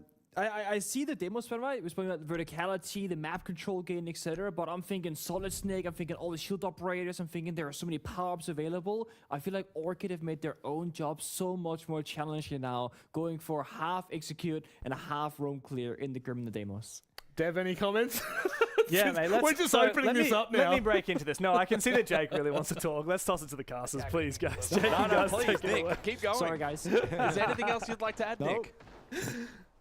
I'm done. You're done? I want to hear you guys talk now. Is Nick on a different contract to us? Does he get paid by word I and we think get he paid by does. day? I mean, you win a couple of hammers, maybe you can get that added to your contract. Little bonus. Let's head over to Lair. It's look, second map of this series. I think we framed it as we closed out Chalet, that Daystar will go into this even more favored than they did Chalet. 7-4 on the opening map, and Daystar will start attack on Lair. Begin looking for a chance at Weibo nice and early in that upper bracket final. And that the one good news for Daystar, I guess, when there is only the one slot, you do get that first test at Weibo. The downside is you're going to have to beat them once. If you do beat them in the upper bracket final, you'll probably have to beat them again. Yeah, so exactly. it's, you know, probably just win in the grand final is the only one that matters, really. Top floor we go to begin. I do still think, regardless of the scoreboard for the first map, Orchid had good play for the most part. Yeah. They're often able to make something out of nothing, which I think is a condition that we can maybe see flourish here on Lair potentially. They need a strong foundation though on defense. Daystar arguably will look more comfortable here on Lair. We'll see how they look about breaking it down. Buck in play for Vert, and Mirror Ops immediately contested. Well, Peeps again, that's a good sign. I mean, he was lively on Chalet, so for him to get the opening kill here for Orchid, he's the one that has been probably their best overall. And PG, man, gets rid of Yao. Great start for the defense. You're going to have a response. You definitely need to be winning top floor defense Lair after losing the first map, and they're so far so good. Get rid of the Buck, so less pressure actually over towards Master Office. You think about the Azami can very much just freely play wherever BG Man wants, probably behind the desk. Wow. Okay, and then Seal just gets a pistol headshot onto Peeps. Keeps the round alive, keeps it interesting. Double shield though for Daystar. I don't know if that's going to help or hinder. Well, they've got a kill from one shield.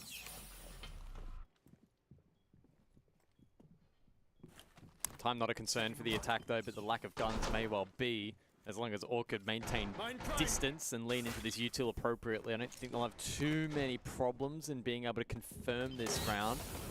Seal goes searching. Souffle does have that DMR in hand. Catches Solotic off guard, and now the path towards R6 looks a little bit more promising. You went early, didn't you? Just a little. No, I didn't say they couldn't win the round. You didn't say it. I wasn't that definitive. To be fair, you didn't say that they couldn't win the round. And Crit J, with him falling, means for Orchid, maybe now they can't win the round. Oh, hold on. Well, hold on indeed. Like Colas getting a quick kill onto Pika. Oh, flash in your face. How's that pistol play from the Blitz?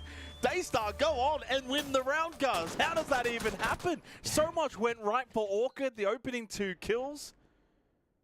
On defense, top floor Lair, and they still go on and lose it. Baffling. Yeah, that's a tricky one for Orchid to swallow. They put themselves in a good position. Souffle had gun up. He got value from the DMR. That then weakened the R6 side of the hold. And then, to be fair, Daystar were able to react accordingly, starting closing on that portion of the map. Those defenders then getting isolated one by one. And then a good idea to go for the kill con there at the end as well and not take any second chances. So pretty brutal start to the map for Orchid. And Daystar get away with an early steal. Yeah, and on a very good side as well. If you're going to steal one on this particular map, if you can take top floor, that's a big one. That's kind of, again, demoralizing if you're Orchid.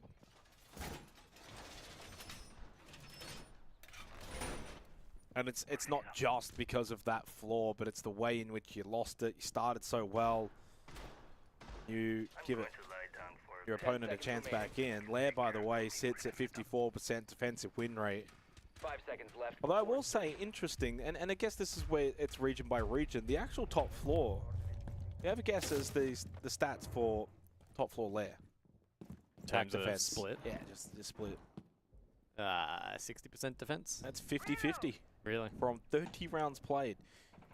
It's actually Basement at 70% defensive win rate in the Asia region. And then Bunk's Briefing sits at 60% attack. Reload! So as we used to say on Oregon, it comes down to Kid Storms. Well, apparently in this game, it's going to come down to Master R6.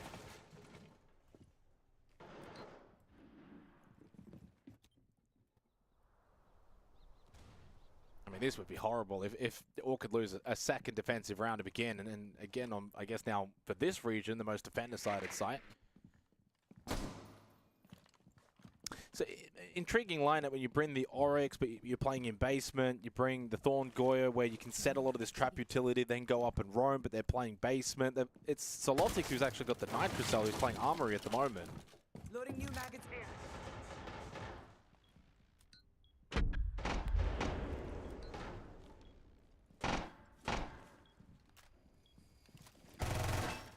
He's just going to drop, so 5 site somewhat early into the round.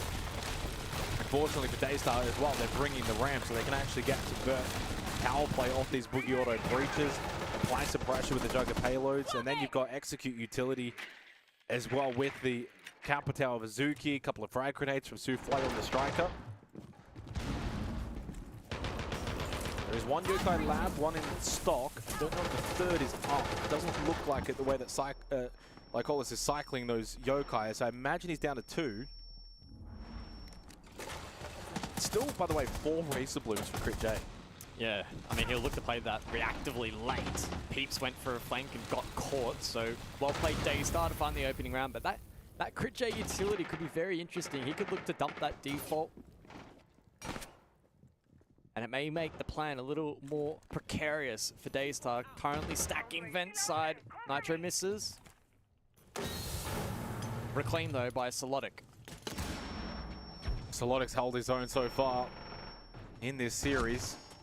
Trying to now hold off the attack of Daystar. Oh, lovely headshot from Solotic. We'll keep the good times going. As Pika falls, he gets a second. It's the Solotic show apparently today for Orchid. A 3v3 and Solotic again! This man cannot be stopped. A drop-down kill from Seal. It's traded quickly. Lycolis gets the final 2. That was Solotic's round for Orchid. Yeah, it was. He played that bow position phenomenally well, and despite the util layering there from Orchid, unfortunately, it wasn't really enough to keep him at bay. Did a good job to reclaim the diffuser just a little bit prior to that, which was a little awkward, but he was able to more than make up for that. Awkward for Orchid. Yes. So Bunk's Briefing we go to next. This is the attacker-sided site, the tertiary site final as well before the next bans will come through. Yeah, so Lotic now 10 and 8 across the 2 maps. Peeps, the only one who's got more kills than him with 11. Again, I referenced the numbers between him and Yao, specifically the start of this series. The 2 lowest rated players inside of the server. Well, he's definitely holding his own. Even for Yao, 7 and 8 across the 2 maps is performing. Not the greatest of starts in the opening 2 rounds here on Lair. Attackers have located a bomb. 10 seconds left. So 3 in the round for Solotic. Bunk's Briefing up next. Yao is going to go on to the Montang, have his turn. It was Pika in the opening round that played the Monty.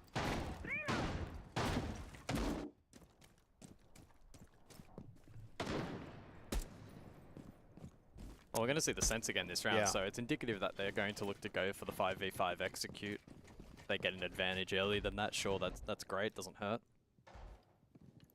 I'll be intrigued to see what side they look to push, because the sense can be used for the R6 jump in strat. It can be used to cover Mez as well at some of the longer angles if you do want to go upside or that top floor clear, or obviously most likely to be invested directly into the site, counter the Warden.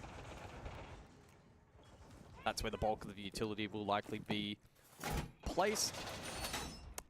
Solace, though, is a good backup option here for Orchid. There should still be a world in which they can identify where that plant goes down if they don't catch the planter in that dash across. The Thatcher here is an interesting inclusion as well here from Daystar. Catch a Nitrocell too, yeah. Nitrocell catch, or Seal can just look to target Peeps directly.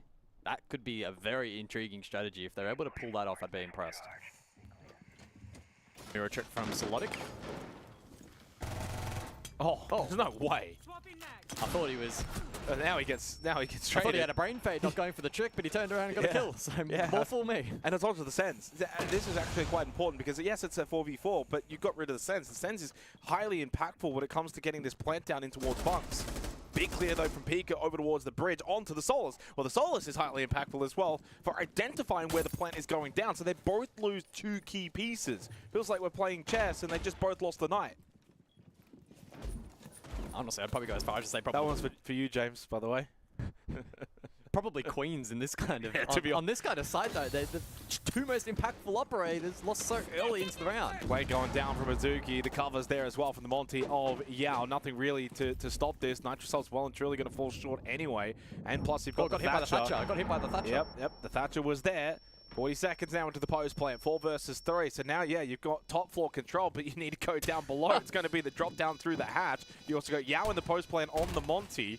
Not a lot of utility for Daystar, to be honest. It's just going to be largely gun up, hold the angles. Azuki insta shot. Good trade from Lycola. Still 1 Nitro for BG, man. If they're going to deal with the Monty, it's probably going to have to be from him. But he stays on the top floor. I don't know what he's doing. I've been watching him on the second monitor the entire time, and he's just been static.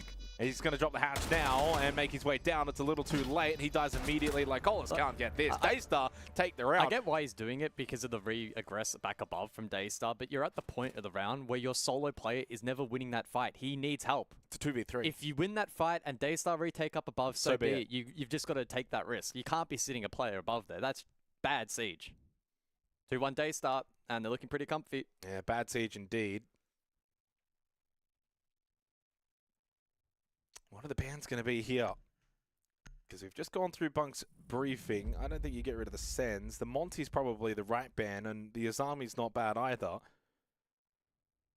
be fair, Azami was only played on the opening round, top floor. Miro could have actually been somewhat of a useful ban, considering it was played on all 3 sites. Yeah, and if you take the mirror out, it makes the wall denial very, very, very, very difficult. These can't trick. And while ultimately they kind of half-countered it in this round by shooting him in the back, it did ultimately lead to the Sense dying first. When you think about basement, the Solace got traded, like, that was a weird round. Strong on basement, it's strong on top floor. Yeah. I mean, so is Azami. This is the thing, Azami's also very versatile and can play at pretty much every side if you want. I think to better complement the Kaid and the Bandit, though, personally, I'd probably deal with the Mirror. They haven't shied away from showing that they're willing to trick, but... To be fair, on the top floor here, we know Azami has a lot of strength when it comes to fortifying the A site, server side, etc. There's plenty of good barricades that you can place to make a lot of the playable area a lot more expansive for the defense. So at least on this specific site, Daystar will be looking to capitalize. Yeah, I mean, back to top floor, of course, Daystar won it back in the opening round, so Orchid are going to give their second go at this. Fun little stat so far, 3 rounds in, 3 opening kills that have not been converted. That doesn't happen often. 0% conversion rate for the opening kills here on Lair. That's obviously for both teams that have struggled in that department. But evidently based on the scoreboard, it's 2-1 to Orchid in the opening kills, but failing to convert. Once again, we see that mirror locked in by Solotic. Funnily enough, Team Orchid are 18% higher than the league average when it comes to winning the round after losing the opening kill. They sit at 48%. League average 31. It's a decent little gap. Changing lineup, by the way, for Orchid. They don't bring the Goyo this time. And of course, with the Azami ban, that's the forced change, and the unforced change is the Goyo for, interestingly, the Thorn. Thorn almost just lost their life in Lycolas towards server. Replacing the Azami is going to be the Denari for Crit J. And with the loss of the Monty, they now instill Seal on the Blitz. But otherwise, largely the same lineup as well. It's basically that they lost access to the Monty. They bring the Finker to help facilitate the rest of the team, and certainly with the Blitz. I actually kind of like the Finker introduction for Daystar on this top floor. The Adrenal Surge can help, certainly for Seal to push, take Mez control. If he takes a bit of damage, you can heal that back up. Yao's going to obviously eventually get to work with the Skeleton Key. No one, from what I can gather for Orchid, will be contesting him horizontally. There's a Nitro in the hands of Peeps. There's that Adrenal Surge coming in handy. Back to full health from the Raids Bloom, and BG Men just gets shot to butt because he thought he had cover main stairs. Crit J not only allowed the Blitz of Seal to push, he gets the free kill because BG Man thought he was covered from main. And then he turns around and kills the player main. It's a double for Daystar, 5v3, and now Orchid are on the ropes. And it's forcing out a play like that from Lycolas. You're searching now because you're down players. This is a horrible round for Orchid. Seal found a gap, took it, and beat them down. Daystar 3-1 up. Yeah, perfect gap take. Sure, it was made easier for Seal than it probably should have been, but he still capitalized on that window of opportunity, ensured that he didn't falter. 3-1 lead for Daystar. It's starting to feel like it's on the verge. It's not quite there yet, but it's on the verge of spiraling. It's on the verge. It's getting close. I think you lose this one. I think it's fully spiraled. It may well be.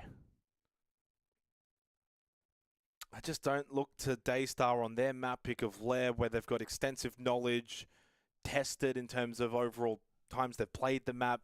I don't think they're going to drop too many on the defense. Attackers need to locate and Worst case scenario here for Orchid needs to be that Daystar only get to 4, you get your second round, and then who knows what can happen in the next half. Best case scenario is you get it to 3-3. If this goes 5-1, it goes beyond worst case scenario. The game's probably done at that point. And unfortunately for Orchid, your star man in Crit J is 0-4. And again, this is where sometimes the actual kill-death ratio doesn't really tell the full story, but he kind of also was the cause for BG Man's death in that previous round. So that's not just a round where he didn't get a kill. He also kind of got his teammate killed. Then he died after that. It's been a poor one for him and for BG Man being 1-4. Peeps 2-4. So like the 3 that were performing well for Orchid on Chalet are underperforming here. Now down 1-3. So Lodix, you're getting as much as you're probably going to get out of him. And same for Lycolas.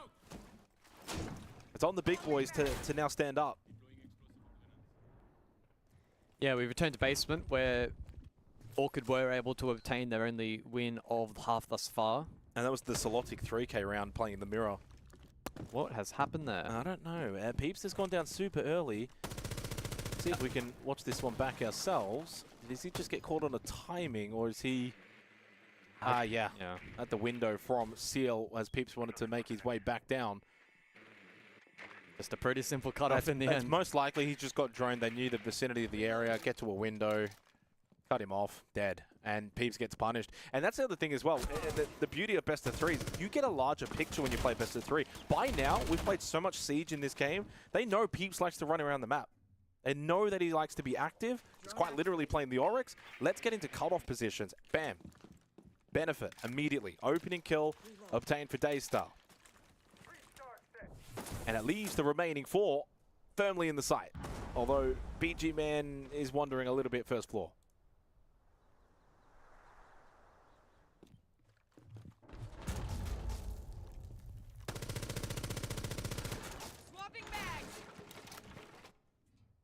Also, like the Finker, again, didn't play Finker, by the way, at all in the opening 3 rounds, Daystar. They kept it hidden. They've now played it back-to-back. And it had impact in the previous round. And certainly with those 3 Adrenal Surges for the eventual push into sight, should have an impact as well.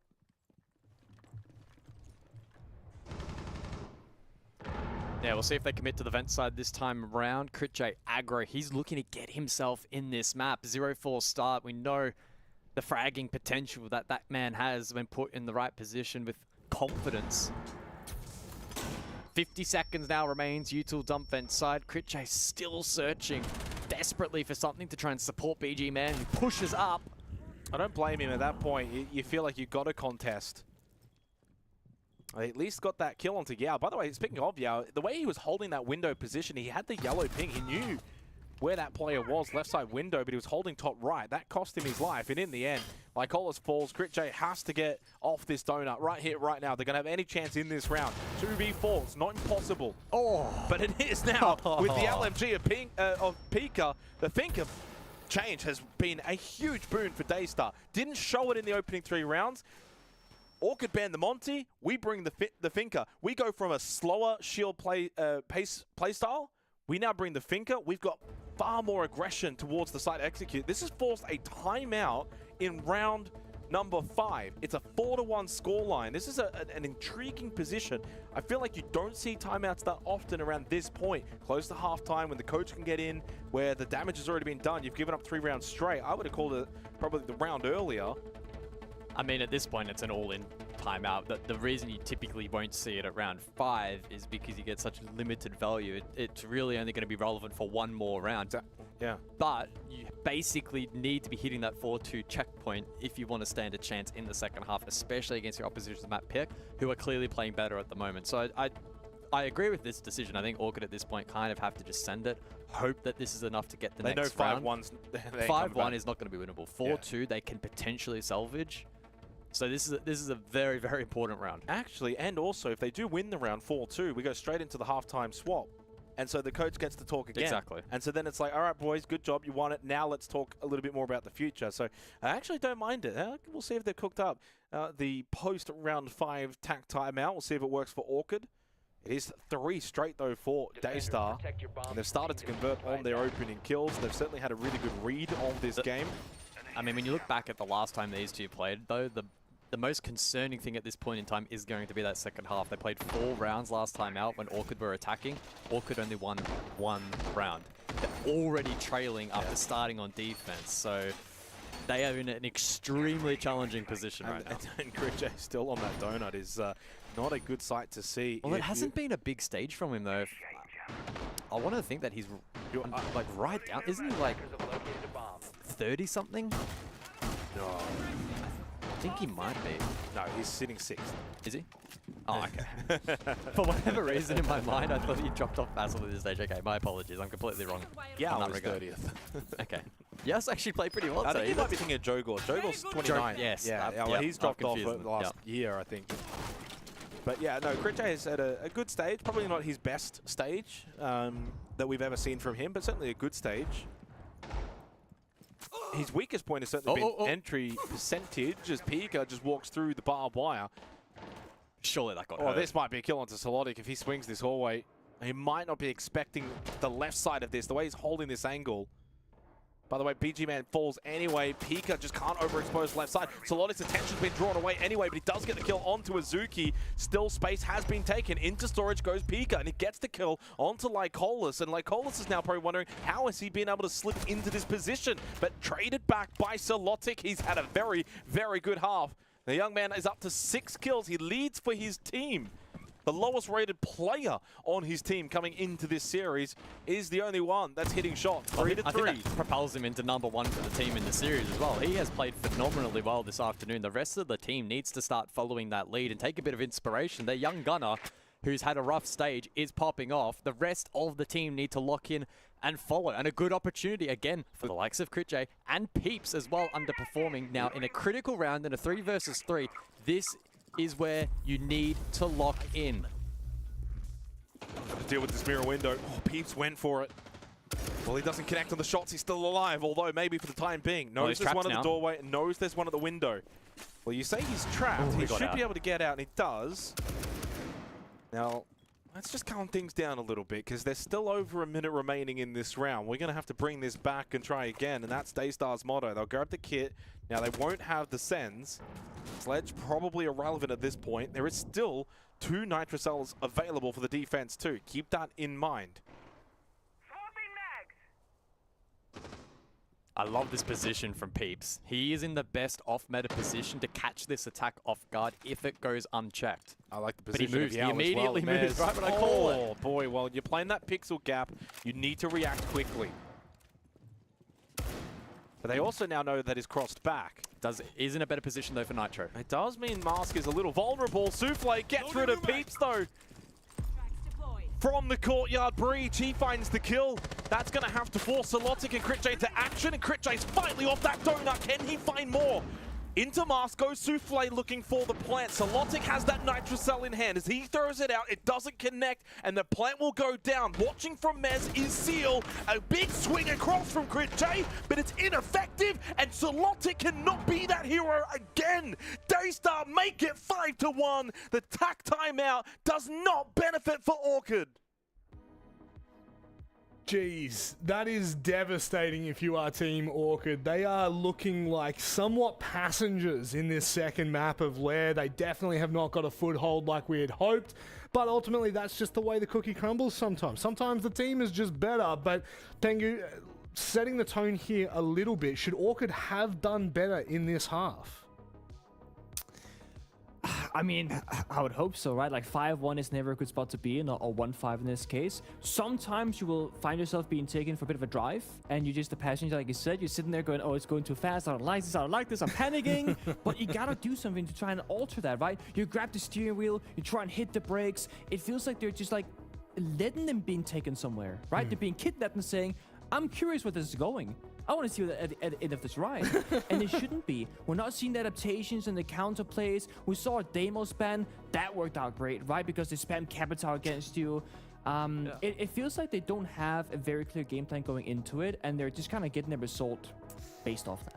Yeah, it feels like there's been a bit of a trend between the two games we've seen so far today, which is, what's the definition of insanity? That you do the same thing over and over, expect a different result? Well, you know, we've gone back to Lair here in this BO3, and it's been exactly the same as when they played it in the group stage, except even worse for Team Orchid. I mean, like, Pengu, when we casted that game, it was much of the same. Like, Daystar looked very well in control. There was a 3K round from Critj in the group stage that ended up getting Orchid a defensive round, but Critj only got 1 kill so far in that half.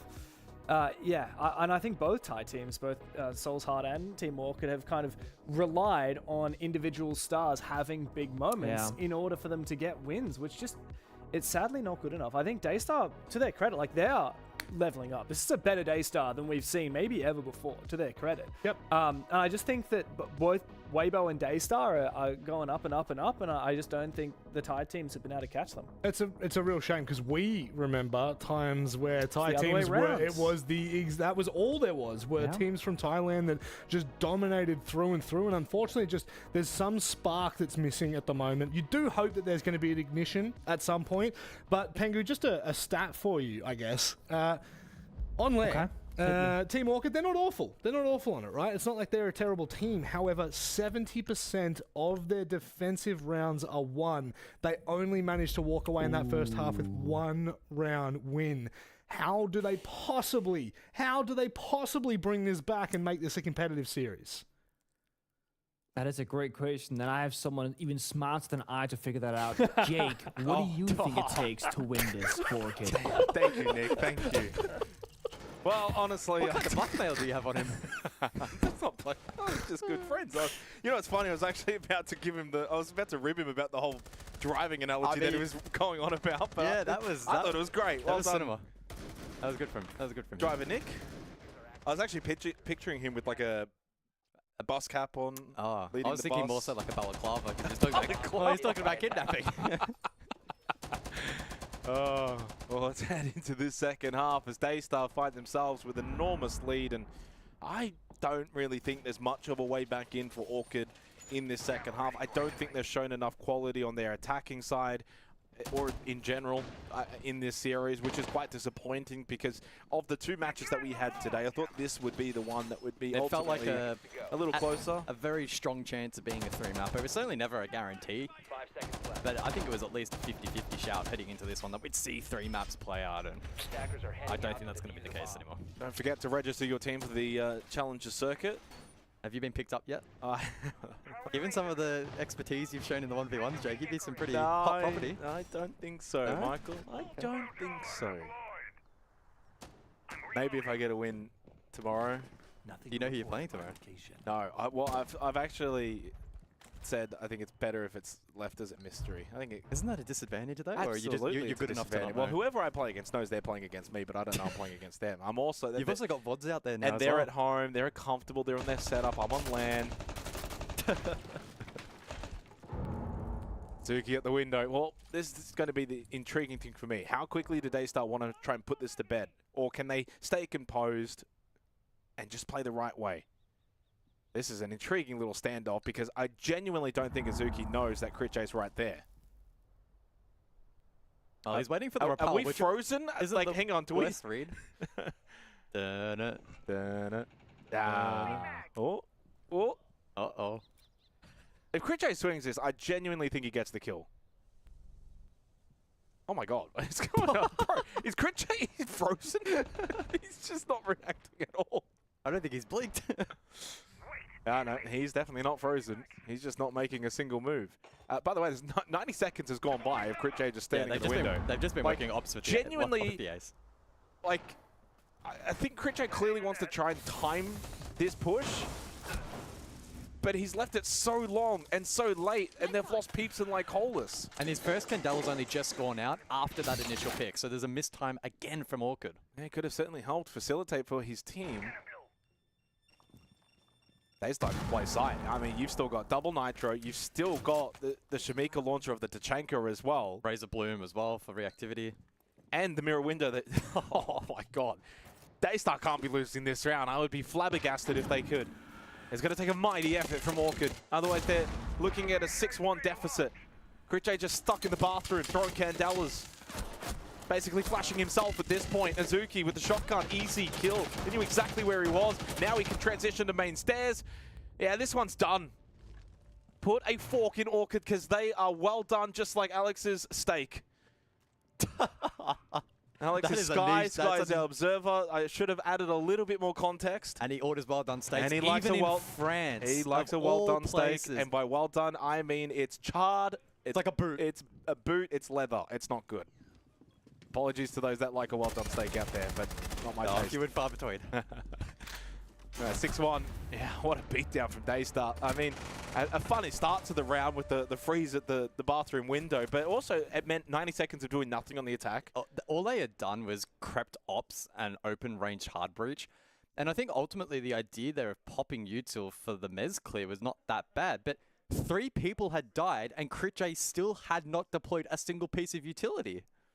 There are some big disconnects on the attacking side of Orchid on this map, which is... Their fundamentals are off tonight. Which is why we didn't really anticipate them to win this second map, which is why map 1 had to be tidier. They could have capitalized a little bit more. Daystar, I think, played about 80% on that first map. Unfortunately, in the context of this series, Orchid weren't able to quite capitalize on that opportunity.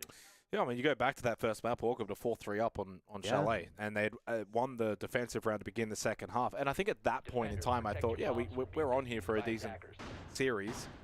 I didn't anticipate that Orchid would win Lair, hence, of course, as you were saying, they should have needed the win on Chalet. And they just gave 4 straight on Chalet to then put themselves in this position. It's kind of funny, actually, if you think all the way back, it was 3-3 in the first half, right? And I was sitting here saying, well, a little bit similar to our first series of the night, wasn't it? And I said, no, well, surely Daystar aren't going to go win 11 of the next 12 rounds. And well, they haven't won 11 of the next 12 rounds. If they do win this, it'll be 10 of the next 12. Not far off. 1 round off what Weibo did earlier today. Yeah. Which is, I guess, a good sign for Daystar. And Weibo are too far off. That's what I'm saying. Well, maybe it's a good thing for Daystar that they're able to do this and match the ferocity of Weibo and what they can do. I think that's definitely one way to look at it. The real question's going to be for next week, though. Oh. I'm not talking about Daystar versus Weibo. I'm talking about Soul's Heart versus Orchid. That's going to be the match of the night. The upper bracket, it'd be a rematch in the great final anyway. Honestly, let's be honest. Oh, I wouldn't mind it. You know, it's interesting. Stage 2 last year, I thought Daystar, Elevate, lower bracket final was just a given. That Elevate was just going to... And then Daystar set up the Daystar, and they won that 2-0. And then they lost the grand final. They did. Well, into basement then for round 8. And what may be the final round between these two tonight to cap off another 2-map best of 3. We're getting pretty familiar with those. It's meaning short nights for us in early bedtime. Maybe APAC North tomorrow can throw a challenge somewhere. Oh. Good catch. Azuki just getting caught there on his attempt to peel back over towards Vent. BG Man had quick entry above, free kill. And so, advantage Orchid. That will be their 4th opening kill, funnily enough, over the course of the map. So they haven't tell me really how many been they've struggling in that regard. Tell me how many they've converted. Take a guess. 0. We'll see if they can make it 1. And therefore, to do that, make it 2 on the scoreboard.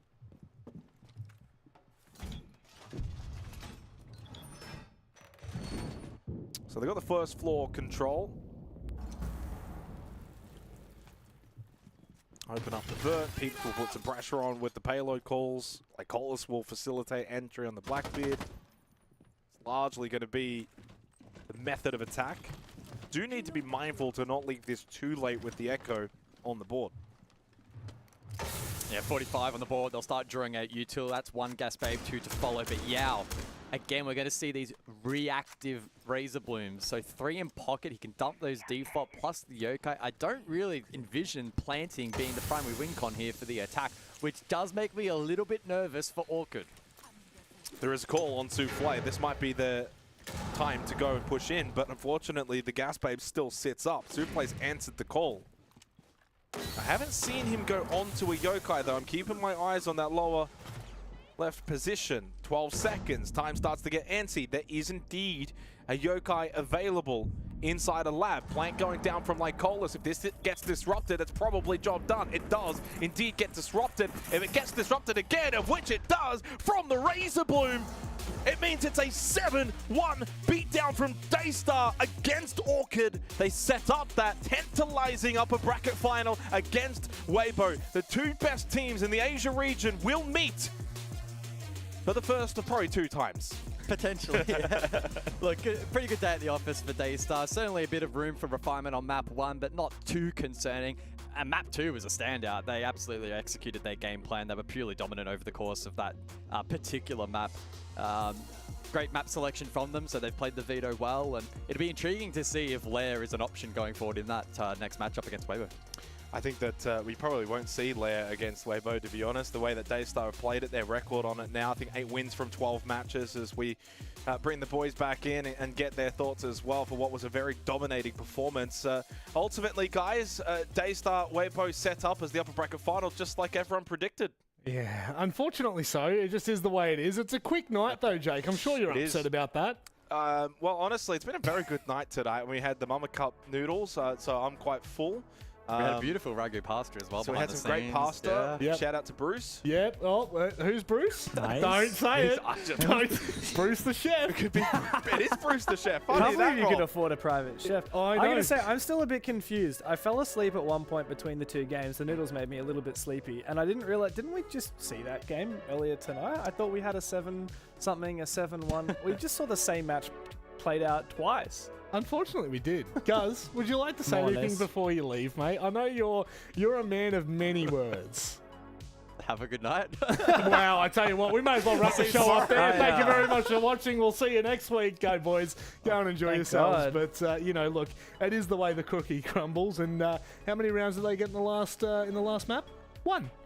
They got 1. Unos. No more than Unos. A little sad, unfortunately, because we had built it up a little bit, Nick, to kind of tout Orchid as...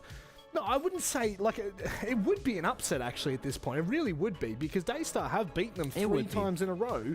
And it's just, I think it's a little unfortunate that it's fizzled out the way it has for them. Yeah, I mean, it would be an upset if Orchid were to come out victorious today. The question was, how close can they get? How well can they do? can they show us adaptations? Can they show off depth? Because that's a big question mark for me. You know, I know on a good day when everyone's hitting their shots, they can be a great enemy. But if you take them in 100 matches over the course of a month, how many times would they actually win against a greater opponent? With today's performance, not that many. Yeah, that's tough, man. That's tough. And you know what? Unfortunately, it is tough. But as you well know, that is the way that the cookie crumbles. It's just how Siege plays out sometimes. Yeah. Sometimes you're not on your day, and other times you are. And someone who is always on the absolute top of the day is our good friend Harambe. Harambe, how you doing, my friend?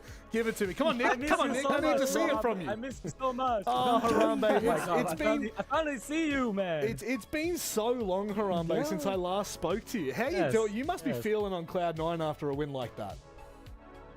Yeah, you can barely hear my sound. I yell so much in this series. I mean, oh my god.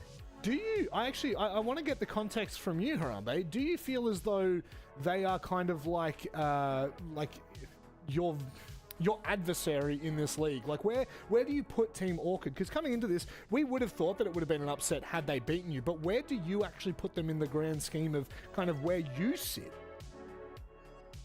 We kind of put Soulsard and Orchid in the same tier because when they perform good, they will give you a hard day. Yeah. But we came prepared and we did well today, and we are shooting shots. Oh my god.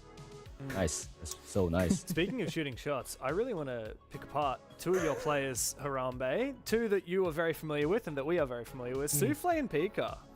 We're talking about a phenomenon that often happens in Siege in general, is when teams make roster changes, they bring in young players who are really good at fragging, and then they take their older, more experienced players, they put them on the back line, they get them away from the action, and they make them more like tactical strategy kind of focused roles. You put them on the IGLs, you don't get them dying early, you get them somewhere where they can be droning a lot and giving a lot of info to the team.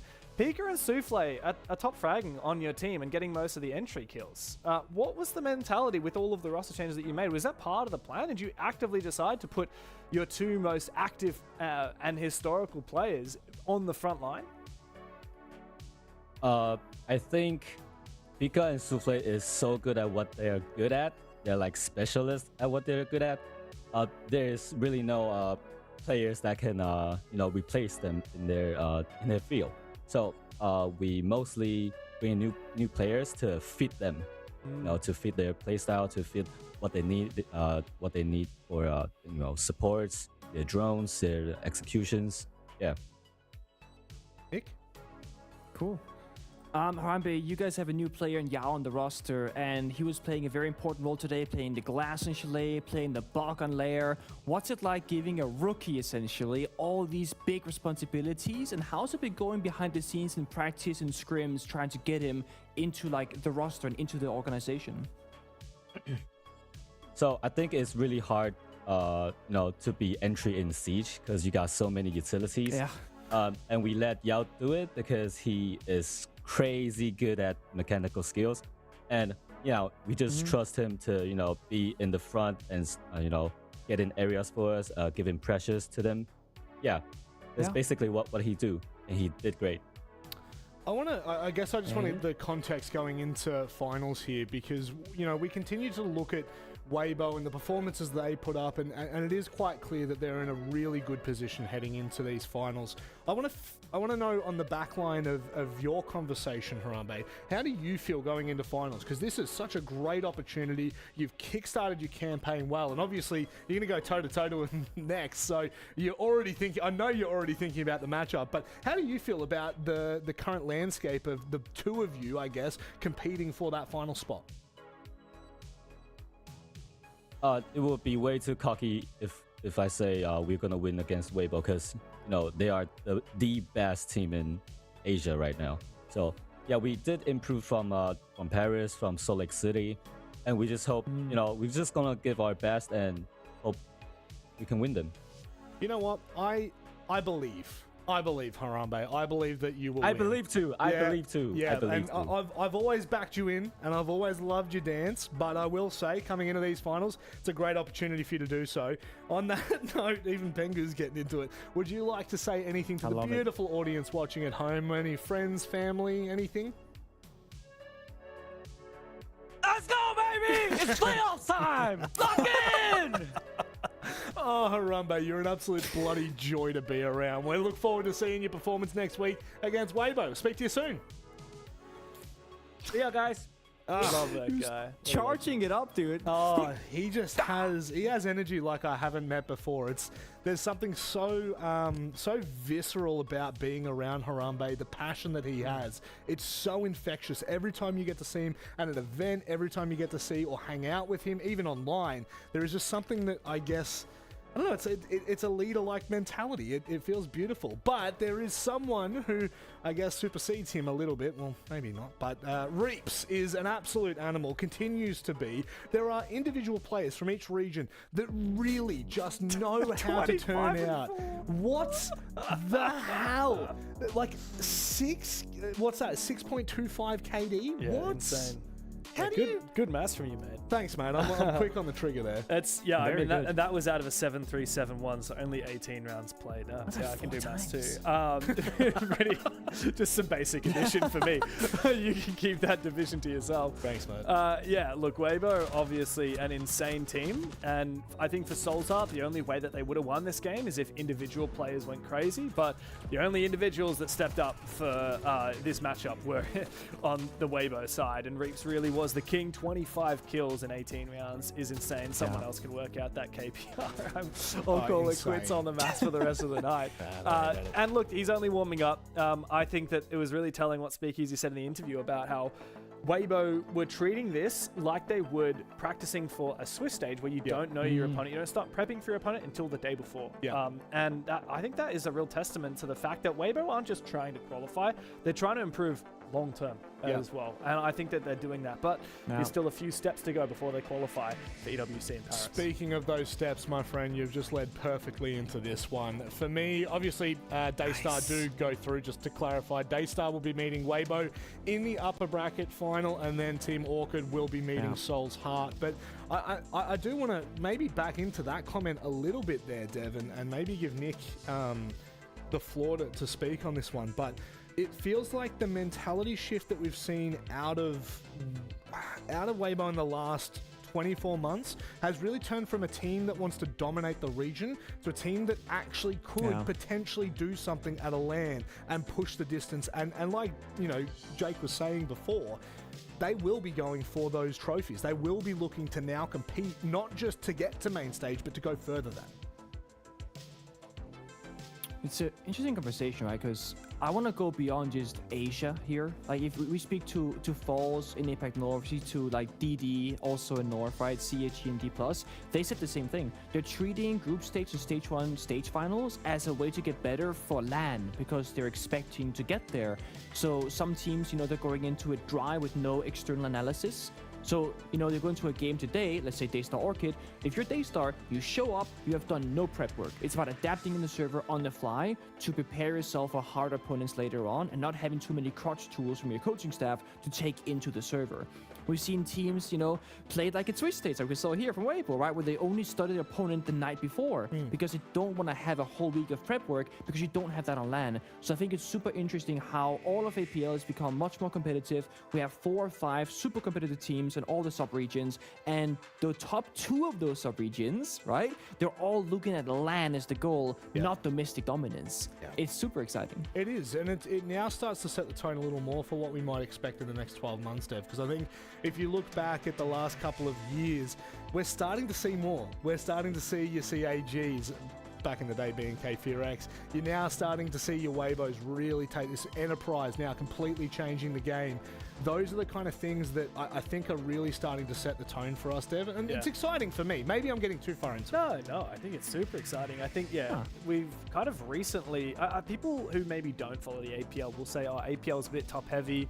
Because I think that's what you say about regions that you don't know very well. Like when you don't have a deeper understanding and you've just heard the name Enterprise, you heard the name Weibo, but you haven't actually seen how close Chiefs is, how close Daystar is, you call a region top heavy. But we kind of are at that point right now with APL. The whole region is getting stronger, but the top teams are getting stronger so much faster. So the graph is looking like this, and your Weibos and your EPs have shot right up. It makes me wonder, like, can you imagine a universe where we had, like, you know, we just flew everyone to like Melbourne or Singapore or Japan or somewhere for like 8 weeks, and we just like, it's like EP, Chiefs, Daystar, Weibo, CAG, D+.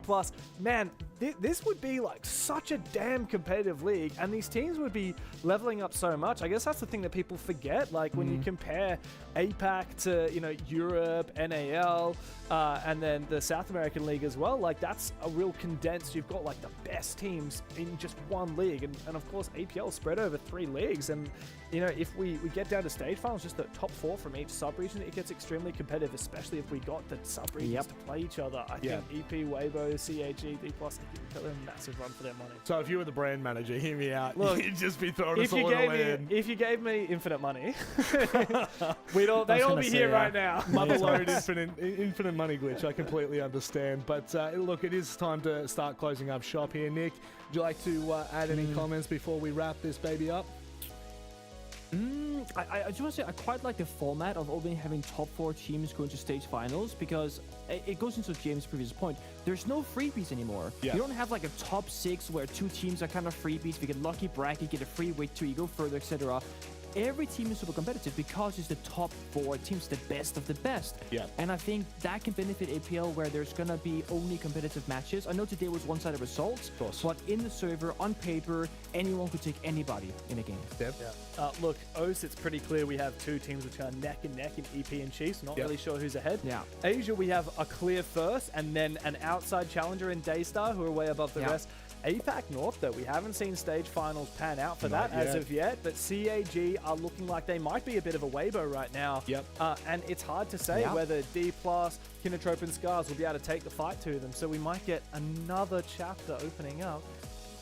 You know what the best part is, that we really don't have to wait that long. But for all of you at home, you don't have to wait long either. We do have EML up in a little less than 4 hours. That's right. It's just non-stop siege around the clock. We keep rolling this show on. It does not stop. This is the best time to be a siege viewer, a siege fan, because boy, oh boy, the schedule is absolutely jam-packed. And after what we saw from the bracket, I know Nick watched, we unfortunately were asleep, EML is shaking up as well, so APAC North coming tomorrow night. There's so much siege yet to come. But that will do us here tonight for the APL. Thank you very much for joining us, and what I will say is please take care, stay safe, and Dev, have a good night.